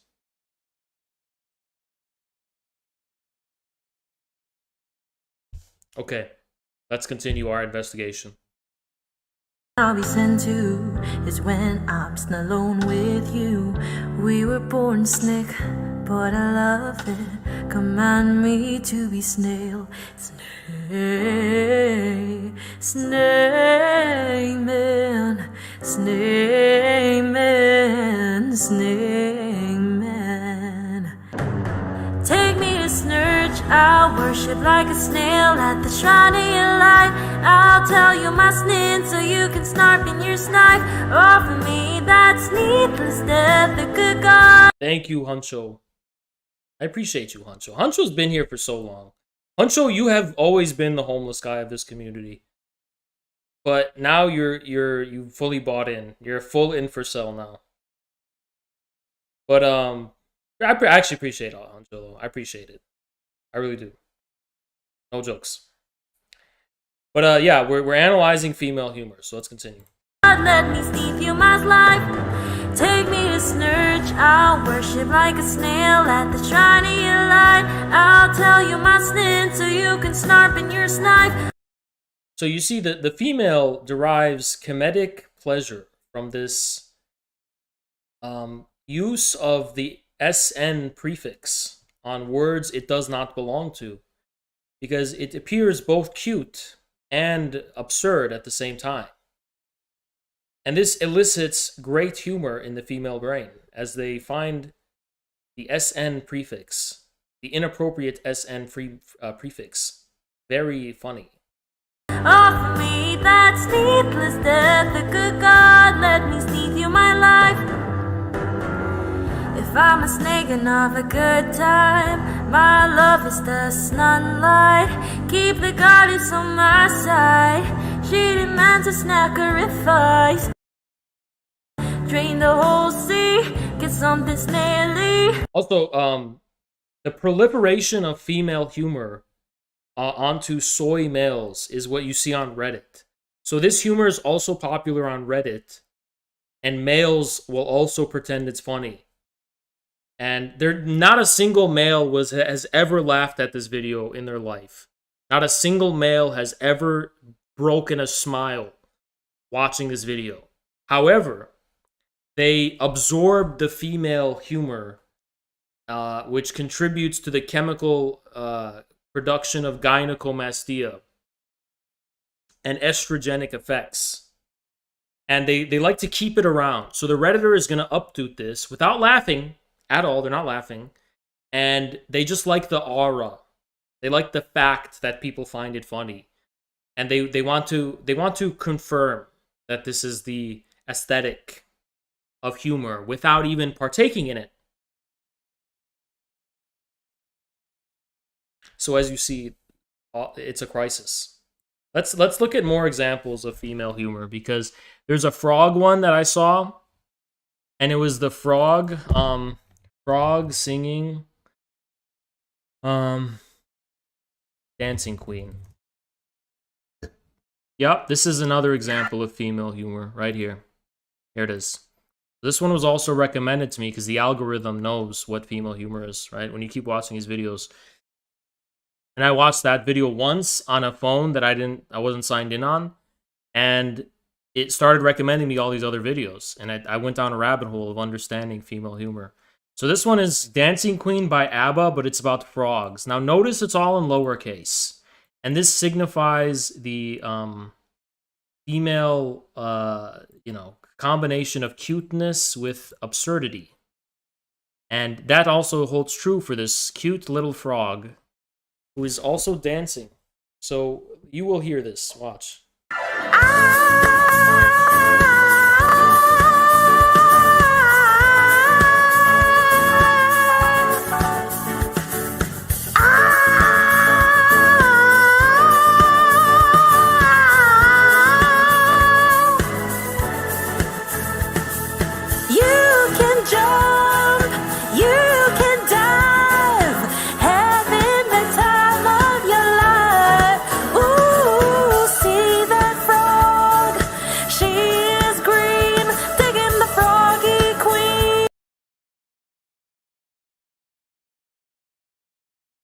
Now, if you shared this to Twitter, many women would find it funny. Like, I promise you, they would find it funny. Especially the first part where she just starts screaming. This is part of the excessive nature of the female humor. Sometimes they just take it too far, right? So that's why when they're making each other laugh, it's like witchcraft. It's cacklery. They start cackling. That crazy over-the-top shit. And it's out of control, right? The way she screamed in the beginning of the song signified the unbound nature of the willingness to promote absurdity. As you can see.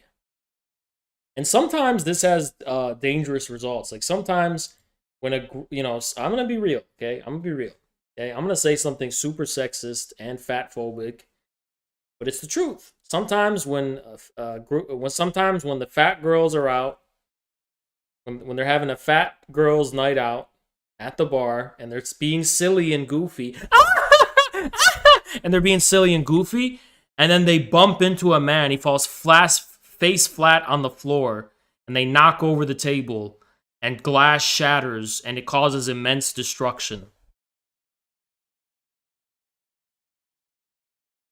That's what I mean by unbound. Okay? Let's continue with our investigation. Let's continue.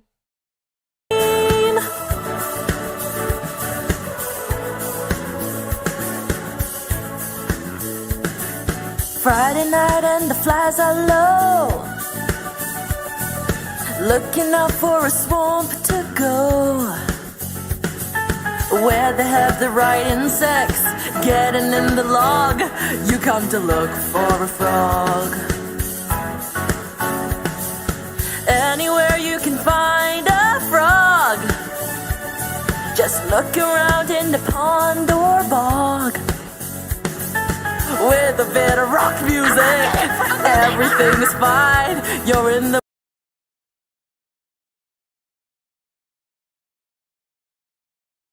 So whoever made this thought the addition of this part was really funny. So let's check it out. rock music, everything. This is indeed the humor. It's fine, you're in the mood for some flies. And when you see those eyes, you are the froggy queen, young and green, tiny, slimy thing. Oh, so slimy. Froggy queen, cute and green, delicious swamp cuisine. Oh yeah. You can jump, you can dive, having the time of your life.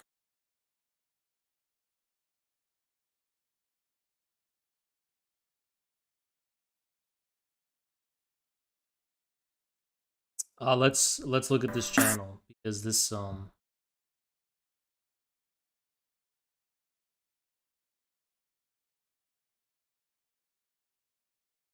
Oh, this is the same account. This is the same account. So now there's another one called Take Me to Toad. Oh, it's the same YouTube channel. Okay. Take Me to Toad. And this is a funny picture. Will females find it? I don't. And this is the lowercase Tumblr humor that you see. This is infrasell investigation log journal number 396.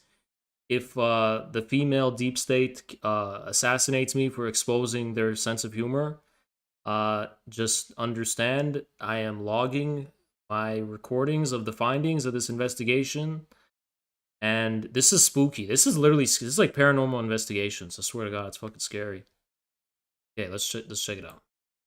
My toad's got humor. She's the girl at a funeral. Knows everybody's disapproval. I should have worshipped her sooner. If the heavens ever did speak, she's the last true mouthpiece.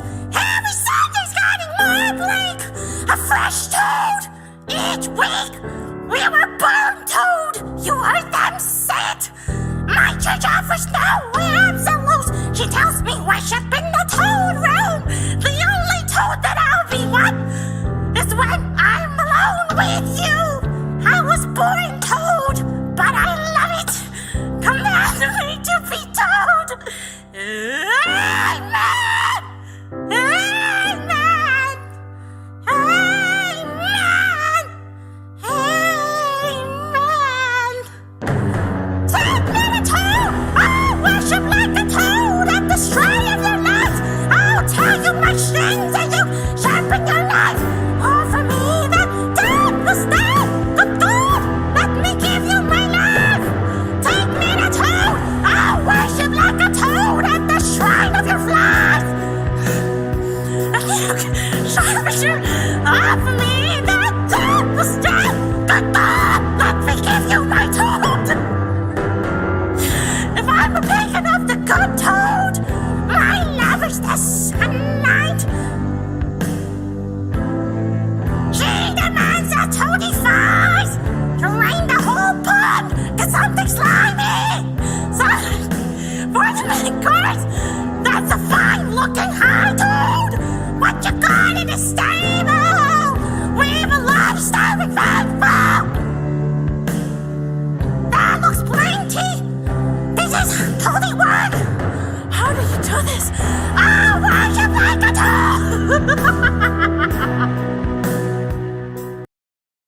And you saw the cackling. You saw the cackling.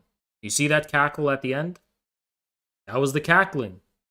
I keep telling you how this works. That was the cackling. That was the cackling. Okay? Let's watch the next one. I slammed my penis in the car door. You slammed your penis in the car door.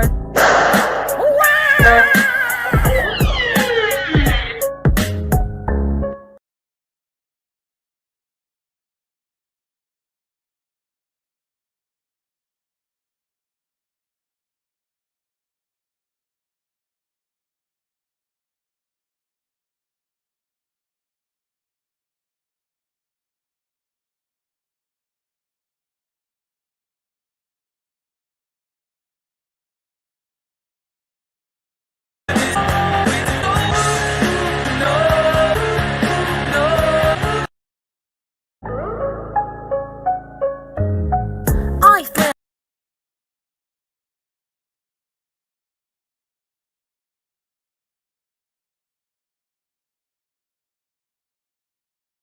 Okay, we're gonna just do a try not to laugh challenge, and this this kind of concludes the infrasell investigation. Although these videos are marketed towards a general audience to maximize algorithm engagement, so this may be a proxy for female humor.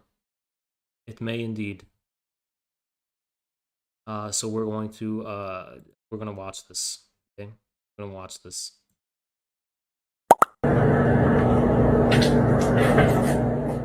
No, I did not just do that. Oh, I think I missed the joke. Hold on, I'll do it again.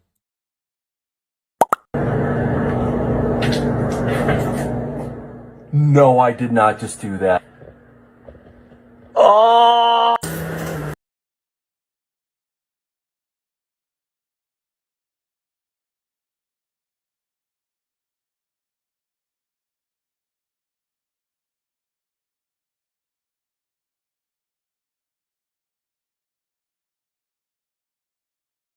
I guess that was the joke.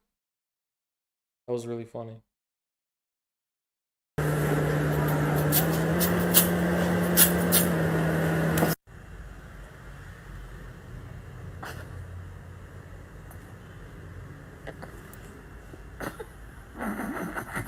Baby. Don't Hole be a three. little bitch. Don't be a little bitch. Don't be a little bitch. You It's going not that uphill hard. too. Stay inside the hole and it go in. You fuck! Oh, you touch my tra-la-la. My ding-ding-dong. Hello? Hello? Open the door. Please.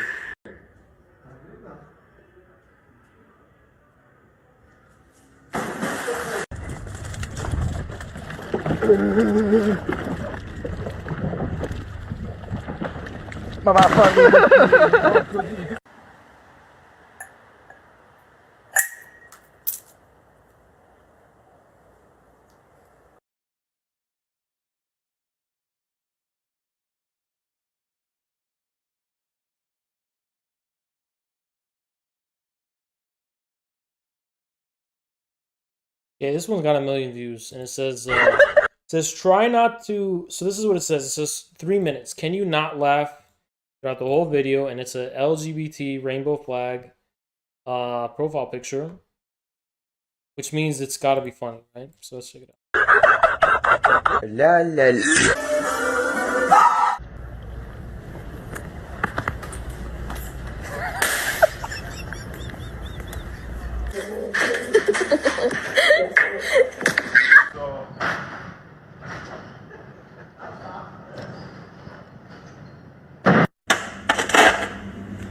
Chosen one.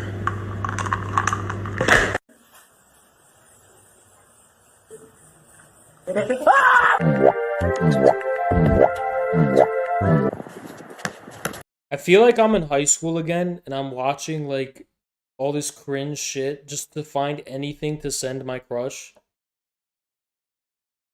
and it's all like failing, right? And I have to keep searching. Oh shit, that wasn't funny. Fuck. I have to keep finding it. Find something funny. She'll find funny.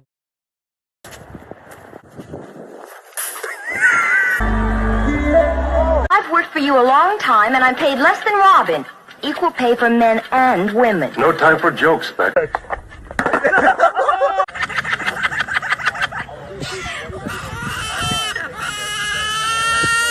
Hey, Captain America?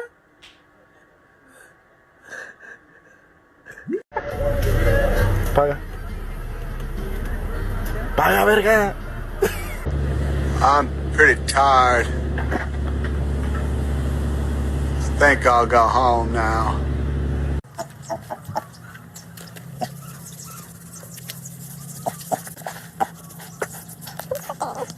Cliff, come here.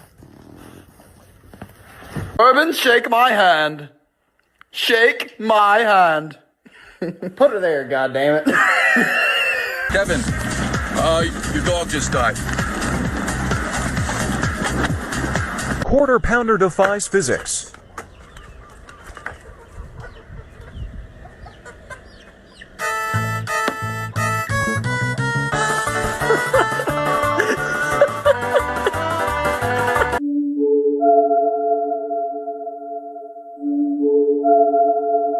A good looking character.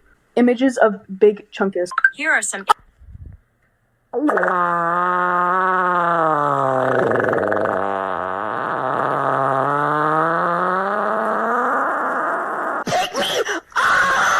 It's like, how was that funny? How the fuck was that funny? That was like the lowest common denominator. Like, that is such a like low effort. Well, there's still the challenge. There's 44 seconds left in the challenge, so maybe I'll laugh in the next 44 seconds of the challenge.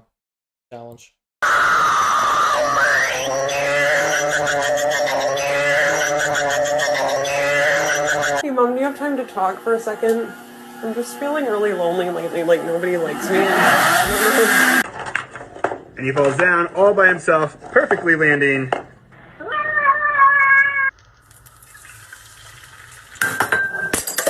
Hop up on my shoulders, kid. Sure, with these spiky cleats, anything is possible. Cleats?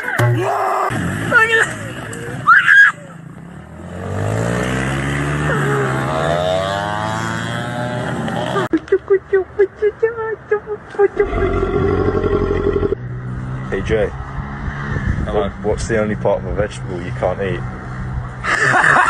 Yo, Pokemon is really sneaky with their names. So for example, this looks like a cobra, right? Its actual name is Arbok. But if you read it backwards, it says cobra. But same for this one. It's an Ecans. But if you read it backwards, it says snake. $7,000 for this car. But oh, we made it past the challenge. Yahoo! We just made it past the finish line. Because, you know, a few more seconds of that and I would have fucking broken down in tears laughing. So we barely made that one, guys. Would have never... Woo! Right on the dot. I was just right about to laugh. Thank God I made it.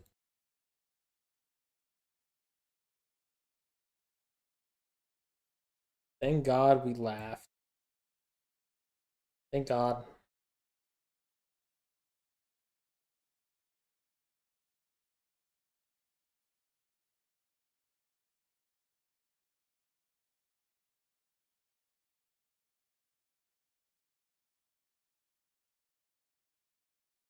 Based. Thank Can we you, watch my people, Amila. the Crystal Girls instead? Cack. Thank you, Amila. I don't know what that is. I'll check it out. The Crystal Girls.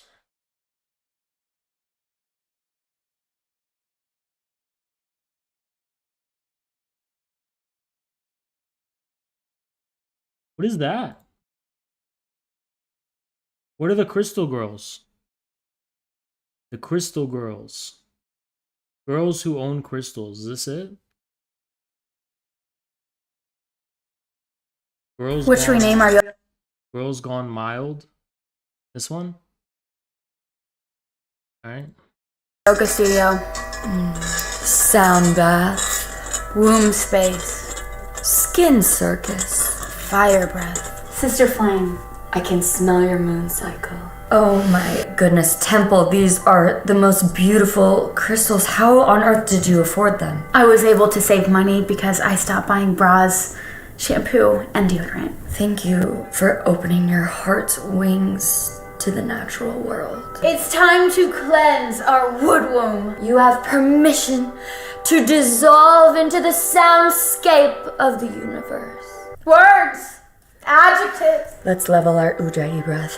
I'm such an asshole. It's so hard to make me laugh. Alright, it's just hard. It's hard to make me laugh. Yeah. It's hard to make me laugh.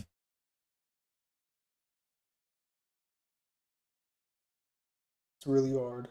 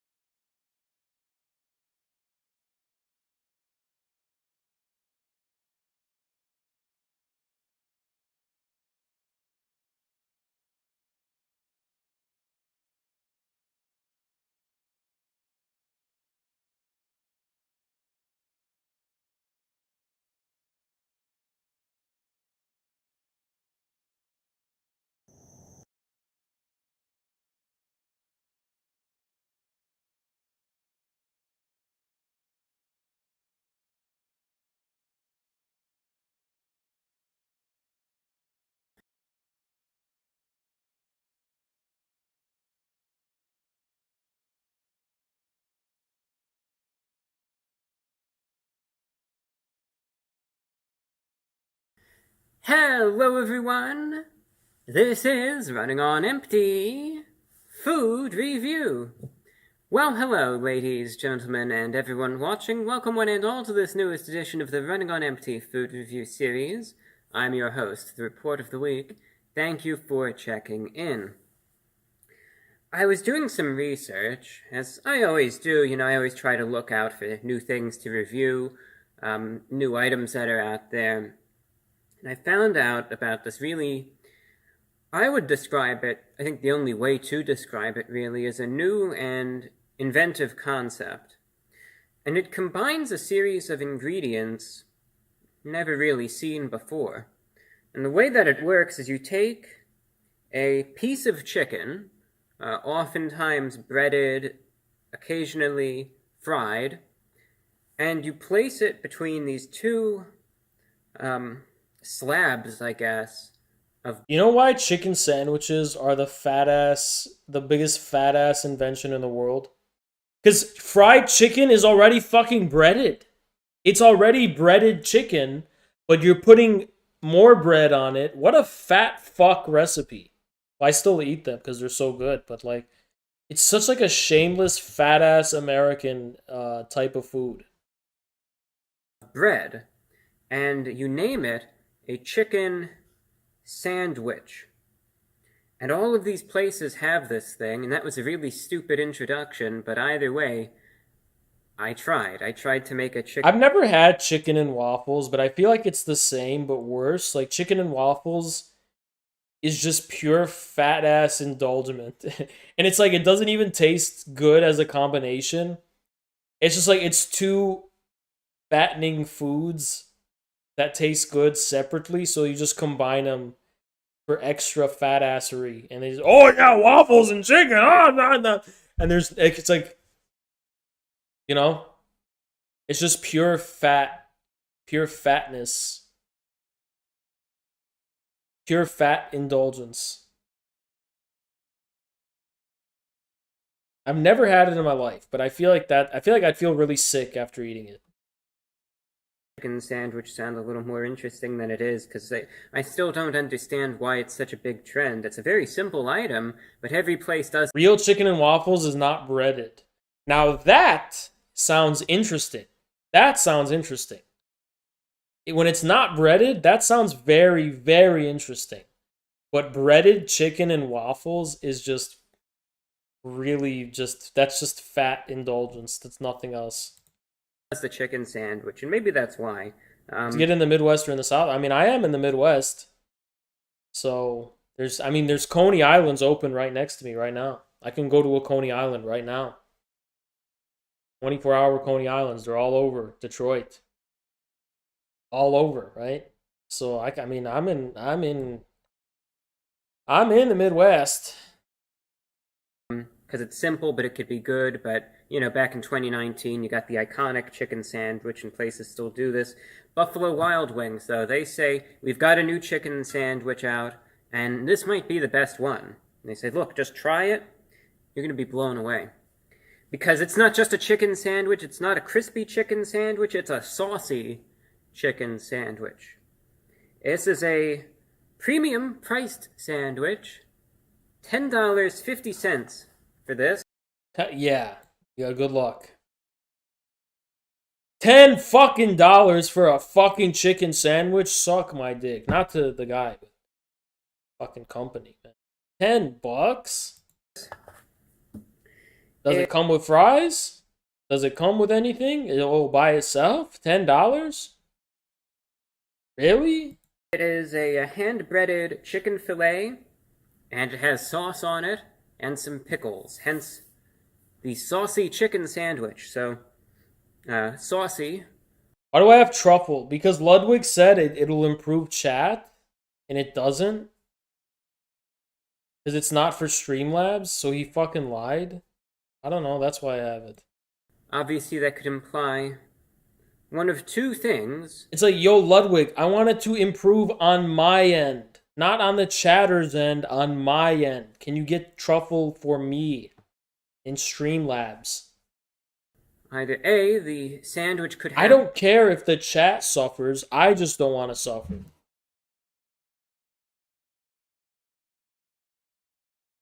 Have a degree of sauce. Everyone follow me on Instagram. Instagram, infrahaz. Infrahaz. Follow me on Instagram. I'm going to make Instagram my new Twitter. I'm going to make Instagram the new Twitter. How about that? Infrahaz. But I have to start, taking care of myself a lot. I'm going to be posting pictures and shit. Thereon, or it could have some attitude problems. And if I open the box, I'll get hit with a round of smack talk, as they say. Because it'll be saucy. Buffalo Wild Wings comes in this box, just got it delivered. And there's the bun. Looks like it could barely be contained. So let's open it up. Now they have 26 different sauce flavors. You could get any sauce you want on this. I went with medium sauce. Because when I usually get my boneless wings from Buffalo Wild Wings, I always get medium sauce on it, because I think it's a pretty savory, flavorful sauce, but it has some spice to it as well, so I think it's like the ideal buffalo sauce. Plus, that's what's really in the ad. Alright, saucy chicken sandwich. There it is. Well, we've got some sauce action going. Let's get a better look at this.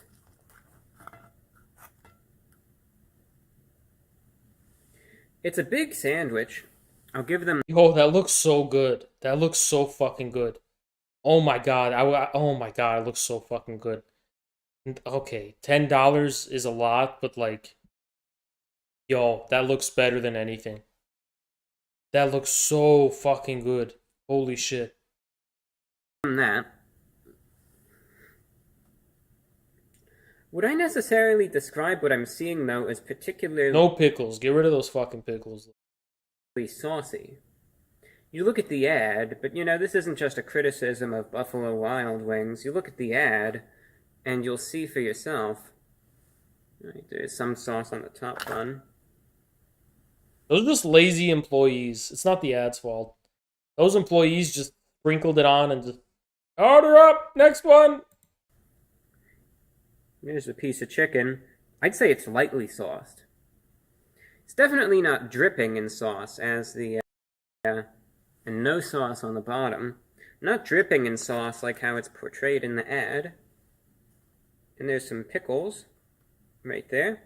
I guess I'll rearrange this pickle. I'll put it here so we can get a little bit of pickle in every bite. But there you have it. Like I said, definitely. I think it's a good amount of sauce, and the reason is because Buffalo Wild Wings' sauce is very strong. So I think that's a good amount. I'm gonna guess that's a good amount of sauce.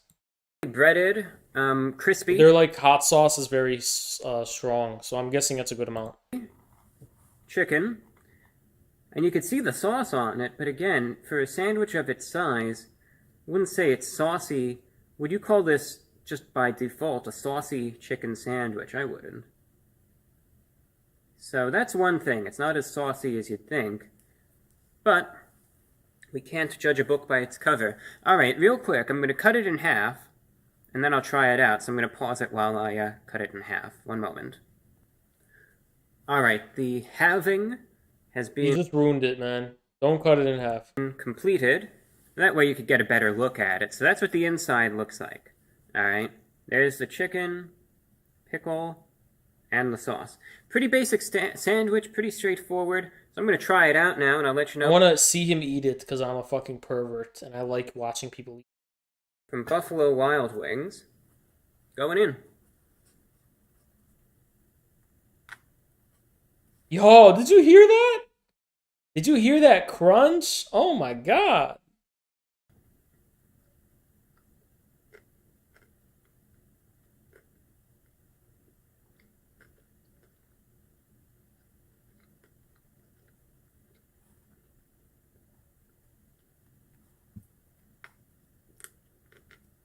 Wow, that sounds like lobster, man.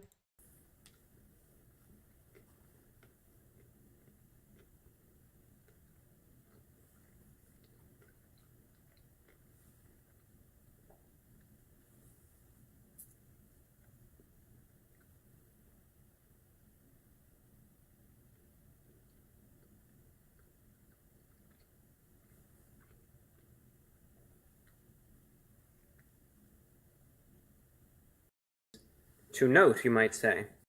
To be. I just kind of want him to say, like, good or bad. Like, there's this fat fuck who is the enemy of that. He's the enemy of this guy, and he reviews food differently. That guy, that guy's the enemy of this guy. Let me find him. Yeah, this is him. And he's the complete opposite. Okay? He's the complete opposite, and they're literally arch nemesis. They're literally arch nemesis. So let me just... This is also a chicken sandwich. And they're literally enemies, okay? This is him. Hi everybody, it's Joey from Joey's World Tour! I'm back!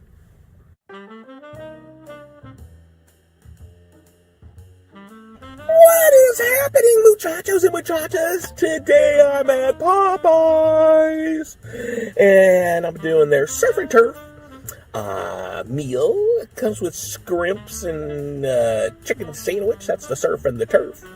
And it comes with a side and a drink. Also, it's like $9.99 and tax, license, and transfer fees.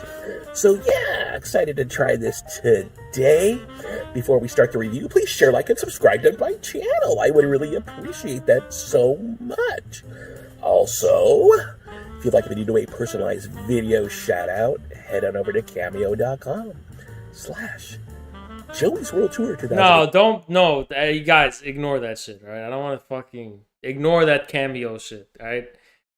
I don't want to. Oh my god, all right. And all the links and informationes will be below in the About section of the video. So yeah, check it out. But I'm glad you guys stopped by today. I don't want this fucking guy to know who I am. Just stop, all right? Don't fucking get any don't get any funny ideas. Give me the money instead. Don't give him that money, okay? And I'm really excited to try this out for you all. So let's sneak a peek-a-loo to see what Popeyes Surf and Turf is all about. Okay, muchachos and muchachas, I'm at Popeyes. I'm doing their new surf and turf. That's right. So the surf and turf obviously comes with the famous Popeyes chicken sandwich, and then you throw in some scrimps in here, right? That's the surfy. That's the turfy. And then I got a little apple pie for some dessert, and it comes with a little Creole cocktail sauce.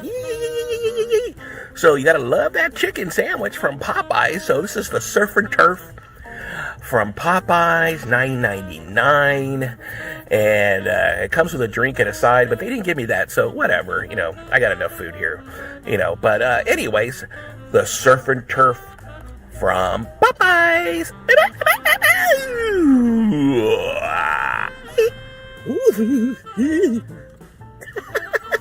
do you think about that? Huh? Pretty neat stuff. So it's a surf and turf.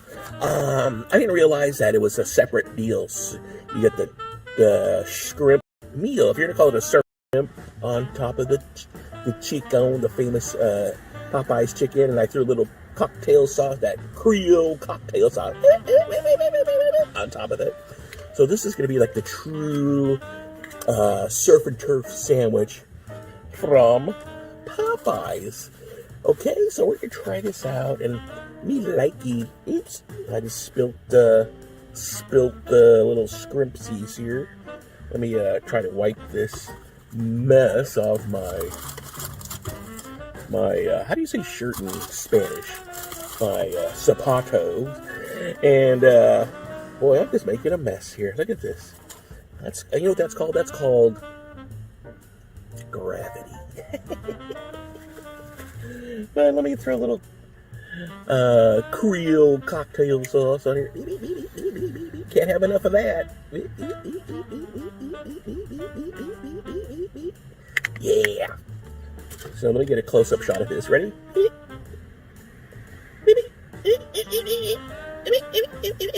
Little scrimpy action here. The chicken.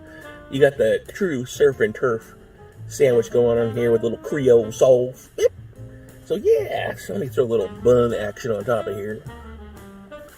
And let's give this a shot today. This is Popeye Surf and Turf. Oh boy, here we go.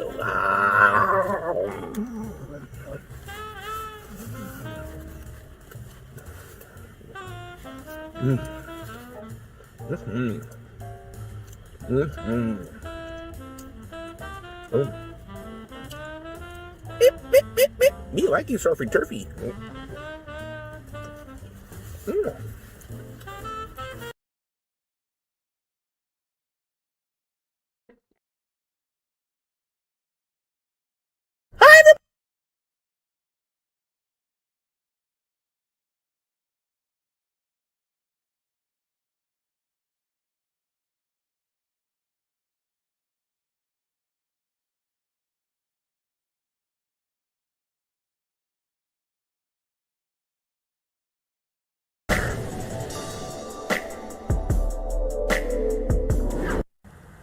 I want to show with Joey Super Cool Food Reviews. I'm back.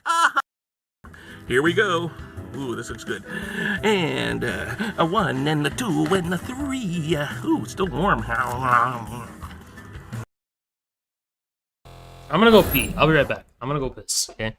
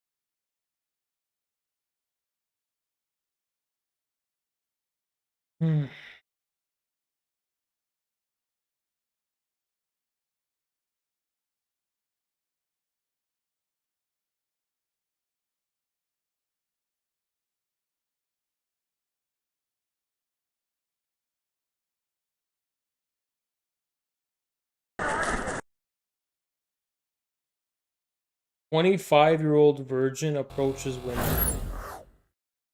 Fucking baller, man. Yeah, thank you, man. This is Jack, a subscriber I met in San Diego to help him film what he is talking to women in real. Pickup artist.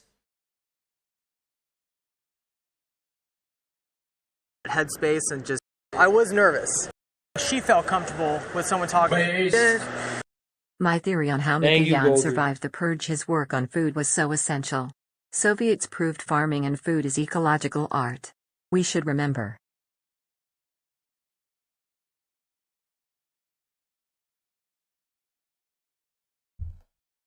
Thank you, the dono.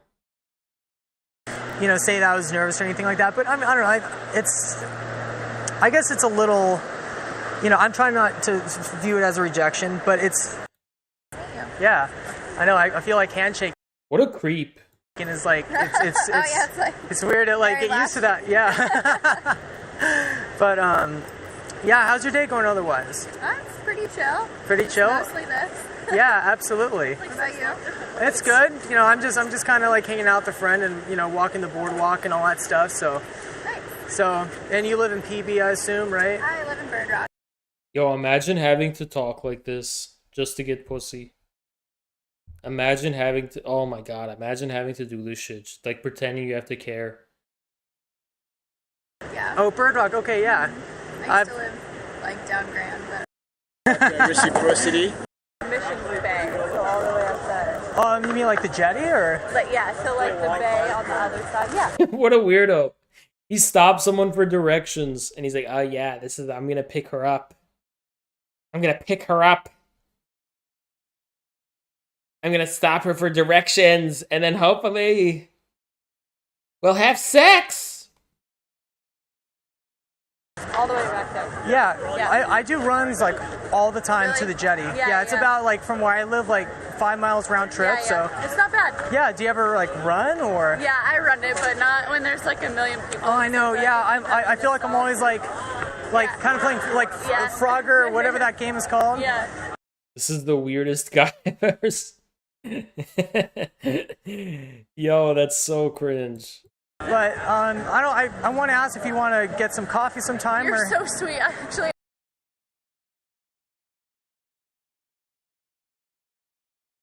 That's so weird. You know, like you stop someone for directions and then ask for coffee. I'm sorry, but like that's weird.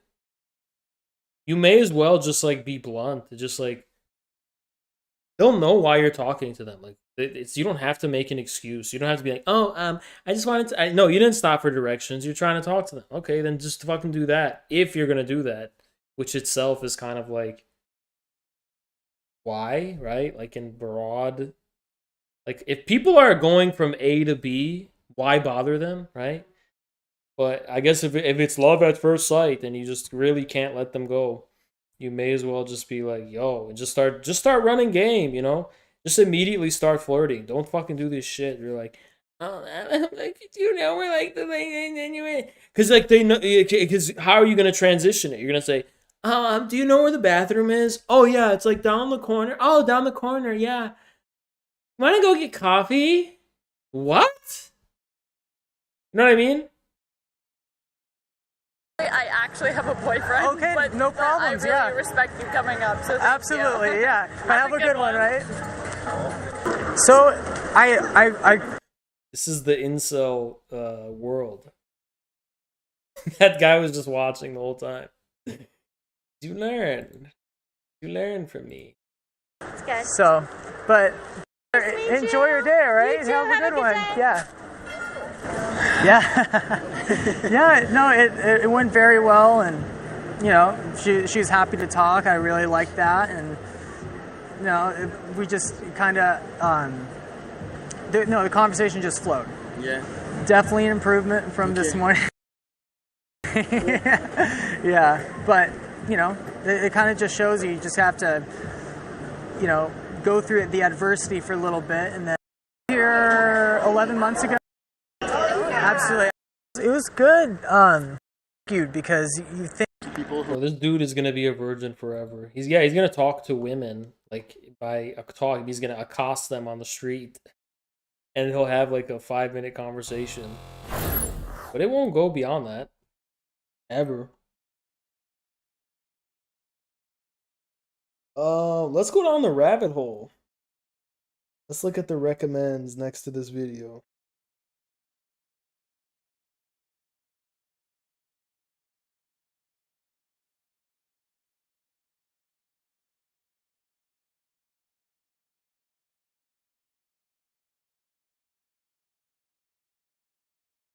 Let's watch Scared Straight. Yo, let's watch Scared Straight. Beyond Scared Straight, best and funniest moments.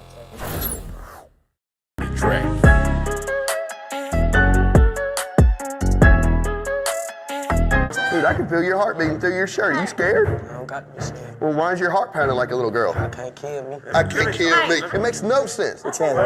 Anybody can kill you. You can slip and fall in the banana peel. You can get in a car wreck. You can fall off a bridge. You could have an aneurysm on the toilet. You never know. It makes you sound uneducated and rather stupid. You just think you hard. You think it's all about Mr. Coco. You see those guys over there? They're gonna leave marshmallows in your cocoa. What they remind me of? They remind me of Midwestern haunted house actors. We're gonna kill you! Oh yeah! You see that? There's a real chainsaw! One time I went to a haunted campout here in Flint, Michigan. And it was a haunted campout. The whole thing was a disaster. It completely failed. It was like the first of its kind. This was many years ago. And then at night, there was only like 50 people left. And then the actors, who were all volunteers, came out of the woods. And they would like tie you up. They would like grab you, put you on the ground, and tie you up. And then not much else. They would like chase you and shit and scare you. Now, one of them was dressed up. And then I got tied up. And I was on the floor. He puts a shotgun to my belly. And he's like, do you feel that? That's a real shotgun! And he's like cocking it. He's like, that's a real shotgun! And then I thought to myself, sitting on the ground, trying to enjoy my Halloween experience. And then I thought for a second, wait a second. All of these actors are volunteers. They're not employees. They didn't go through a vetting process. And the shotgun does indeed feel very real. And it is like, I could feel it, right? It's a real shotgun. And I thought to myself, and I was like, is this like a killer who's actually going to come here and shoot people? Am I going to die right now? Because it is a real shotgun, and he's just a volunteer. And it's kind of weird to bring that to a Halloween campout. That's like, okay, I get it's supposed to be scary. But it's a bit too far, isn't it? Right? But I survived, and I didn't die. And then later I did find out, yeah, it was a real shotgun, but it wasn't loaded, thank God. But that was just his way of scaring people. I don't know if that's legal though, but it might be. I don't know.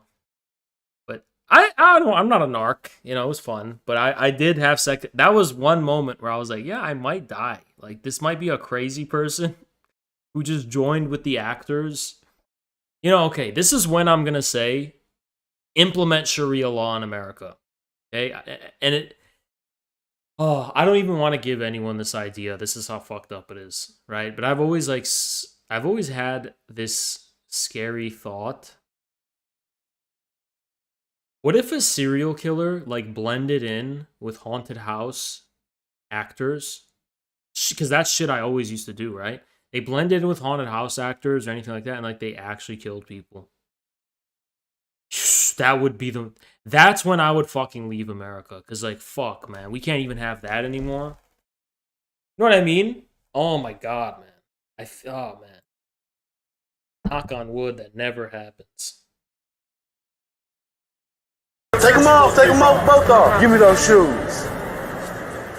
Give me those shoes. Take them off. Take them off.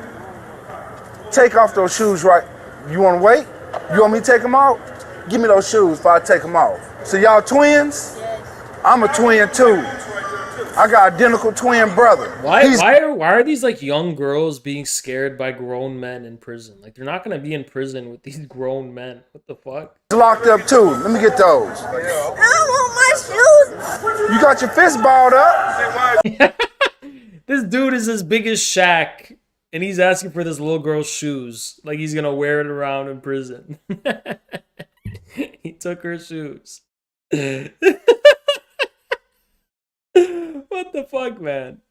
This dude is as big as Shaq. He cannot fit in those shoes. I'm not scared. So you tough? Yes, I am. Why are you here? Being disrespectful towards my parents, fighting my mom. Your mom says you whoop her ass. Who does that? Who does that? She's tougher than she looks. I'm Brennan. I'm 12. I lie. I've gotten into physical altercations with my parents, and I'm disrespectful. If you fight your parents, go to jail. All right, I'm sorry. That's too far. All right, that's too far. If you fight your parents, get your ass in jail. You are a wild animal. Okay, get your ass in jail if you fight your parents. That's I would just run away. If you need to fight even if they're fighting you, just run away. If you fight your parents, go to fucking jail. All right, you are a wild animal. You cannot be you're too far. Right? You like to fight your mama, but you scared of us. What type of weird is you? Huh? I'm not.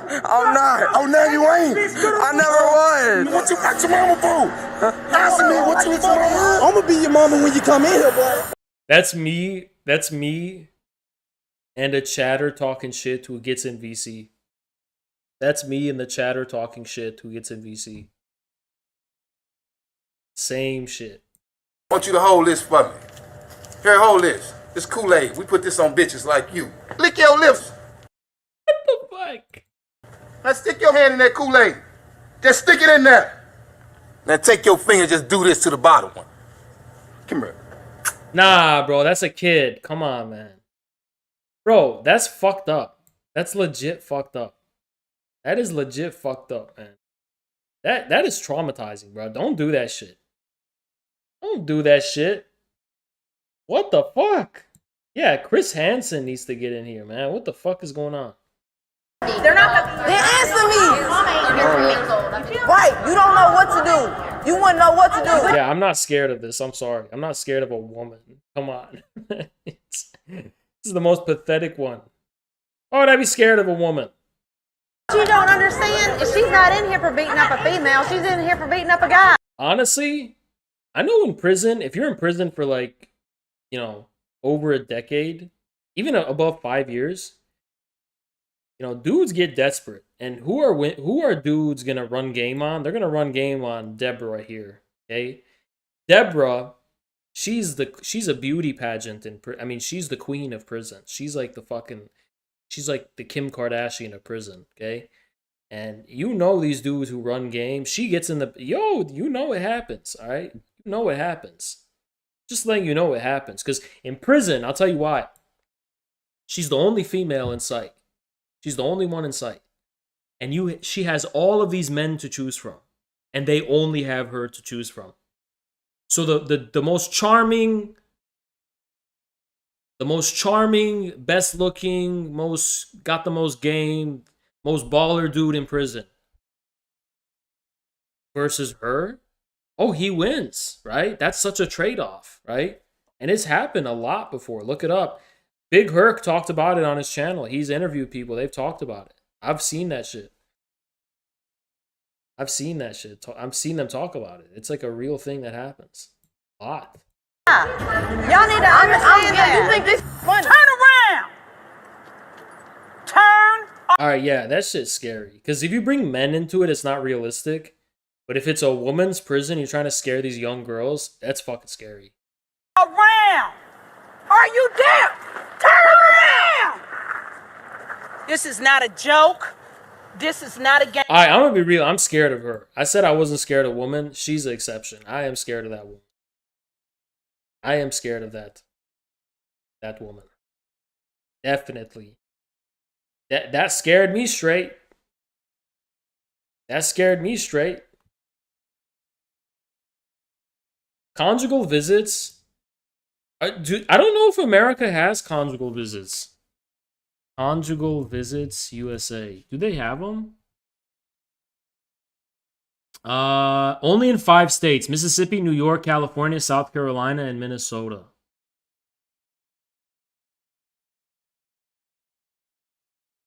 And, you know, me, like, yeah, I think, and even then, it's probably like once a year or something. But a conjugal visit should be minimum once a week. That's what I think. Right? If you want to realistically say, like, yeah, like, what does a man need? Yeah, once a week. Especially if it's in prison, right? Game. This is a lifestyle. We live here. Once you here, you're only a number. Who's talking to you? You are. Then look at me and pay attention. That is the scariest woman I've ever seen in my life. That is fucking scary. I'm sorry. That woman is terrifying. Terrifying, man. Fuck. You give me a hard time about everything. You don't want to do your room. You don't want to do housework. You don't want to do yard work. And I just want you to stay here just for a little while. Yeah. So we can... No! Come on. Let's go. I would not want to be in jail because... Alcohol? Alcohol at 12? Alcohol? Alcohol at 12? Oh no, man. Oh no. At 12? Alcohol? You can get beat up, raped, and you can get hurt. I also would not want to be in jail because it's not the life for me. Do you really think that I should take you home today? Yes. Jail is a bad place to be in because it kind of smells funny. What's up? You like to fight, homie? That's what you like to do, huh? You little bitch. You's a bitch, homie. You's a Pop-Tart. I see right. I'm gonna tell you the truth. So this dude is saying this shit. He's 27. That kid, he's probably 12 right now. In 10 years, or not 10, okay? In 6 to 7 years, that kid is gonna be the biggest drug lord in his city. And he's gonna hunt this guy down and behead him. and you could tell that kid knows that. He's not breaking. He's like, yeah, I'm gonna remember you, Carnell. I'm remembering you. All right, yeah, I'm young now. Oh, you think I look cute? I'm young now. You think I'm a little kid right now? I'm harmless, right? I'm young now. Just wait 5 years, and I'm gonna come find you and behead you, you little bitch. That's what he's saying in his head. And he's right. He's probably right. See, people think these crazy, scary criminals just come from nowhere. No, that kid is going to grow up to be that, all right? That's why you don't want to don't mess with kids, all right? Don't bully them and shit if they look like that kid with like the hair and that crazy attitude. What would your hustle be in prison if you were a political prisoner? What would your favorite food be or favorite pastime? I would be the isolated man. Keep to my time, just read and write. That's all. I would write 10,000 books that I would keep to myself, and I would just not be associated with anything. But I might form a cult in prison. I don't know, since I'm a cult leader and I know how to do that apparently. But yeah, if you see one of those kids with attitude, you know how I could tell? If they're like stoic, you could tell they've been through shit. Like, yeah, they're gonna grow up and they'll kill you one day if you give them a bad memory. If you make fun of them or bully them or some shit, they're gonna grow up and fucking kill you, man. Don't fuck with those. People remember shit, you know. My number is 110-330-1808. I want these kids to know right now they got a chance. Your eyes glossy. Your eyes glossy, homie. You's a Pop-Tart. You sweet in the middle, homie. You soft. Pop-Tart, you got the decorations just like the Pop-Tarts. You Pop-Tarted out. You think you hard? This dude is a killer, man. He's got that crazy green hair. This dude's gonna grow up to fucking stab people, okay? And he's probably gonna be the fucking mafia lord of his fucking turf, right? He's gonna remember this shit. He's shrugging right now. This dude doesn't seem scared, right? It seems like he knows his future. It seems like he already knows his future. Yeah, this is the Joker. This is the Joker over here, okay? This dude seems like he knows what's up. Everybody understand what a jumping jack is? Nothing happened. I'd see. Shit. I can't hear you. Yes, sir. Jumping jacks. Ready? Exercise. Go. Hunt, toe, hike. Hunt, toe, hike. Hunt, toe, hike. Hunt, toe, hike. I can't hear you. So. Zero. Who told you to stop? Who told you to stop? I don't care about your pants. You better make sure they stay up. Is it clear? Yes, sir. Ready? Exercise. Go. Alright, I don't know. I promise, alright, in prison, nobody does that shit, alright? Nobody's like, exercise! That shit don't happen. They just find all sorts of ways. They're just bullying these kids. That's all they're doing. It's so funny, man. That's all they're doing. They're just bullying these kids. It's not realistic at all. Oh, God. Right now, it don't mean. You know why scared straight is bullshit? I'll tell you why it's bullshit.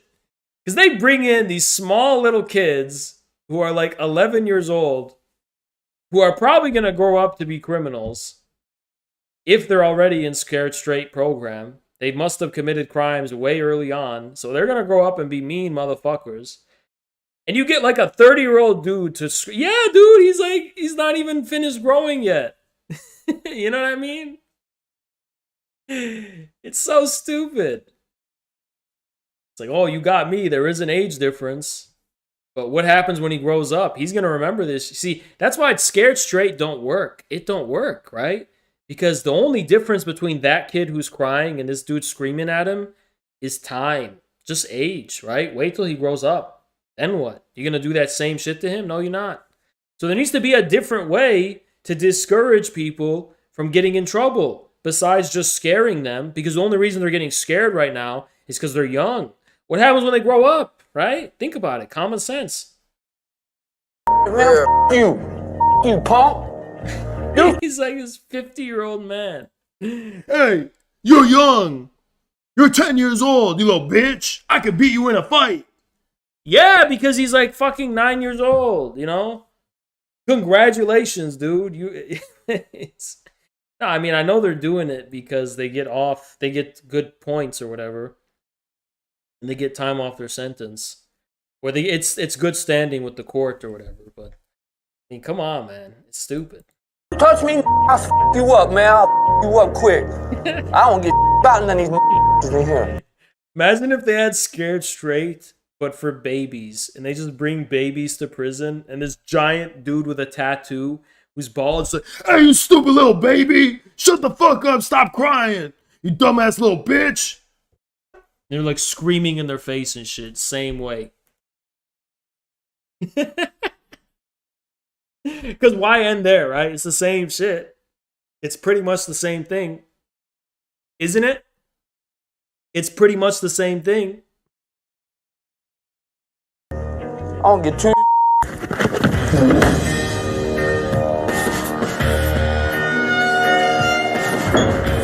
You should have hit him. You hit it out of being your mama. I asked you why you hit your mama. You told me because you was mad at her. All right, a dude who hits his mom. I mean, yeah, go to jail, man. You hitting your mother? Oh my god. Oh nah, man. That shit is wild, man. That is wild. That is wild, man. That's beyond the fucking pale. All right, that shit is just wild. People are hitting their mother. They're hitting their mother. Come on, man. That's beyond the pale.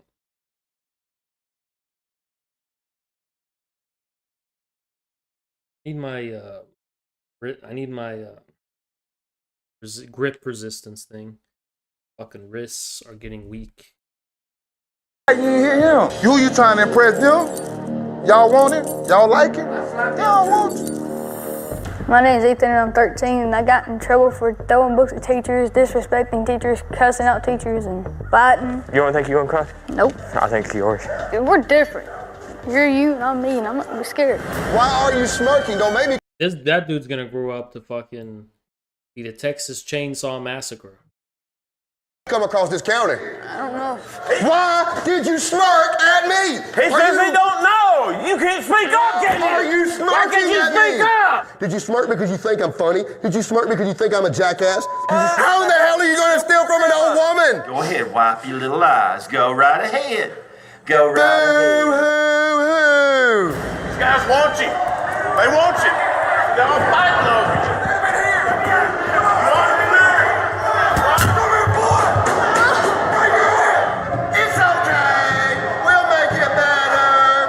This is so fucked up. It's so fucked up. Like, what the fuck? Any of y'all see me on the last show? I did. You did? They call me Ice Mike because I'm cold as ice. This dude did nothing. This dude's not scary. What did he do?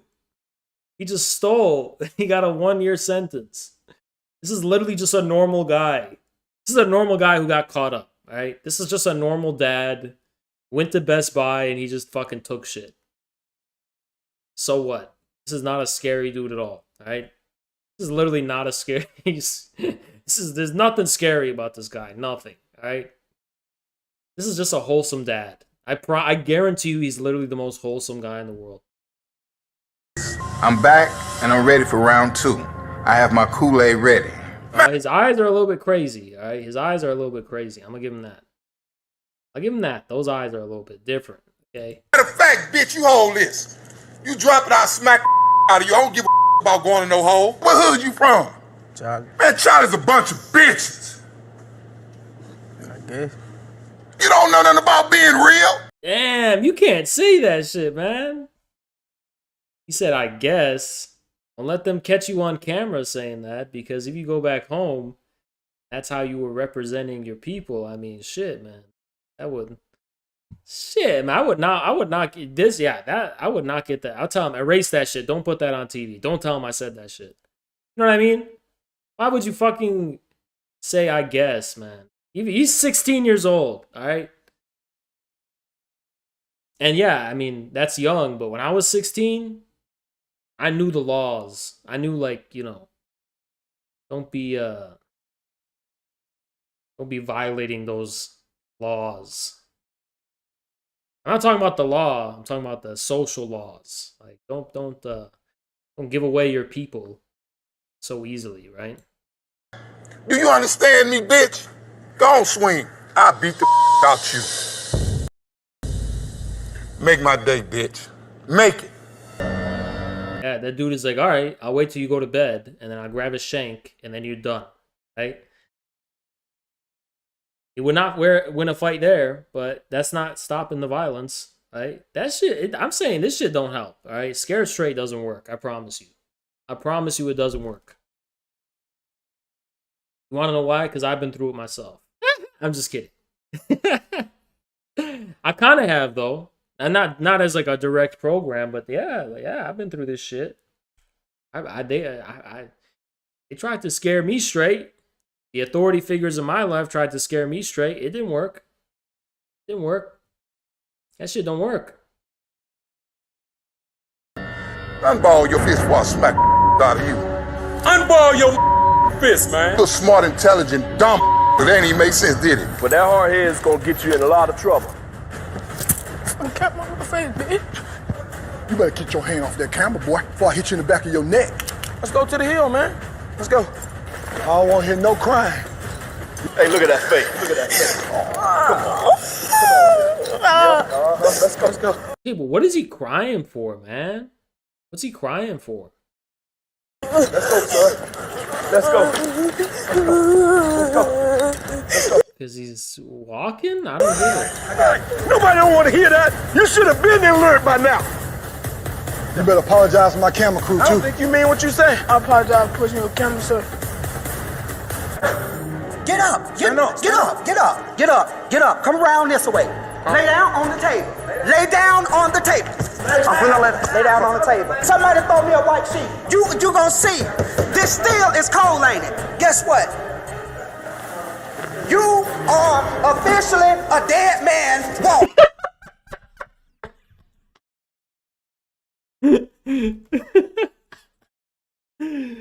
What the?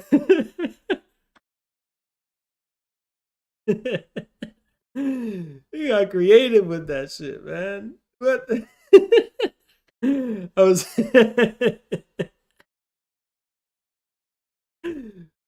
Oh, he got creative.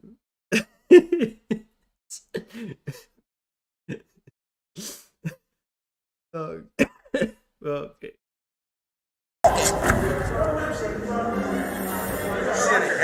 I get it. Legend has it, he's still on that table. Legend has it, he's still on that table.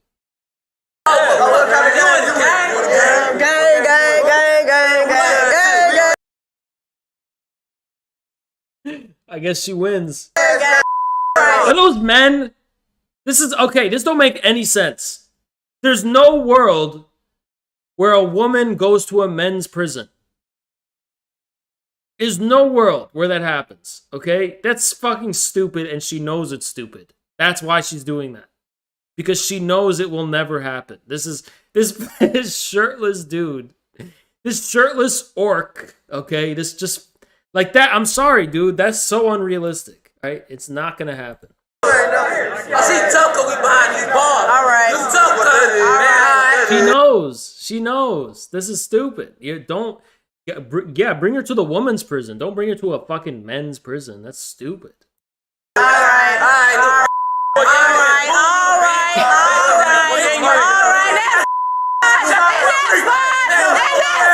You got tough. She won. She won. She won. She wins. They lost. L. They took the L. She won. She won that whole encounter. She wins. Right? Yeah. Huh? How tough are you? Show me. Yeah. Show me. We're gonna be laughing at you when you start crying later on. We break you down. Why don't you show me? Unless you can, this is how I think of it. Unless you can beat me, you can't break me down. What are you gonna do? Scream at me? I don't give a fuck, bitch. Well, I'm a 26-year-old man, so that's why I don't care. But actually, if I was like 13, I probably would cry. I'm gonna be honest. I don't know. I don't know. Huh? Let it happen.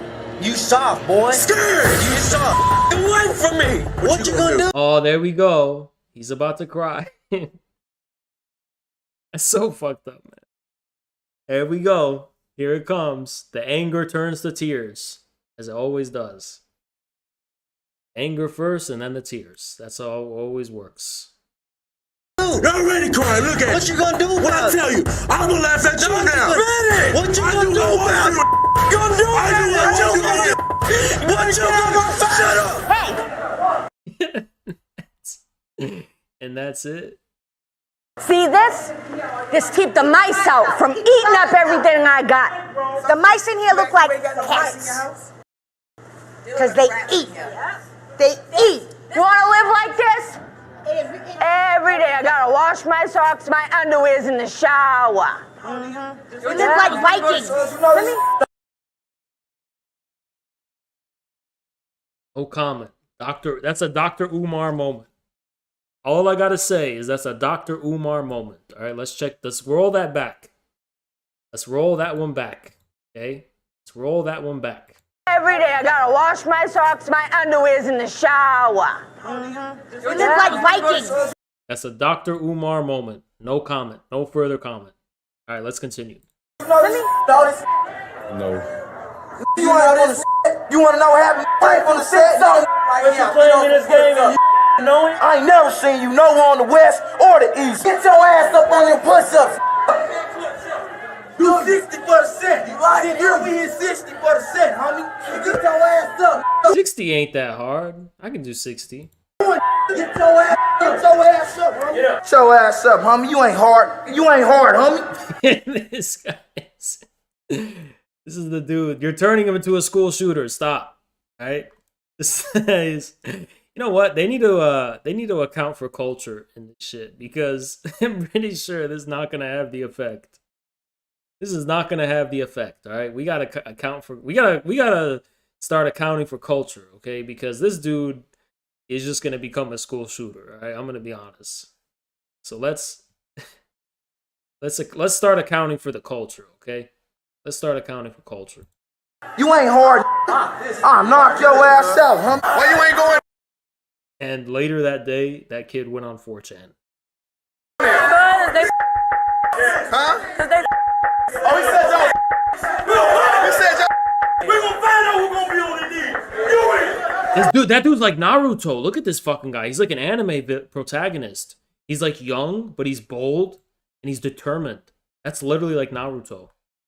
He's literally an anime protagonist. He's Ash Ketchum. He's literally ready to face them all. What the fuck? That's badass. I respect that. I respect that. Come on, that's what you want to be. That's what you want to be. He's powering up. What if he does some crazy shit and he's like, ah, and he like blows them all out, and he's got like these crazy anime powers? Who wins then? You know what I mean? You never know. Some kids are the chosen one. Could be the next Harry Potter.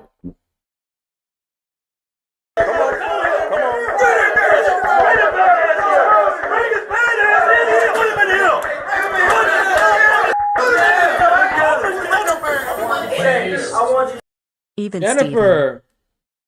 Thank you so much, Jennifer. Appreciate that. Appreciate that.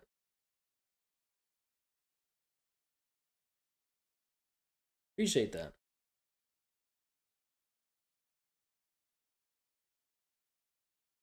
I'm trying to think, should I skip the gym tonight? Should I skip the gym tonight? I'm trying to think. I can't. I just can't. I just can't. I just can't. I just can't do it. You said one, Corporal Kano. Should I? Should I? Tomorrow will be Thursday, and then, well, I can actually. I can technically. I can technically. I can. I might just.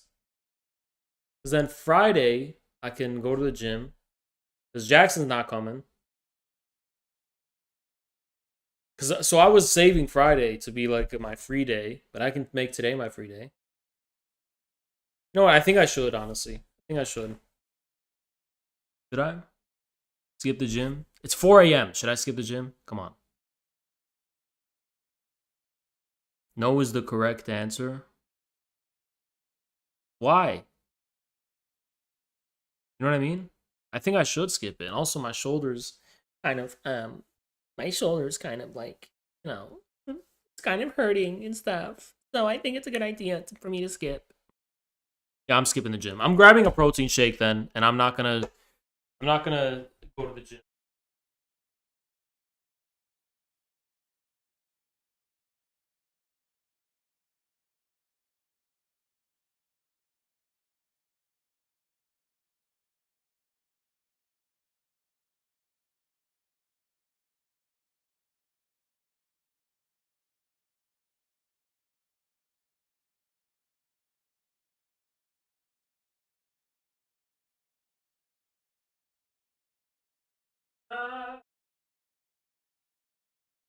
We are young, so I set the world on fire, all on fire. Na-na-na. Okay.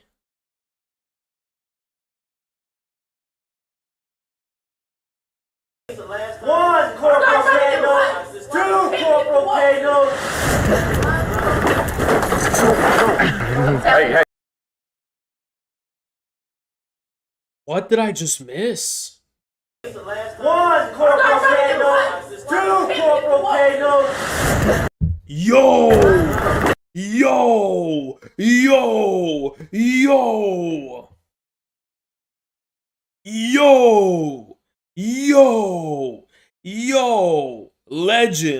Legend. legend, legend, legend, legend, legend, legend, legend, legend. Hey, cover up. Cover up. Turn around. Turn around. Put handcuffs on her. That's all you can do. Wrong thing to do. Legend. Legend. Legendary status achieved. Level 2. Legend. Yep, that's under arrest. You got something on your mind? You know what you need to do, right? Yeah. What? Oh!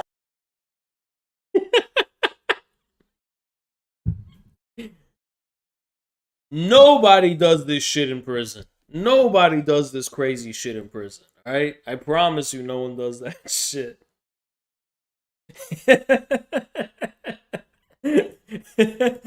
If you're in prison and you just slam the table, I promise you, you would be dead by dawn. I promise you, you would be dead by dawn, alright? Nobody does that shit in prison. I promise you that doesn't happen.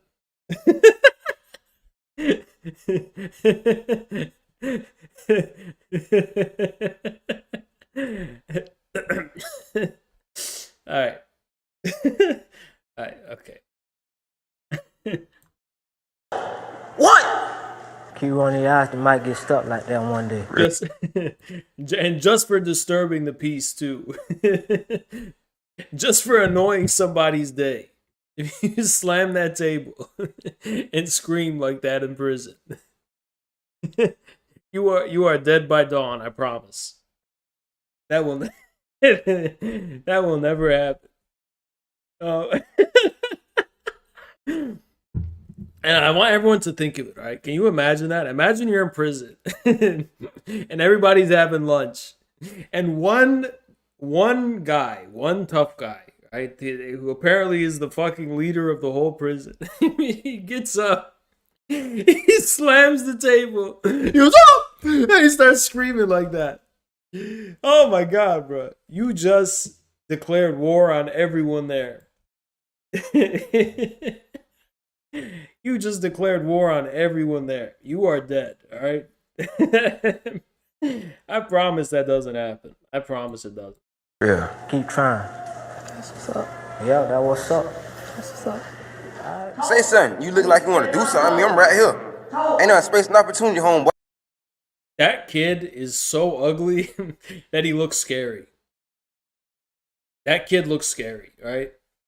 I mean, like, he's going to grow up to kill people. 100%.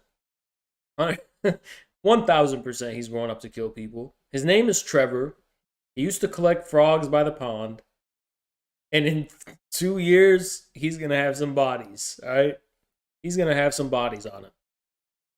And he's going to catch some charges. And he will show no mercy, right? What? They call me Lil D on the streets or whatnot. Let's go! Let's go! Let's go! Let's go! Get out of here! Let's go! Let's go! Move! Move! Let's go! Get up! Ain't no sleeping in the prison. Watch out, boy. Stand up. Come here. Make sure you are. Are you alright? You know where you at? Huh? Where you at? Where are you, sir? Hold your head up. Boy, he was sleeping good. Go ahead and back up, because I'm going to be more in your face. I don't give a... You guys notice that when you were a kid, you could sleep anywhere? When I was a kid, I could sleep on the ground. And I could sleep like a baby, literally. Now? Oh my god, I gotta have the bed, I gotta have the pillows right, I have to have everything, I have to have ears in, I gotta have the face mask. Yeah. That's what being an adult does to you, right? Lose your ability to sleep. Crap, I don't care. Hitting your mom. She takes care of you no matter what. Puts a roof over your head, buys that clothes you got on, and you're gonna hit her? See, you know, the intention is good. I'm just saying it doesn't work. But, like, you know, the people organizing this shit, They got good intentions, you know? They got good intentions. They're trying to keep these kids out of trouble, you know? But it don't work. My face. I will stay in your face all day long. You know why kids join gangs and shit? Because this is a fake ass world, man. There's no brotherhood in this fucking country. You know what I mean? People join gangs because it's like, that's something real, right? In Soviet Russia, you didn't have to join a gang. Stalin is the gang leader. You already got that shit. You're already in that shit. You know what I mean? You're gonna fight. You're gonna wake up. You're gonna fight for Stalin whenever you have to. You know, if Stalin's gonna get his shooters, you're gonna pull up. You're gonna be there. Stalin got shooters. It's you. You are part of the gang. You know what I mean? Or in China, you think they'd have to have gangs in China? Hell no, they didn't. You got Mao. Mao was your leader. You know what I mean? But in a democracy, oh, Joe Biden, oh, shut the fuck up. You know what I mean? So cringe. That's not a boss. Because we don't got bosses in this country, right? We just got we got a guy who's controlled by other people. We got a guy who's controlled by these people wearing suits. These shady motherfucking people. That's who we have in this country. Do you understand me? Do you understand me? Yes, sir. When you're in here, you do what you're told. It's not up to... Yeah, again, that's another example of bullshit, all right? If you do this in prison, I guarantee you will be dead by the next day. If you start rattling the cage like that, upsetting the peace, upsetting the balance. Oh, come on. It's not a haunted house. What is this shit, man? It's a zombie. Where your house? Deuce, what set you from? Playboy Gangsta Crib. You want to talk to him? Yeah. Take the cuffs off. 60s, huh? They call me Big Deuce. That dude looks scary, okay? That dude looks scary, okay? Now that dude's got some devil in him. Now that dude has some demon in him, okay? Now that dude has some darkness in him, okay? Now that dude is, that dude has some shit in his eyes, all right? So that dude, that dude looks like an alligator, okay? Now that dude looks like a crocodile, okay? The behavioral sink is the product of capitalism. Thank you, Goldry. Appreciate you, man. Now that dude can kill, okay? That dude will kill. Just tell by his smile. Look in his eyes, you can see it. Look at me in my eyes. You from 60s, ain't you? Put your hands to your side. Look at me in my eyes when I'm talking to you. Now you tell your mom when you leave here. You know why this don't work? Because this dude sees him as a father figure now. And now he wants to join the gang, right? That's how I would see it. I'd be okay, you earn my respect. Now you're the leader, right?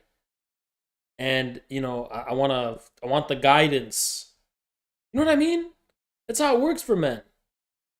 So this doesn't work because think about it. You're going to go home to your father who's wearing glasses. Aye, son, get good grades in school. Versus this dude, this is way more of a father figure, right?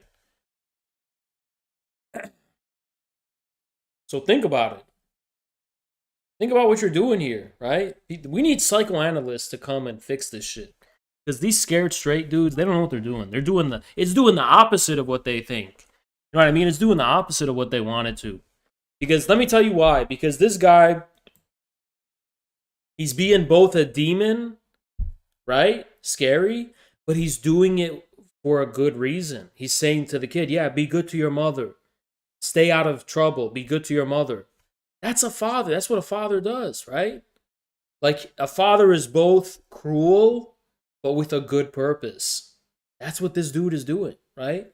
So it's like, it's the opposite of how it should be, to be honest. Like, you know what scared me straight? What would scare me straight is if, let's say I disrespected my mother, so they sent me to prison to scare me straight. If the prisoners started dissing my mother and I couldn't do anything about it. If they started dissing my mother, if they started saying, I don't give a fuck about your mom, I don't give a fuck about your family, yeah, I don't give a fuck what happens to you, little bitch, like that kind of shit, maybe that would scare me straight, because I'd be like, oh my God, this is actually scary, right? But that's not, it's all the wrong psychological associations, I promise you, I won't gangbang again. My name is Sean. I'm 14 years old. I get in trouble for fighting in school, getting suspended. I'm dangerous. Let me get them shoes, though. I ain't playing with Let me get them shoes. Give them up. Nothing is yours anymore. May I get my shoes back, please? You know what I find sad about Scared Straight, man? And I'm being real right now. This is what I find sad about it. Because a lot of times when I watch this, these prisoners, yeah, as much as they're acting for the show and to scare the kids, they're usually just telling their story. They're like, look how fucked up it is in this prison, man. Nothing is yours. You don't ever get to relax. You don't ever get your own time. You don't ever get your own space. You can get killed out here. There's no sanitation. You can catch diseases and shit. And they're basically saying, like, look how fucked up this shit is, man. But I feel like they're also making a statement, like, this is not for human beings, right? And that's why I find it so sad, right? It's like, it's not just to scare the... let me tell you the truth about Scared Straight. And I'm gonna say this as a moral socialist, right? But what's so tragic about Scared Straight is that the inmates, they're kids too. The inmates are kids who were betrayed by their parents, and the parents is this country. You know what I mean? Institutionalized, fucked over by the system, downtrodden. And you can see it in their eyes when they're trying to scare the kids. They're like, look at this shit, man. This is not for human beings. Look at all this shit I gotta go through. Look at all this bullshit I'm here. And it's not like you just blame the cops. What do the cops know, right? Who can you blame but the system? It's a whole tragedy. It's just a fucked up system, man. They're not even saying this is good. Oh yeah, prison is... See, this is the thing about Scared Straight. They're not here saying this is a just punishment. They're saying this is a fucked up world, You know what I mean? That's what I find sad, is it's like even the police, those guards, those inmates, the guards, the inmates, and everybody in on it, it all seems like they're bearing witness to this like fucked up system, and there's like, what can they do about it? Nothing. It's, what I think of it is? It's like, imagine it's just a society breaking down, and nobody can do anything about it. It's like nobody's got answers, nobody's got solutions. That's what our politicians and our leaders are supposed to be doing. But they don't give a fuck about us. They don't really, in the words of Michael Jackson, they don't really give a fuck about us. They're being bought out by the bankers, and they serve the interests of the fucking moneyed elites and shit. What do they give a fuck about us on the ground for, right? They don't give a fuck. So there's no leaders. There's no solution. It's a tragedy, man. It's such a tragedy. But that's why I don't think it works, because I think these kids walk out of that shit and they're like, fuck. What's the meaning of life? What's my purpose in this world? If this is how life is and there's no way to get around it, that's the truth. Let him come in and get him. Get him. Come in here and get him. Might want to reconsider your approach. Like, why not pursue a life of crime and be dangerous and shit? Because this is the nature of the world. It's a criminal world. It's an unjust, fucked up world, right? So may as well just not live an honest life, because that's the nature of the system. How did I tell you to respond to somebody? May I get my shoes back? Yeah, you, your mama, and everybody else. How about it? Huh? All your dead relatives, I don't give a yeah, nobody's gonna make me do eat my thing. I do what the I wanna do. And I'm tired. I don't wanna do anything. Okay, if it's she, how old is she, okay? Else, hey, you mean? She seems like older. She seems like, you know, she seems like, honestly, seems like an older woman. Like, it seems like that's the mom being put through this shit, you know? One in there, have a seat. I don't think this is gonna work out. Said want to go in there. He's like, it's not gonna work out. She's like 35. She's past the, she's not gonna get scared straight.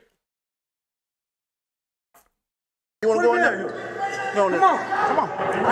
Huh? I can't. Why you can't? Because the door's not open all the way. It's not open all the way. I'm 14 and I'm an unruly child. When I'm suspended, I feel like, thank God I'm away from those idiots. My IQ is 120. I like this. This is the next Walter White. IQ 120? Yeah, that's going to be the next Walter White. Crystal meth laboratory technician. It's so fucked up, man. It's going to be the crystal meth laboratory technician. He's got the glasses. To do parkour. Yo, what? My son is out of control. I messed up. Yeah, that dude is gonna be a fucking. He's gonna be the crystal meth, crystal meth special operations hitman. Look at his arm.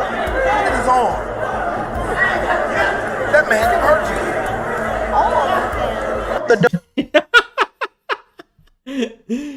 Yo, this is the most based kid yet.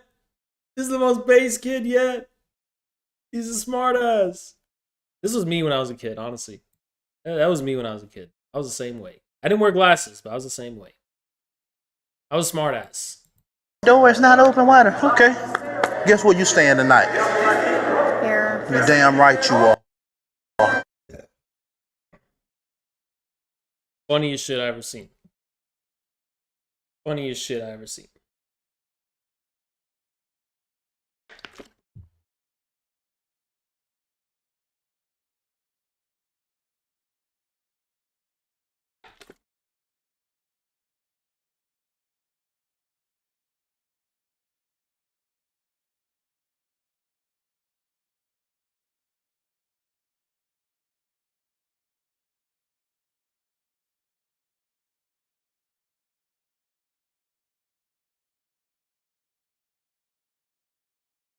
Dude, she's just not into you.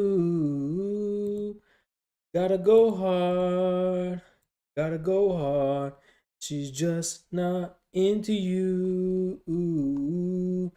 Ooh. You, she's just not into you. Ooh. Ooh.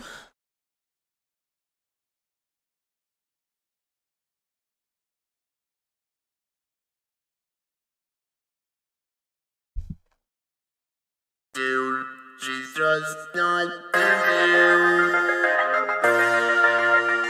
I move on, she's just not into you. I move on, she's just not. You're sitting waiting the side of your phone, the apple of your eye. The one you love is away, you're alone, and you can't help but realize that you waste your time. Tell yourself a lie, that you waste your time.